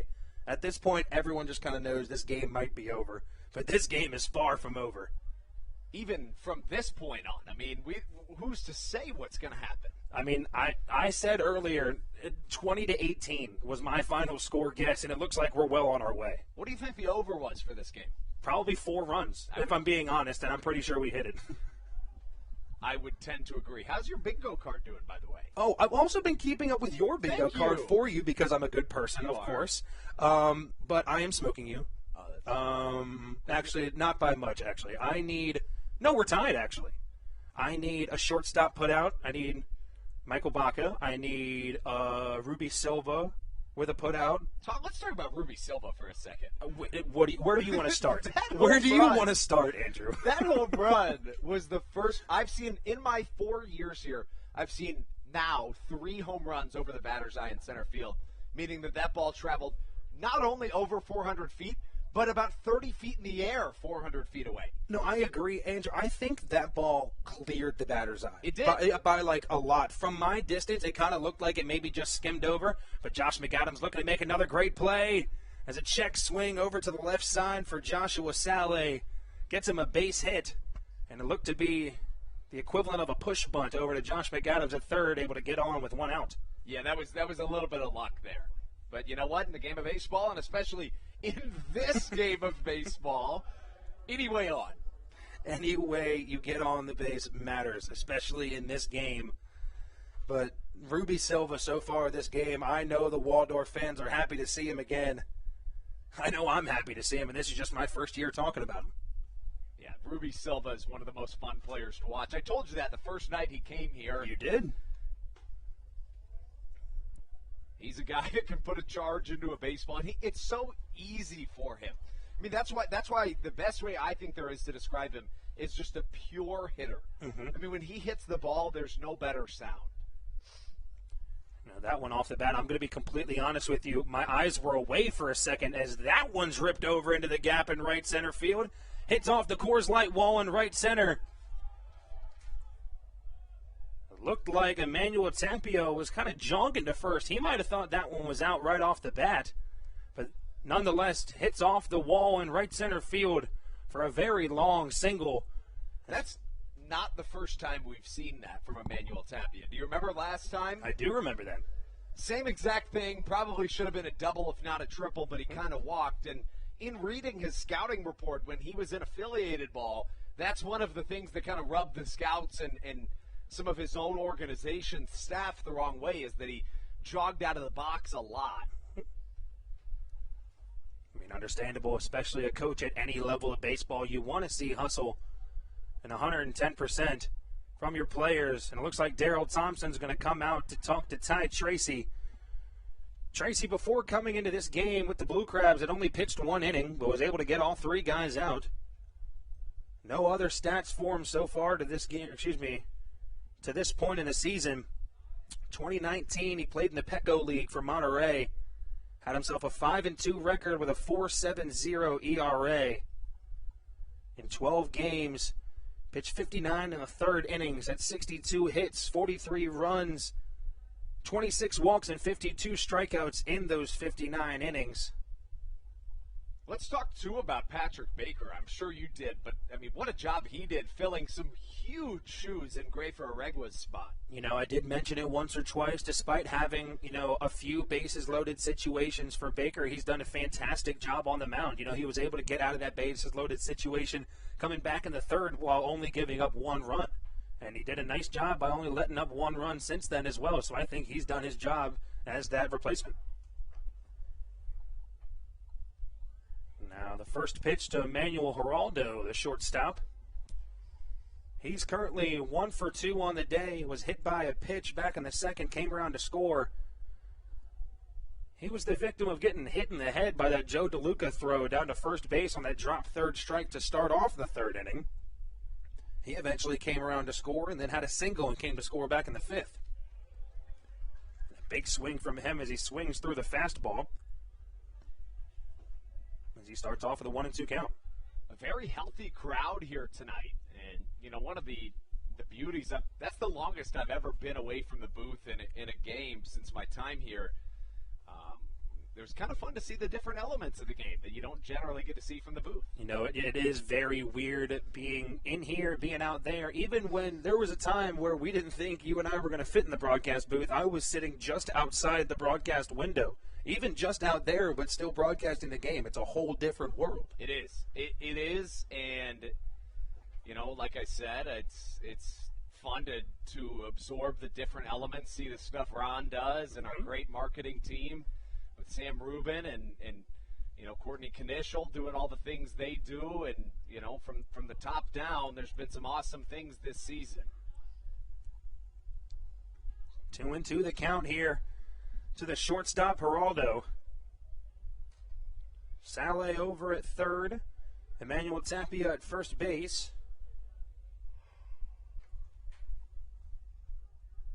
Here comes a 2-2 pitch from Tracy. This one breaking ball low in the dirt. Nice job by DeLuca, able to smother that ball behind the plate. The count runs full at 3 balls and 2 strikes. You know, it's interesting, Steve, in that this is a team that really relied on their pitching so much in the Blue Crabs, and suddenly, you know, the offense is clicking, but the pitching that has been decimated by injuries and, you know, players' contracts being purchased, this is a different team now. And a ground ball over to the right side. Blackstone's got to go quick. So does Baca. Double play almost turned by that middle infield. That ground ball just a little too slow and a little too far to Blackstone's left for them to be able to turn 2. But the run does come in to score, and once again we have a tie game in the top of the 6th inning with 2 outs away. I like, though, how Alex Crosby tried to sell that. He did. He did. I love that. He had me for a half a second. Yeah, because me too. in these seats that we have in this booth, there's just a small sliver of area we can't see, and I couldn't see Crosby at first. All I saw was him jogging across the field, and I thought, oh, hey, we made the double play. Right. I saw it, but then I rethought it once I saw him running off, and it was a good effort. Now 2 outs away. It's going to be the pitcher of Caleb Earls here at the plate. As he came in last inning, Armindo Escobar out of the game. Of course, he was out once Naughton came in, but Naughton didn't last more than half an inning. He starts off with an 0-1 count. I think if you're Ty Tracy in this situation, you're just going to try to attack the batter as much as possible and get out of this situation, and that's what he does. Perfectly placed slow ground ball to Michael Baca. All he has to do is step on second. As now we head into the top of the 6th inning. Tie ball game here, 12 runs apiece for both the Gastonia Honey Hunters and the Southern Maryland Blue Crabs, and we will return with more action here on the Hometown Real Estate Broadcast Network. This is Daryl Thompson, and you're listening to the Hometown Real Estate Broadcast Network. In February of 2020, Regency Furniture Stadium and the Southern Maryland Blue Crabs were given what we view as an honor, being named the 4th mass vaccination site in the state of Maryland. Here's a message from Regency Furniture about the honor that it has been and still is to be one of Maryland's mass vaccination sites, getting our community back to safety.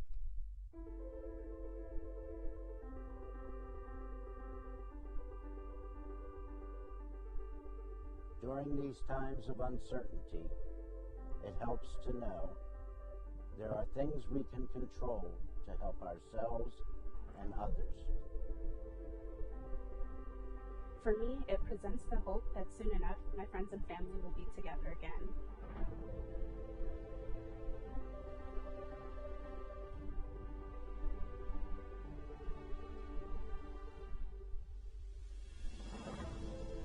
I want to take this moment to thank the Maryland National Guard for their support in helping to facilitate and manage the vaccinations here at the Regency Furniture Stadium. We just think it's so important for everyone to do their part, and we're just grateful for their support. Thank you for your support, and we're just honored to be a part of the vaccination effort out here and to serve the community.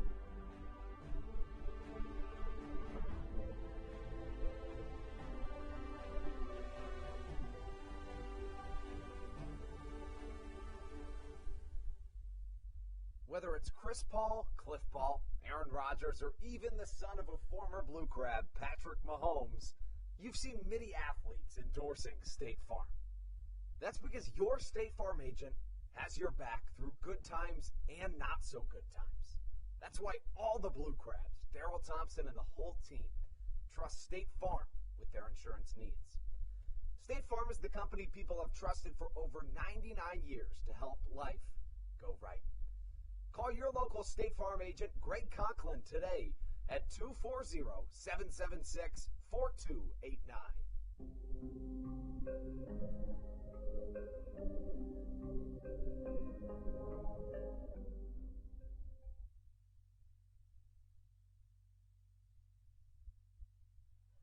David Harris starting things off for the Blue Crabs in the bottom of the 6th inning.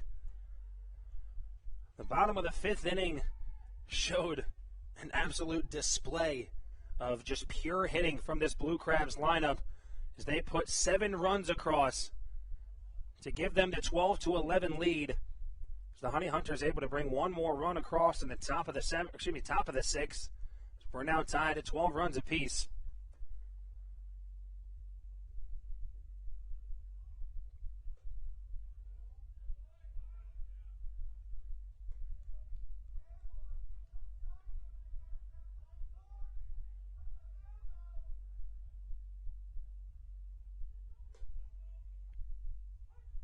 David Harris looks at a called strike as the count now runs to 3 balls and 1 strike for the right fielder. The 3-1 pitch from Earl still on the mound for the Honey Hunters. Another fastball up in the zone. This one called a strike as well.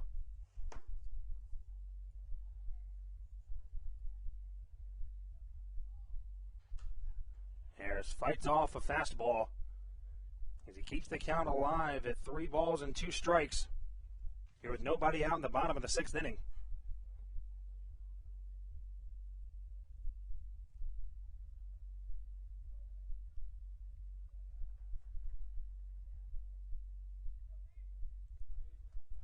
The payoff pitch, this one in off the hands. David Harris flares one out to right field, but that one goes foul and out of play. He stays alive with a 3-2 count once again.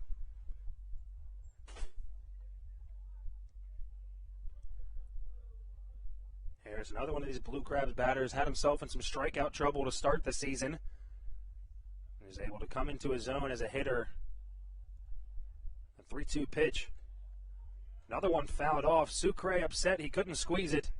Looked like it fouled off and just hit off the tip of the glove.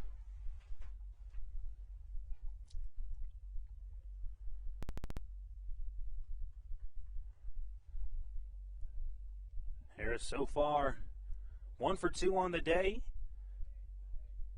And a very hard line drive out to the left fielder as he swings away on the 3-2 pitch.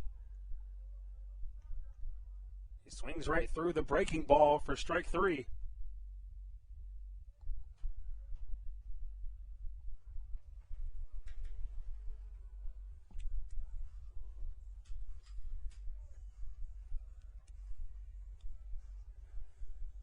There's 1 out away in the top of the 6th inning after the David Harris strikeout, and that brings up Alex Crosby, who got on with a walk back in the last inning.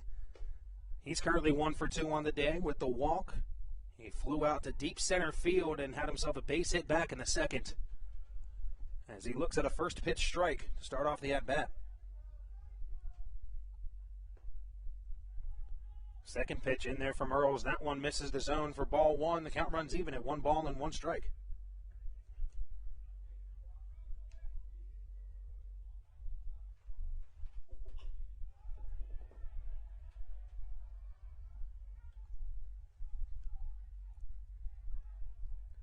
And a fly out to center field for Alex Crosby is now quickly we have 2 outs in the bottom of the 6th inning. An update across the Atlantic League. The Long Island Ducks are making that Lexington Legends 19-2 record at home look completely insignificant. They're up 15-6 on the Legends. That's a Long Island team that's won 6 in a row after getting out of the gates a little slower than they generally do, have really picked up some steam.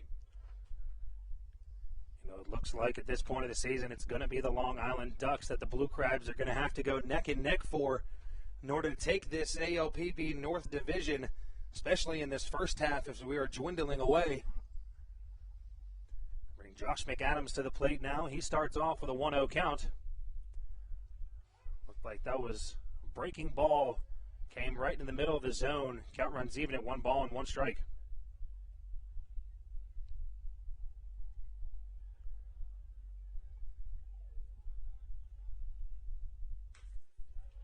McAdams ropes this one into center field. Boog Powell got a race back for it, but he's able to get under that one for out number 3. Blue Crabs go 1-2-3 in the bottom of the 6th inning. Still tied here at 12 runs apiece. Regency Furniture Stadium. It's going to be the top of the lineup of Boog Powell starting it off for Gastonia in the top of the 7th inning when we return on the Hometown Real Estate Broadcast Network. This is Sam Burton, and you're listening to the Hometown Real Estate Broadcast Network. There's nothing quite like when the Blue Crabs retire the side. At Wealth Management Partners, they're on your side for your retirement planning needs. It's never too early to start planning your retirement.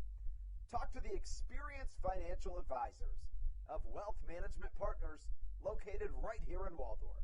Call them today at 301-885-0955. Again, Wealth Management Partners. Call them today at 301-885-0955. Weiss Markets is a proud sponsor of the Southern Maryland Blue Crabs and has been since their inaugural season in 2008. Weiss Markets also presents one of the Blue Crabs' best and most famous promotions every single year. Kids can get in free to every single Blue Crabs game of every single year simply by wearing a jersey thanks to Weiss Markets. Weiss Markets can help you with all of your game day needs for a great price. Stop in at your local Weiss today. Eat better, spend less. That's wise. Weiss Markets is a proud sponsor of the Southern Maryland Blue Crabs.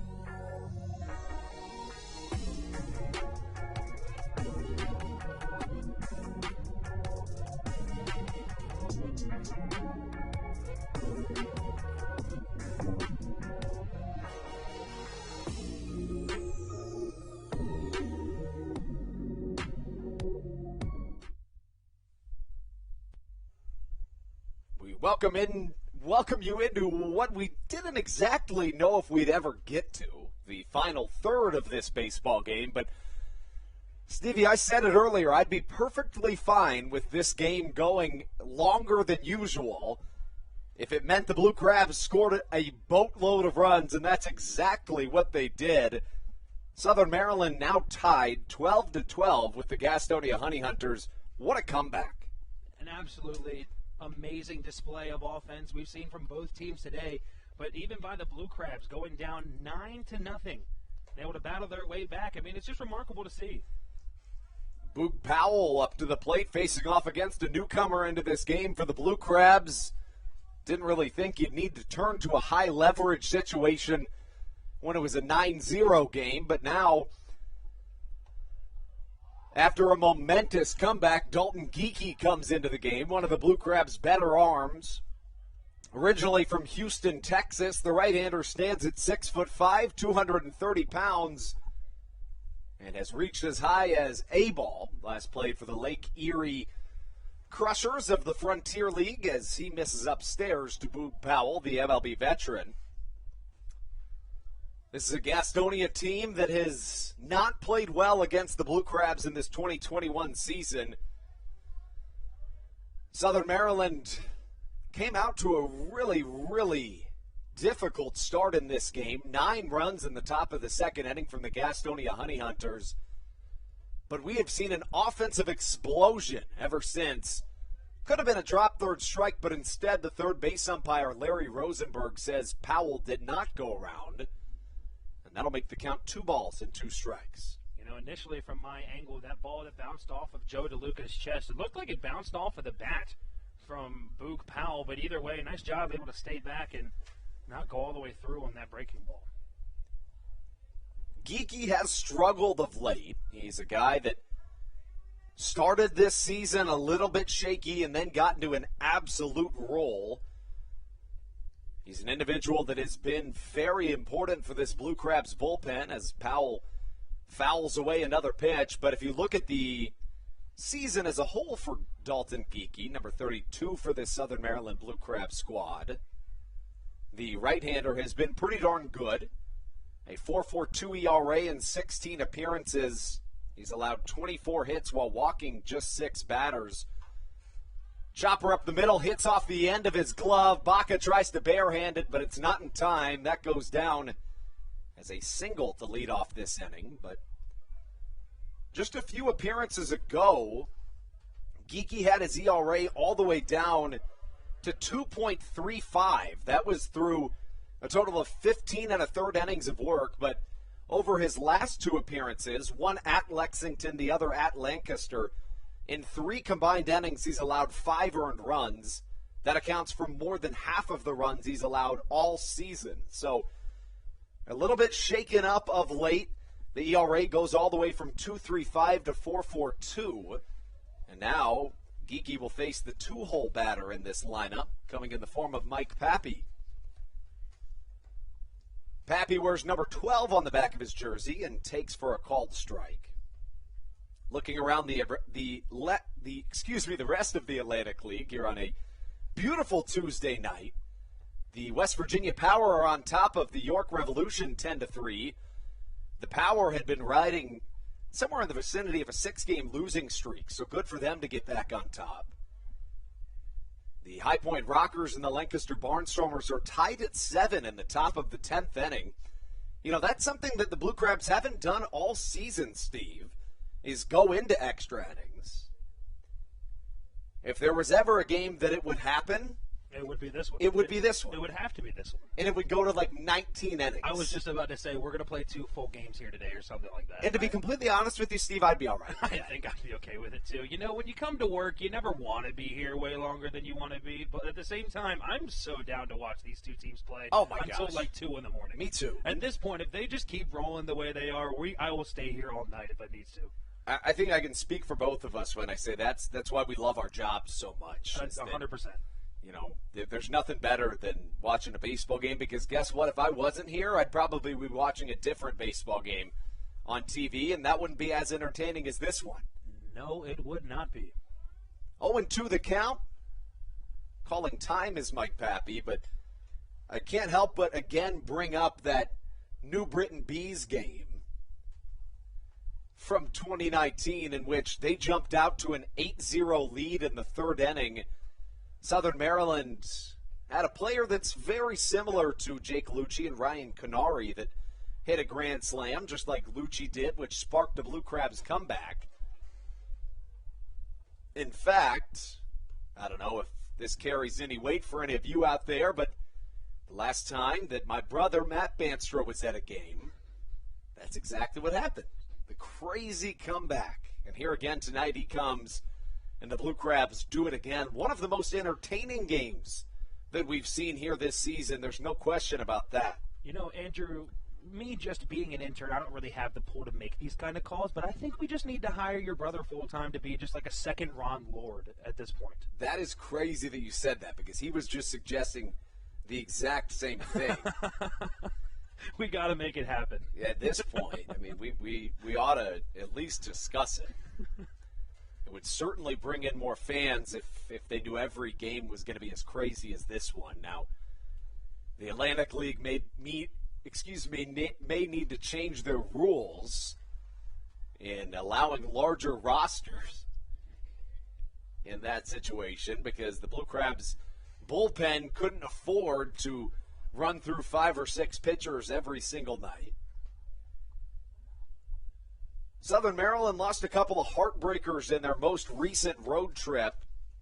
One of them in a game eerily similar to this. The Lexington Legends pulled away to a big-time 8-0 lead before the Blue Crabs went on a scoring tangent, scoring 8 runs in the 7th inning before Tillman Pugh hit his 2nd home run of that game for the Lexington Legends in what would end up being an 11-8 Lexington victory. couple of days later, after a series finale was postponed in Lexington, on July 16th, the Blue Crabs lost an absolute heartbreaker. 5-4, they struck out 3 times with the bases loaded and no outs in the top of the 9th inning. Chopper to the left side and a long at bat from Mike Pappy. Make that Pappy continues. 2 balls and 2 strikes the count. We talk about Southern Maryland started this season with a 4-11 record. And then on June 15th, everything changed. They would go on to win 15 of their next 17 with the Blue Crabs. That included a 5-game win streak and a 6-game win streak. Southern Maryland has faltered a little bit since, as Pappy watches strike 3 on the outside corner. The Blue Crabs are 4-6 in their last 10, 1-4 in their last 5. So desperately needing a win tonight to avoid falling back even further in the Atlantic League North Division. You know, and these guys just pretty much had to have just known that coming into this game. They know they need a few wins, and they went down 9-0, and they said, we're not coming out of here without one. Well, and I think that's the thing that kind of separates this team from the pack, and something that Stan Clyburn has said in interviews, Michael Baca, Josh McAdams have all kind of said the same or sang the same tune, as Geeky misses inside with an off-speed pitch to start off Mike Osinski here in the top of the 7th inning. But, you know, the thing that's been said over and over again about this team is that they're young, they're hungry, and they're almost so young and hungry that they don't know when to give up, right? And that's obviously a good thing. When you see a group of veterans, sometimes they know when the nail has kind of been put in their coffin, but this is a team that doesn't give up. You saw that all season. You certainly see it here tonight in a major Blue Crabs comeback. Osinski lines one to the left side. Baca falls flat on his face, basically. But Ruby Silva comes up again. When I tell you Ruby Silva has one of the best arms in professional baseball, when I tell you I've seen him throw somebody out from center field, tagging from third, the list goes on and on. I mean, this seems like a perfect time to bring up the unfathomable that 3 times in one game in 2019, Ruby Silva threw out a runner that was just trying to get to first from right field. I mean, Ruby Silva's arm is absolutely unbelievable, and he shows it off again there. I mean, he just threw like a low to mid-90s fastball for an absolute strike from center field. It's unbelievable. That was insane. That was crazy. When you were gone, I talked about it for a little bit. Boog Powell has an arm as well, but nothing we've seen compared to Ruby Silva at this point of the game. I mean, Silva's a guy that can do it in just about every facet. You see here tonight, he's already hit a 3-run home run. He's hit a triple. He's thrown out a runner at third. He impacts basically every element of the game. He's a very important addition to this Blue Crabs roster.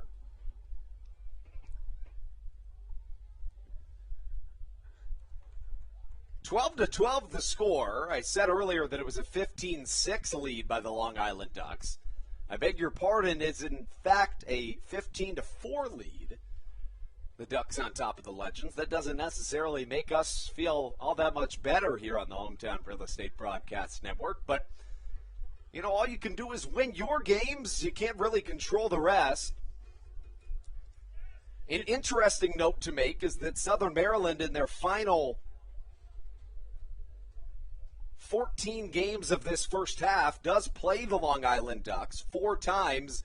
In fact, 4 of the final 7 games in this first half are against the Long Island Ducks. Steve, something I don't believe we've even said on air is that it's very interesting how the first half is going to shake out.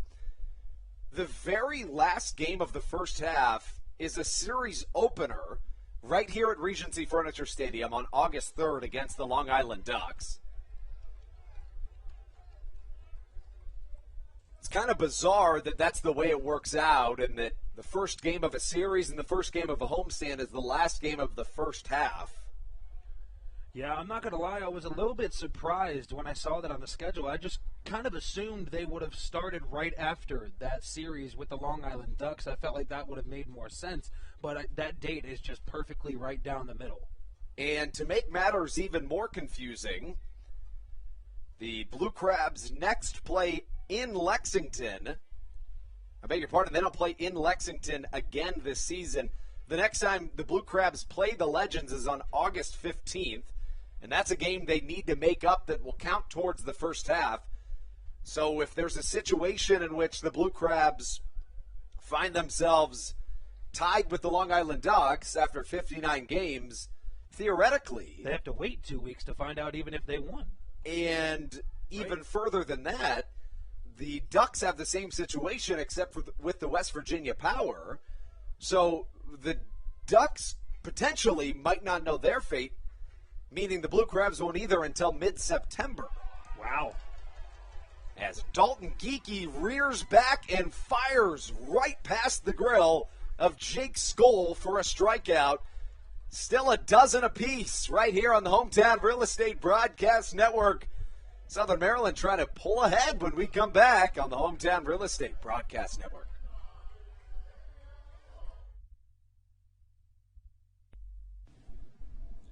This is Carlos Diaz, and you are listening to the Hometown Real Estate Broadcast Network. Good. American Radiology is the clear choice for all of your medical imaging needs. With locations in Charles and Calvert counties, they offer a full range of imaging services. Some of their latest innovations included 3D mammography and wide-open MRIs for our claustrophobic patients. For your convenience, they even offer extended weekday hours and Saturdays. For more information or to schedule an appointment, visit their website at AmericanRadiology.com.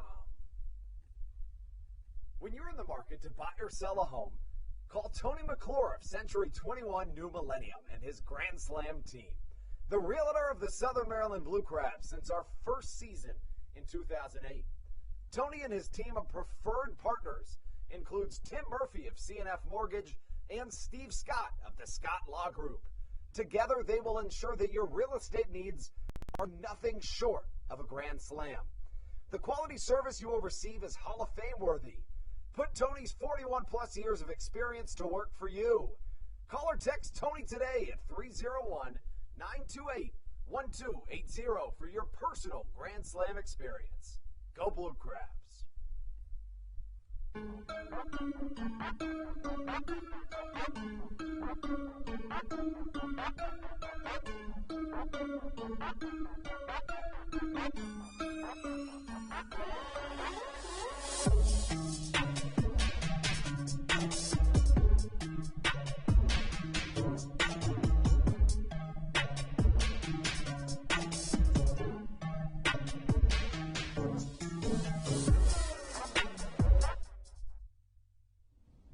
This is David Harris, and you're listening to Hometown Real Estate Broadcast Network. Welcome back inside the Hometown Real Estate Broadcast Network.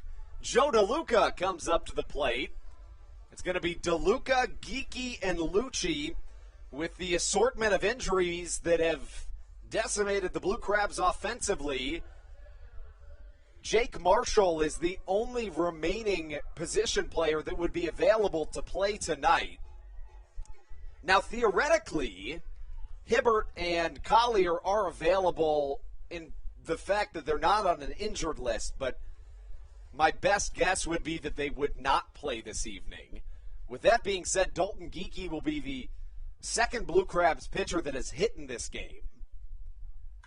First pitch to Joe DeLuca, hit high in the sky to center field, and it's going to be a can of corn to Boog Powell in center. You know, Andrew, you know what I love? What? It's a good can of corn. I agree. You know, just on the open road. You know, I actually have an interesting fact about that. Our whole lives, we've kind of just taken for granted why people just say, oh, yeah, that was a can of corn, and nobody ever mentions it again. Well, I have the definition for why that is. Steve, are you ready for this? I'm ready, Andrew. So according to MLB.com, as the athletic trainer for the Gastonia Honey Hunters comes and speaks to their pitcher, according to MLB.com, of course, as we know, a can of corn is a routine fly ball hit to an outfielder. But the origin of that saying is when 19th century clerks at grocery and general stores were looking for an easier way to reach canned goods on high shelves, they started using a long hooked stick to pull down those hard-to-reach objects. After dropping the cans towards them, they would catch it in their arms with their aprons, just like a fly ball. So it's a can of corn. That's perfect. Yeah. I love that, actually. I never knew what that meant. One of my favorite video games growing up was the Little League World Series game for the Wii. I would play it for hours a day. One of the big things that the announcers would say, can of corn, stock boys, get your aprons ready. And me, being 9 years old, was like, no idea what it meant. Right. Until just now. And it's weird. It's one of those weird things in the game of baseball that we kind of take for granted. I actually, since we have a moment, I have a couple of those weird facts here ready. Oftentimes, people talk about, the weather is going to impact this baseball game, but we don't exactly say how, right, Steve? So let's talk a little bit about that in particular. First, let's get back to the action, of course, but basically when we talk about how the weather or the climate or the altitude impacts the game of baseball, for every 5 miles an hour of wind, the ball can be carried an extra 18 to 20 feet, Steve. So if the miles per hour on the wind are 15 miles an hour, that ball could go an extra 60 feet. See, and that changes everything. These baseball fields look very big, but at the same time, it's only 310 feet. You hit a lazy pop fly to halfway left field, that ball's a home run. 1,000 feet in elevation will add about 6 feet to the distance on a ball, meaning that at Coors Field, for example, Mile High, it's going to add about 36 to 40 feet to your average fly ball. Adding 10 degrees in temperature will increase the amount a ball will travel by about 3.5 feet. So a couple of fun facts we always like to incorporate right here on the Hometown Real Estate Broadcast Network as Dalton Geeky goes down on strikes. So 2 quick outs, the can of corn as we talked about. And then a strikeout. That brings up the 9-hole hitter Jake Lucci, who has been fantastic today. Lucci, 2 for 2 on the day so far. Had the grand slam coming in the bottom of the second inning, and then bunted for a single to start things off in that bottom of the 5th inning rally where they were able to put together 7 runs and eventually take the lead after being down by 9 in the second inning. Lucci's a guy that, although he's not an everyday player, he almost seems to find a way to get into the game in some facet or another, whether it be pinch hitting or what have you, but he's played in a total of 39 out of 46 games this season. On deck is Michael Baca. The pitch from Earls misses outside. And the count evens at a ball and a strike to Jake Lucci. The cowbell rings late into the night at Regency Furniture Stadium. We're over 3 hours into this one, and the 7th inning looks to be almost concluded. But with this game, you really never know. I was going to tell you, Andrew, I wouldn't say that too soon because I wouldn't be surprised the Blue Crabs could get 12 straight hits right here and I'd just brush it off like it's a normal day. It's true. To that point, I believe that knocks another one off my bingo card. Of course, we're playing the Charleston Senior Living Community Bingo cards, but a Lucci strikeout takes us into the top of the 8th. The newcomer onto the mound when we return right here on the Hometown Real Estate Broadcast Network.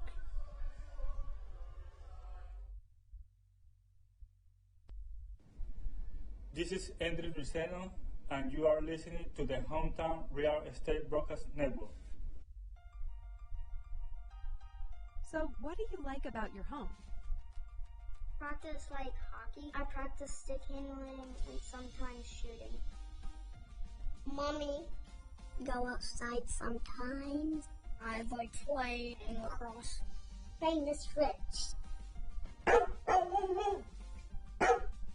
like the scribble. Daddy, I like to build Legos at home.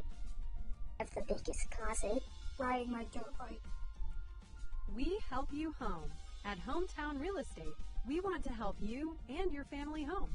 Whatever that takes and whatever that means to you. Give us a call at 888-225-2736 or online at helpyouhomebluecrabs.com.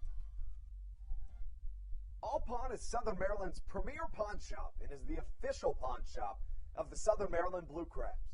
Stop by and say hello today. They've been a part of the Southern Maryland community for 18 years. If you need some cash to hold you over, or if you're just doing some spring cleaning and want to clear some stuff out, please bring it by All Pawn and let them make you an offer. If you have broken jewelry or some that you just don't want anymore, please bring it by, and they'll pay you more than anyone in the Tri-County area. They're located on 301 in White Plains, just south of DeMar Road. Go Blue Crabs!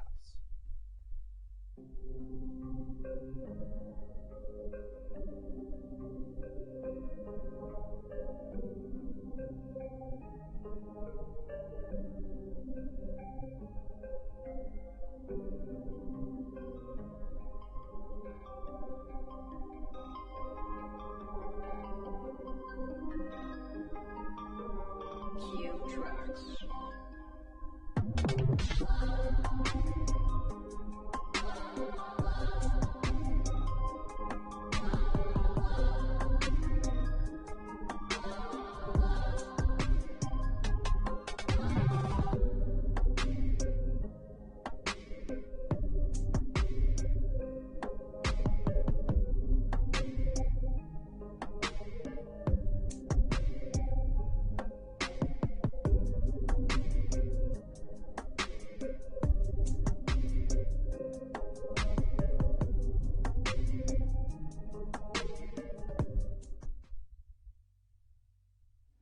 This is Andrew Luceno, and you are listening to the Hometown Real Estate Broadcast Network. Andres Briseño welcomes himself into this top of the 8th inning. The right-hander has been one of the best arms for Southern Maryland in this 2021 season. Briseño on the year, 1-2 with a 1.71 ERA and a save under his belt. All told, the right-hander has made 18 appearances, issued 21 innings of work, allowing just 16 hits and 7 walks. He's allowed 5 runs, 4 of them earned, but truly the most impressive stat is striking out 27 batters in 21 innings of work.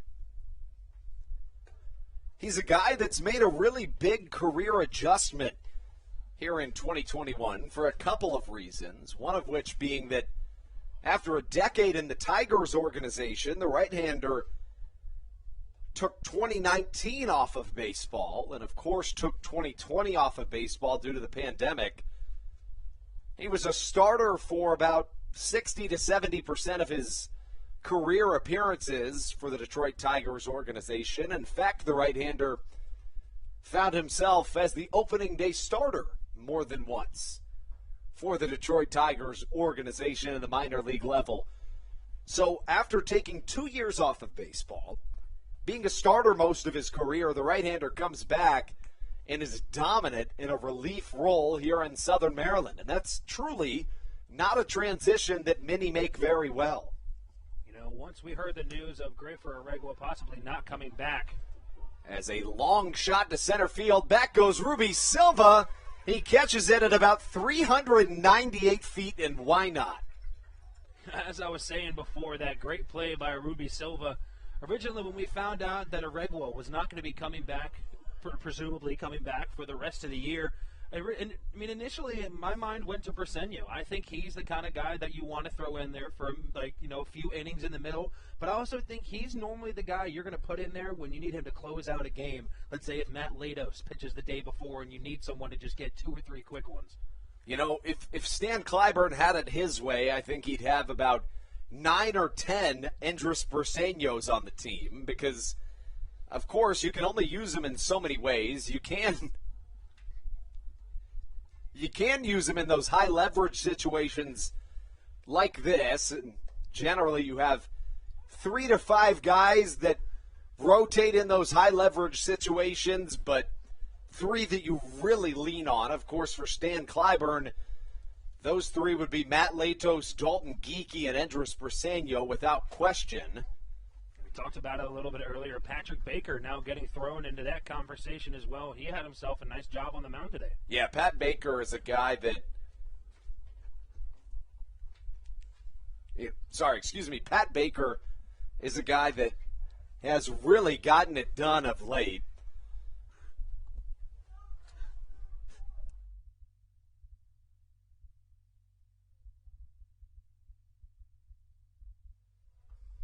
And I beg your pardon, we are clearly dealing with some sort of injury on the field, but I didn't catch a glimpse of what it was. Stevie and I were just discussing, trying to figure out what exactly happened, but neither of us are exactly sure. Number 28, Jake Skoll, is the player in question right now as he is circling around in some sort of pain. I beg your pardon, Joshua Saleh is the player in question.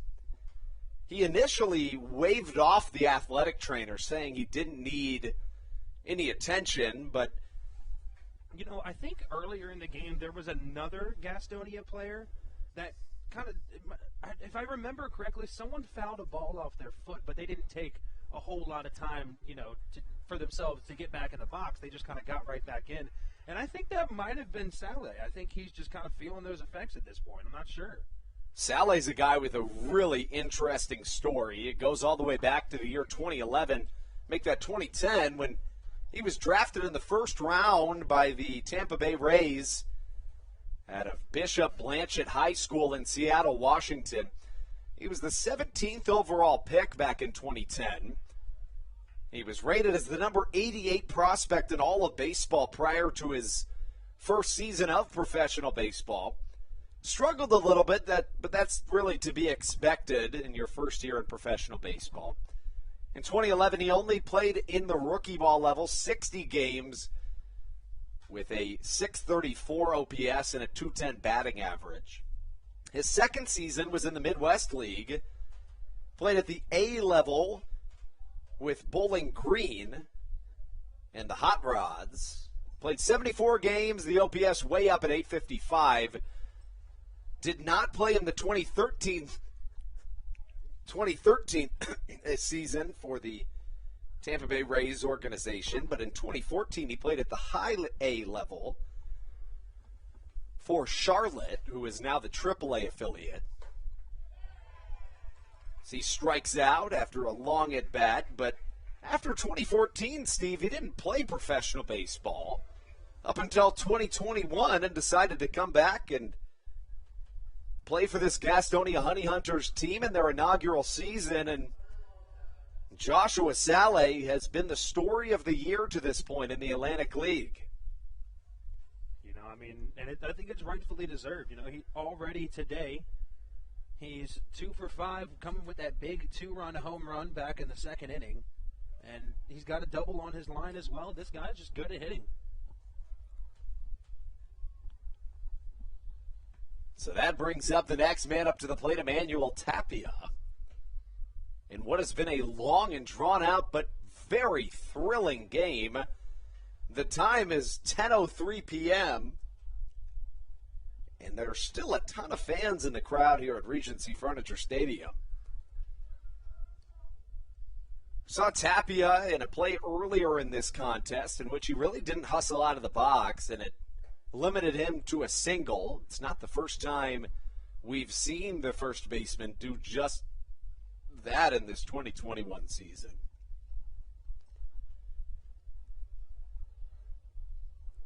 The Honey Hunters and the Blue Crabs knotted at a dozen apiece after the most peaceful 2 innings of baseball that we've seen in this game, ranging from the bottom of the 6th here through the top of the 8th, in which no runs have been scored.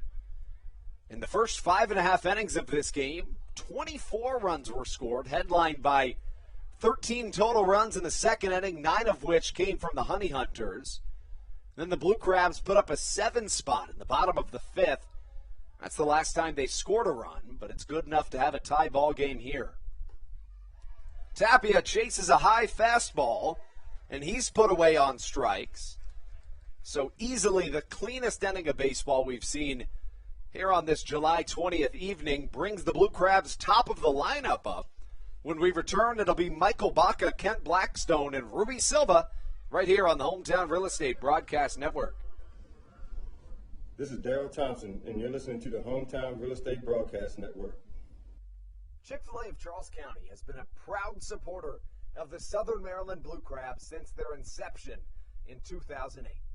For years, they have sponsored the Southern Maryland Blue Crabs, America's prisoners of war and missing in action.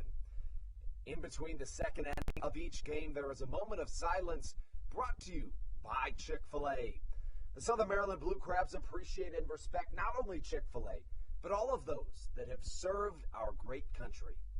The seat that they sponsor was made possible by Chick-fil-A of Charles County. Thank you so much, and visit any of your Charles County Chick-fil-A locations today. Through October of 2021, COVID-19 vaccinations are offered right here at Regency Furniture Stadium.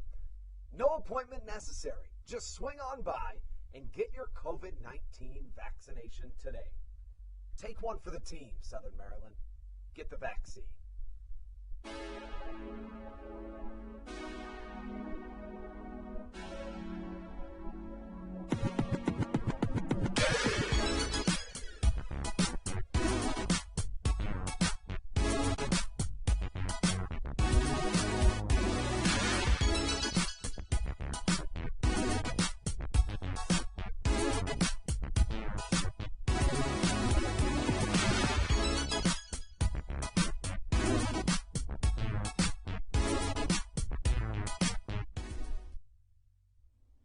This is David Harris, and you're listening to the Hometown Real Estate Broadcast Network.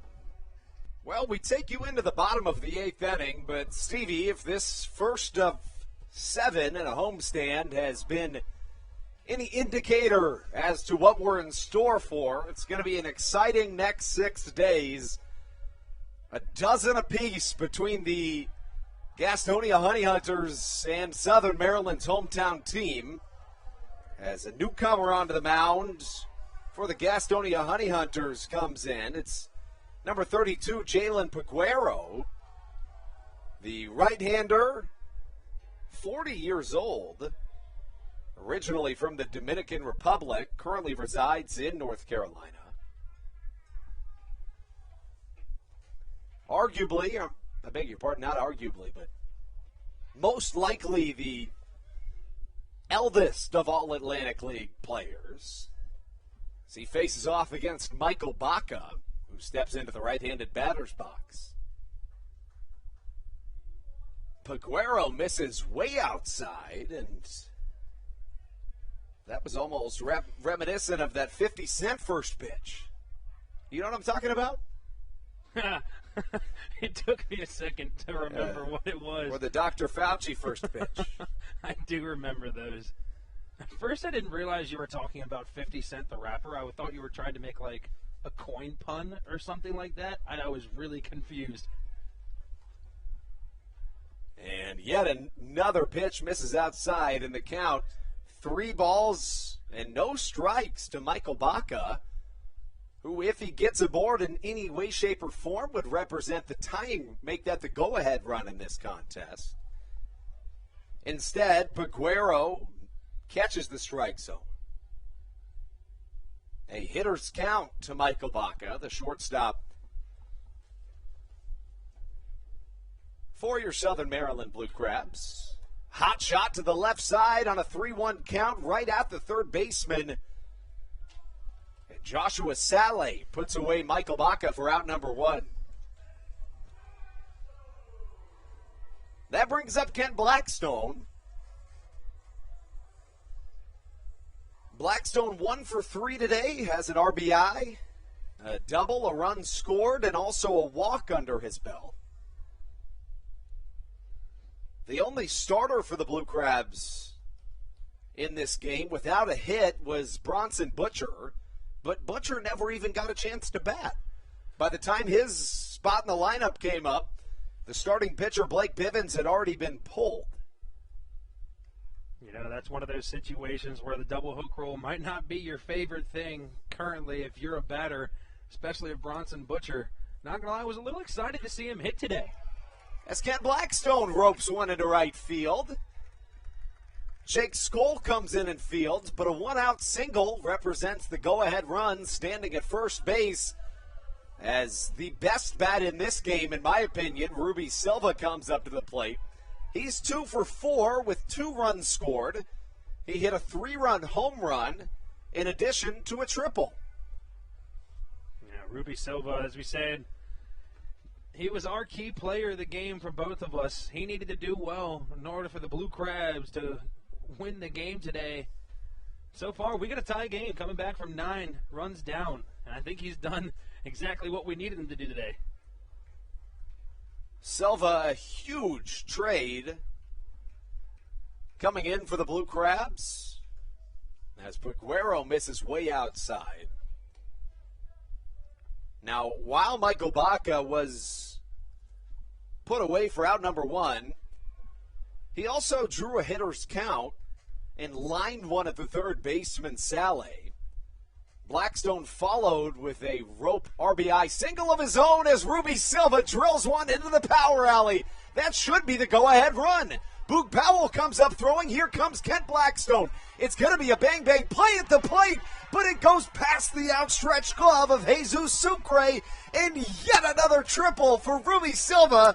The Crabs are on top here in the bottom of the 8th. I'm going to be completely honest with you, Andrew. I thought third base coach and hitting coach Ray Ortega was nuts to send Kent Blackstone there. 1 out. You got to be aggressive on the pace pass. I agree. But the shortstop had that ball as he was rounding third. But nice job of Blackstone sticking to his own, sliding there at home and breaking up that play. Blue Crabs have a 1-run lead. Now, I called that a triple. There's just as good of a chance that it'll be called a double and extending to third. We'll wait for the official score on that play from our official scorer, Mike Rocky. It does go down as a double, and I think that's the right call. So Silva now a single shy of the cycle here at his first home game played as a Blue Crab in 2021. What a welcome home for Ruby Silva, coming in here and just giving these Blue Crab fans a show. Not to mention the runner he threw out at third. Exactly. All around, just solid baseball from Ruby Silva, and that's what we expected from him coming back in here to Waldorf. David Harris up to the plate. He's 1 for 3 today with a double and a run scored. He's also drove in a run. Other than Alex Crosby, each of the Blue Crabs' top 6 batters in the lineup have driven in at least 1 run, headlined by a quartet of RBIs from Ruby Silva.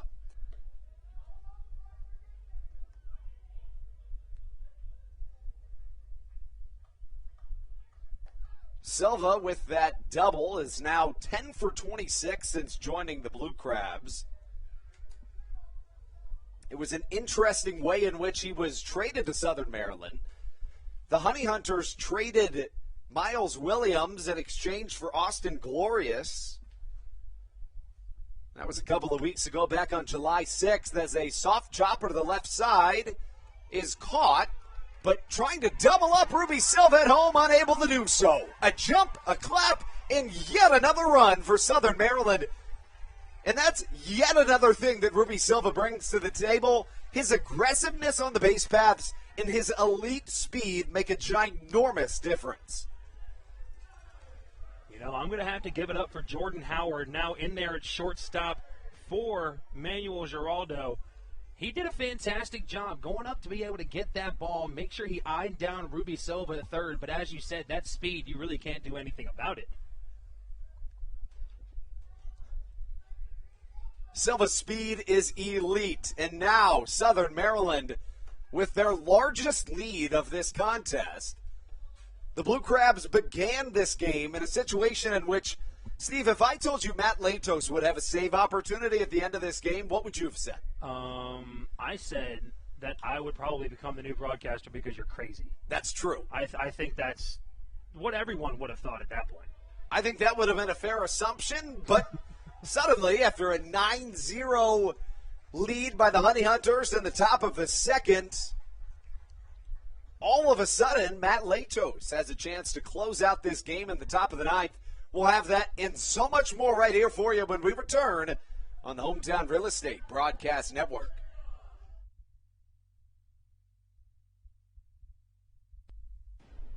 This is Joe DeLuca, and you're listening to the Hometown Real Estate Broadcast Network. Whether it's Chris Paul, Cliff Paul, Aaron Rodgers, or even the son of a former Blue Crab, Patrick Mahomes, you've seen many athletes endorsing State Farm. That's because your State Farm agent has your back through good times and not so good times. That's why all the Blue Crabs, Daryl Thompson and the whole team, trust State Farm with their insurance needs. State Farm is the company people have trusted for over 99 years to help life go right. Call your local State Farm agent, Greg Conklin, today at 240-776-4289. When you're in the market to buy or sell a home, call Tony McClure of Century 21 New Millennium and his Grand Slam team, the realtor of the Southern Maryland Blue Crabs since our first season in 2008. Tony and his team of preferred partners includes Tim Murphy of CNF Mortgage and Steve Scott of the Scott Law Group. Together, they will ensure that your real estate needs are nothing short of a grand slam. The quality service you will receive is Hall of Fame worthy. Put Tony's 41-plus years of experience to work for you. Call or text Tony today at 301-928-1280 for your personal grand slam experience. Go Blue Crabs. This is Matt Latos, and you're listening to the Hometown Real Estate Broadcast Network. Matt Latos welcomes himself into what he surely could not have anticipated. It's a save situation. Top of the ninth, the Blue Crabs are up 14-12 after putting up yet another pair of runs in the bottom of the eighth. And, Ruby Silva very well could have been the missing piece that is that dynamic bat that can always be depended on. Silva had 3 walk-offs, one of them a home run in 2019 for the Blue Crabs. And now Matt Latos, who has been phenomenal lately. He has struck out 20 batters this year and allowed 10 hits. So he has double the strikeouts than hits allowed, which is a stat in and of itself. Now, Andrew, correct me if I'm wrong here, but that's pretty good. It is exceptionally good. Okay, I was just making sure. Latos on the season, a 3.52 ERA, 15 appearances in just over 15 innings, 10 hits, 6 runs all earned, 4 walks, 20 strikeouts for the 9-year MLB veteran, who starts off Jordan Howard with a fastball called strike on the outside corner.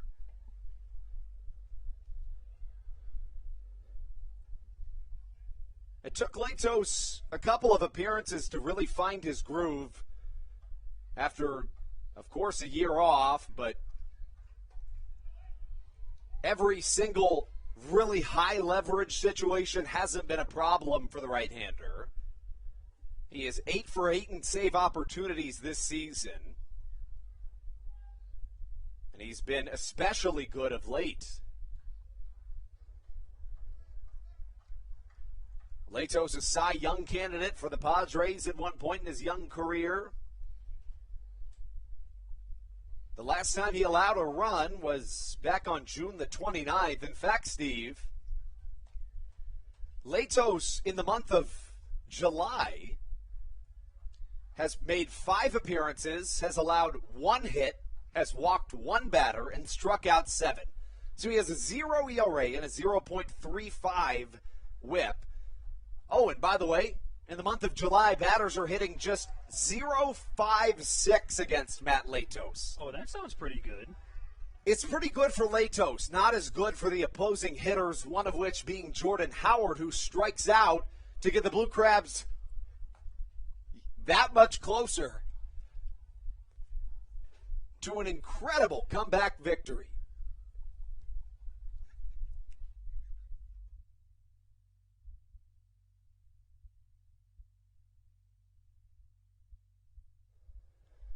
So the pinch hitter, Jordan Howard, is retired. And now Latos, who has developed the nickname The Ox, of late because of his large stature and ability to basically run through the opposition. Takes the mound once more, and the Ox comes set. Now that name is, it began from a fan on social media, and it's kind of caught fire all the way throughout Crustacean Nation. I don't know that Matt is aware of that nickname, but I think he'd like it. I would think so. I think it suits him well. I would like the name if somebody called me that. No, I'd love to be called the Ox. Yeah. What a great name. A ball and 2 strikes the count from Latos.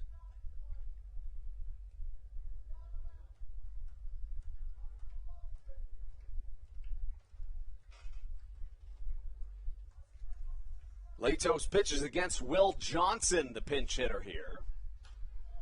Fastball hit high into the night sky at Regency Furniture Stadium. Alex Crosby ranging by the dugout. This baseball nearly hits Ron Lord, the tie-dye guy. I mean, I just hope Ron Lord's okay. He is. Okay, thank God. That's all I'm worried about, Norman. Ron's the man. I agree. As Latos' month of July continues, now in July of 2019, Matt Latos had a 25-inning stretch in which he allowed 1 walk and 1 hit. No runs. So the month of July has treated him awfully well. I beg your pardon, it was a 19-inning stretch, nonetheless. Yeah, honestly, at that point, it really doesn't make that big of a difference. It doesn't. That's still an amazing stat to have. Both are unbelievable.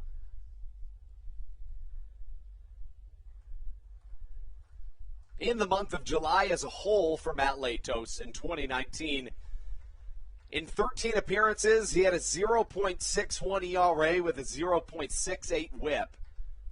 He allowed 1 earned run in 14 2/3 innings while allowing just 7 hits. Pretty remarkable stuff from Latos. That included 3 innings of relief one time that included 1 hit and 1 unearned run. That unearned run came in the form of a runner that started the inning at second base because that's how the MLB rule changes had it laid out. Tough play for Josh McAdams. Fires across the infield. Gets his pitchers back.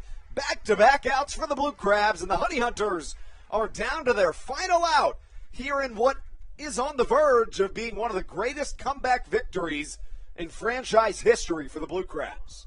Now, Josh McAdams, I don't think that play could have been any more close at first base without it being a definite out or safe at first. He did that play fantastic and was able to show off that arm and get it to first. So the final hope for the Gastonia Honey Hunters will be the center fielder, number 1, Boog Powell. I think if you're the Honey Hunters in this situation, you want Powell at the plate. Or honestly, you want Jake Skoll, one of those top 4 guys you want in this situation right now. He's going to see if he can do it. First pitch from Latos in there for a called strike. Looking ahead to tomorrow, game 1 of the doubleheader will be pitched by Darryl Thompson. Game 2, Cody Strayer, a newcomer to Southern Maryland, will take the hill. As a fastball comes a little inside, Latos taps his chest as if to say, that one's on me. And he'll get a ball back from Joe DeLuca. In those situations, there's nothing you really can do but own up to it. Just say, hey, that pitch was my fault, little overextension. We'll just run it back the next one, do it again. Thing is Latos hardly ever makes mistakes, so I think it's perfectly acceptable for him to make one every now and again. Latos comes set, the right-hander on his way. Loop shot to the left side. Michael Baca comes in and catches. What an incredible game we've seen here at Regency Furniture Stadium tonight. Your Southern Maryland Blue Crabs climb back from a 9-run hole in the second inning, come back and win 14-12, advancing to 24-22 on the season. The Honey Hunters dropping to 20-26. Stevie, I'm basically at a loss for words. I was once you stopped talking, I was literally, what I was going to say was, I have nothing to say. Like, I don't think I can say anything else about this game that we haven't already said at least once or twice. Just an absolute amazing display from Ruby Silva. Fantastic job from, up and down the lineup. What did you say earlier? Besides Alex Crosby, the first 6 batters in the Blue Crabs lineup at least have an RBI under their belt today. We talked about it before the last home series as well. That's what the Blue Crabs need to do. They need to have their whole lineup producing, and that's exactly what they did today. As you see the players shaking hands, Stan Clyburn at the helm of it. It's kind of hard to identify a player of the game, but you'd kind of think it had to be Ruby Silva. I was thinking so as well. Before that last double, it was Jake Lucci for me. I agree. I think, the one that started it off in the bottom of the second inning immediately comes back with a bunt single as well. Lucci throughout the game just consistently produced at the plate, got on with a walk. Lucci was 2 for 3 today. He did a fantastic job as well, but I think, honestly, it can go to either one of the two. I would tend to agree. Silva comes up a single shy of the cycle. An incredible display of dominance in the Cuba natives' first game back at home in Southern Maryland since 2019. Running through a couple of the key players from this game, Kent Blackstone goes 2 for 4. In fact, it'd be wise to mention right now, each and every Blue Crab starter that got a plate appearance got a hit. Blackstone goes 2 for 4 with 2 runs scored and a double. Ruby Silva hits a home run. It was a 3-run shot. He also hits a triple and a double. He goes 3 for 5. And Josh McAdams goes 2 for 4 with an RBI. The pitching for Southern Maryland, Blake Bivens started things off. He allowed 7 earned through an inning and 2/3. Patrick Baker then came in and allowed 2 more in the top of the second inning. The Blue Crabs, as you mentioned, hit a grand slam to try to climb back into that seemingly too large of a lead for the Honey Hunters in the second. It was the grand slam that made things 9-4. And when we went into the third inning, the teams traded a run. Patrick Baker pitched exceptionally well. The right-hander, the Maryland native, went 3 1/3, 5 hits, 4 runs, 2 earned, 3 walks, 2 strikeouts. Incredibly, outside of Jacinto Garcia, the Honey Hunters starter, Patrick Baker issued the most innings out of any pitcher in tonight's contest. The win goes to Andres Briseño. He went an inning. No hits, no runs, no walks, 2 strikeouts. It's his second win of the year. The loss goes to Jalen Peguero. He falls to 3-3 on the season. Matt Latos gets the save for Southern Maryland. The 9-year MLB veteran picks up his 9th save of the year, going 9 for 9 in the 2021 campaign. He went an inning, no hits, no walks, 1 strikeout. Stevie, last thing I want to talk about tonight is those final, it sounds insignificant saying it like this, but the final 9 runs that the Blue Crabs scored in this game. Let's walk back through those 7th, the 5th and 8th innings for the Blue Crabs, because both of those were truly, truly exceptional. Honestly, I'm going to be honest with you. Sitting here looking at my score sheet, it's hard to figure out where the inning started because there were just so many hits going on, but I got it. No, Jake Lucci, we talked about him earlier, started things off with that beautiful bunt single over to the left side, and then really from there on, the top 6 batters of the lineup eventually got on and came around to score. Michael Baca had a walk. Kent Blackstone had that nice double down the left field line. Then Ruby Silva came through with that 3-run home run, followed by a double by David Harris, a walk by Alex Crosby, and a base hit coming from Joe DeLuca and Josh McAdams. These guys, that inning, just all produced, and it was just a fantastic showing. It truly was. And then all of a sudden at that point, the Blue Crabs found their first lead of this contest, as you see something pretty heartwarming out on the field. Patrick Baker playing catch with a young fan that I will innocently presume is his son. In the 8th inning, of course, after Baker had issued 3 incredible innings of work, Southern Maryland plated yet another pair of runs. It started with Kent Blackstone singling to right. Ruby Silva doubled him home. And then yet another run scored on a David Harris ground-out RBI. So in what could be described in nothing other than a magical game here in Southern Maryland, your Blue Crabs come out on top 14-12, advancing to 24-22 on the year with what we can assume will end up being a Long Island Ducks victory tonight. The Blue Crabs don't gain or lose any ground in the Atlantic League North Division. It was an incredible contest, 14-12. Again, the Blue Crabs advance to 24-22, while the Honey Hunters fall to 20-26. Here on a beautiful July 20th evening at Regency Furniture Stadium. Win or lose in terms of the Long Island Ducks game tomorrow, the Blue Crabs have at least a chance to pick up a half game. It's a doubleheader tomorrow, and I wouldn't want to face this Southern Maryland team right now if I'm anybody in the Atlantic League. Daryl Thompson will get the start in Game 1. Cody Strayer in Game 2.